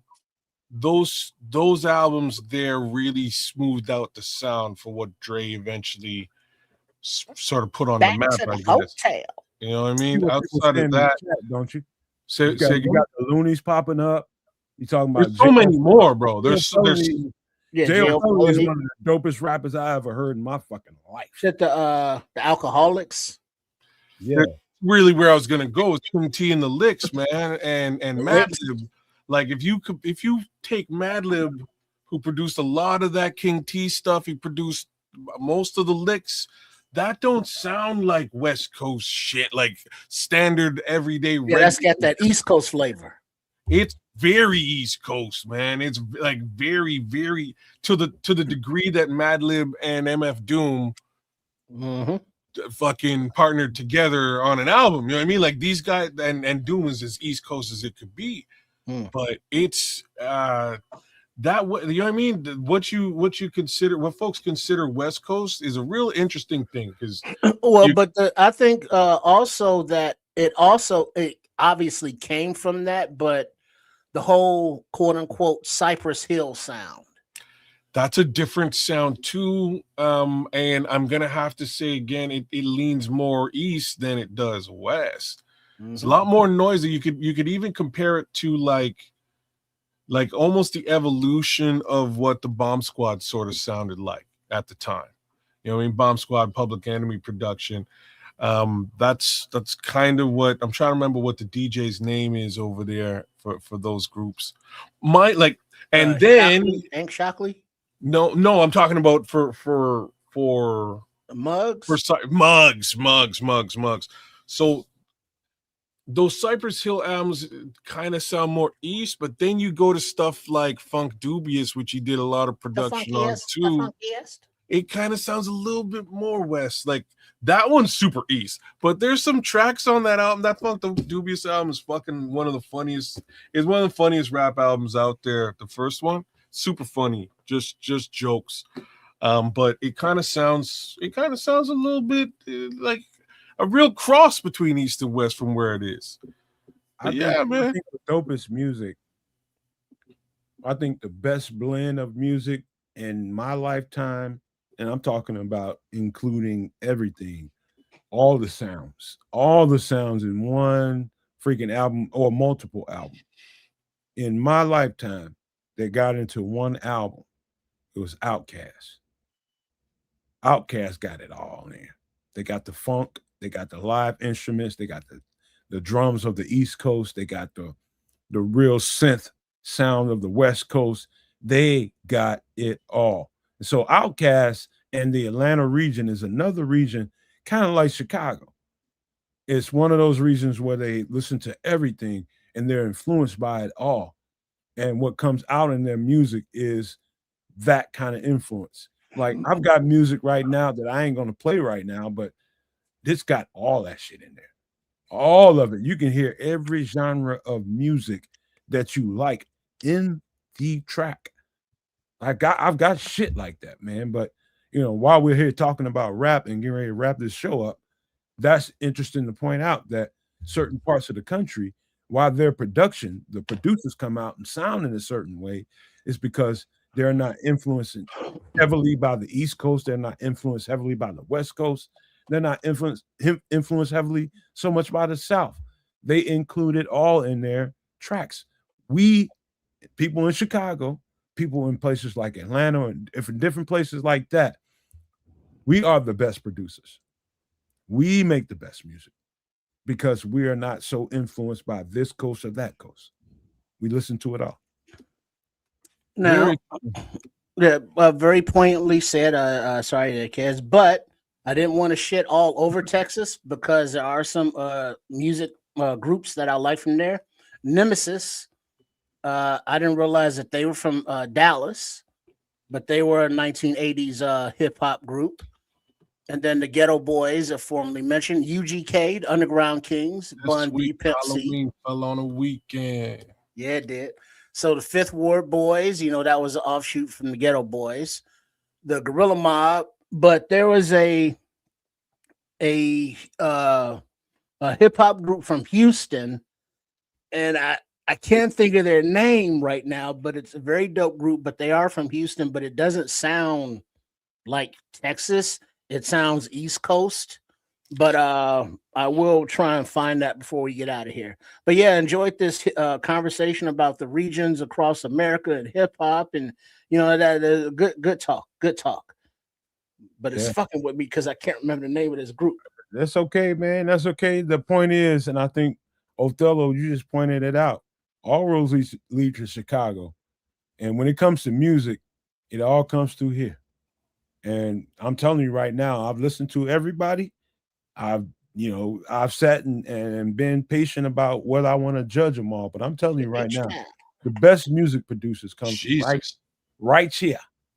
Right here. You want to be dope ass music producer. You want to run into somebody that can produce you. Come find you a music producer in Chicago. Tell you that motherfucker can get it. Telling you. But we got to get ready to get out of here, man, because my girlfriend is here. She's off tomorrow trip. And kids, I know we can go on for the next couple of hours talking about hip hop. But we got out of here, bro. We got to go. Play some H-Town 4. Be patient. We'll play some H-Town. We'll be patient. We'll be patient. We'll get to some more music, man. But not for us, for her. Yeah, I'll do all that, man. Just be short with your clothes so we can get up out of here, man. I'm sorry about the Bears conversation, but we'll make up for that on Sunday. I promise you. Who goes first? Trip is up top. I guess I'll go. It's messing with me because there's a group there. Shout out to them, but they make a couple dope songs that like underground hip hop out of Houston. But yeah, so all of Houston ain't horrible, but that slap music is. So I mean, not all of Houston, but all of Texas ain't horrible, but the slap music is. No matter where that shit's from. Big up to everybody tuning in, whether you are on the Nomad Network, whether you're on Sports Chicago Style, aka at RRRSCS, or at Cares of Canuck. And a shout out to that MFer, Chef Trips, his channel at Chef Trips at CHEFTRIPS for his I guess what do you call that, kids? Nomad? What did he make? A pho, a pho, however you pronounce that, a ramen. What? It was a pho. Pho, there we go. So that flavor, big up to him for doing the live demonstration. And a shout out to all of our content creators at Sports Chicago Style, Coach Tripping and Trip himself. Thanks for hanging out with us on some Extra Sauce Wednesday night. As the off season is here, Super Bowl's coming up a week after next, whatever. And wherever you at around the country, hope you are staying warm. As kids, we got that Canadian air down there in Mississippi, kids. In Louisiana, it's snowing, it's frozen. They don't know nothing about that. Hey, Scrolls, you would think just because Trip made a weird ass suit like that with all them different flavors in it, he would be able to relate to some slab music in Texas, man. But he don't like that. I don't like that syrup either. I don't like that. I don't like that at all. That ain't natural enough for me. But also a request, Nomad, for next week for the Doomsday Prepper. But look at some of the ways to heat, make heat in your house or apartment if you don't have power. 2 fucking clay pots. Clay pots on top of each other with the there's different variations of it, but stuff like that, yeah. But I mean, this is something that people may not have planned for, but they can do now. And so look for that next week. Big up to all y'all, and check you Sunday. Look forward to seeing Samuel here to finish his Bears off-season stuff. So kids, on you. What you gonna do? I'm gonna shut this thing down. So big ups to the chat. You guys kept me laughing for the better part of the night, man. Scrolls. Let me just holler at some of these Kedzians. Sherry Arkin, shout out to you. Bruno Diaz, Jet Builder, Andy Banks was hilarious tonight. Rehad Rashid, funny guys, man. You guys, Kevzer, you guys are funny, man. I was honestly dying during the better part of this show. For the most part, the early part with the foe. Shout out to Chef Trips, man. He cooked up something crazy, and I guarantee he's in somebody's bathroom right now blowing it sideways. That being said, I think it probably tastes delicious, but I appreciate his lean in on gut health. They say go with your gut, and his guts might be going into somebody's toilet. His guts be emptied out. Shout out to my fam at Sports Chicago Style and the Nomad Network, as well as myself, Keza Canuck, at Heads Canuck. Shout out to all you guys for joining us and spending your afternoon, evening, night with us. That being said, we will be back at it on Sunday and likely again on Wednesday. And we'll get back to the Bears conversation because this is probably the first show we've done where we didn't talk about the Chicago Bears, which is fucking crazy. Going on 5 hours too? You know what I'm saying? Filled up a whole bunch of content. No Bears, no problem. But shout out to our guy Samo. Give him a little bit of love. Things went a little sideways. And we figured we would hold back on a mock draft until he got back with us. But I will say you can probably count on Keds for some impromptu mocks as we go throughout the season.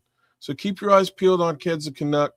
Keep your eyes peeled right here on Nomad Network as well as Sports Chicago Style. We'll do some cool stuff throughout the offseason and get real deep into it. But we still super early. Super Bowl hasn't kicked off yet. And, I'd like to be the one guy to say, fuck both those teams. Peace. All right. I just want to say thank you to these two guys. Thank you to Samo. Thank you to Bishop. Everybody that contributes to this channel, man. I want to say thank you. And I appreciate you guys. And I know we all appreciate each other. But more importantly, I want to say thank you to everybody that contributes here. You guys appreciate us, but you have no idea how much we appreciate you, because without you, who are we? Out here in this space, in this zeitgeist that is the Bears conversation, who are we? And I apologize right now for not being able to produce that for you all and give you all the Bears content that you came here looking for the people that only came here for the Bears content. I apologize for that. But guess what? People are just being human. People have lives, and it was no sense for us to move on with the Bears conversation without what we intended to do. And Samo just texted me and let me know that we're going to make up for that on Sunday. And I know he's going to keep true to that. And we'll do that on Sunday. So I just want you guys to know we appreciate you guys. You think you appreciate us, but we appreciate you more. You think we are your outlet. You are our outlet. We love you guys. And I just want to say this before we get ready to get out of here, because it's important. I'm not a political guy, especially when it comes to doing this content, but I want to say this to the people in Minnesota. I want to tell them that their strife, their struggle, and what they stand for is universal, not only to Minnesota. Not only to Minnesota. Just know, if you don't see us there, we are with you. All over, not only this country, but all over the entire world. We are with you. Minnesota, keep that struggle. We ain't going to forget it. And we're going to match that energy when it's time. I just want to say we love you guys, Minnesota. FFG, shout out to you, my bro. Love y'all, man. And I just want to say this before we get ready to get out of here. Love, peace, and hair grease, Minnesota.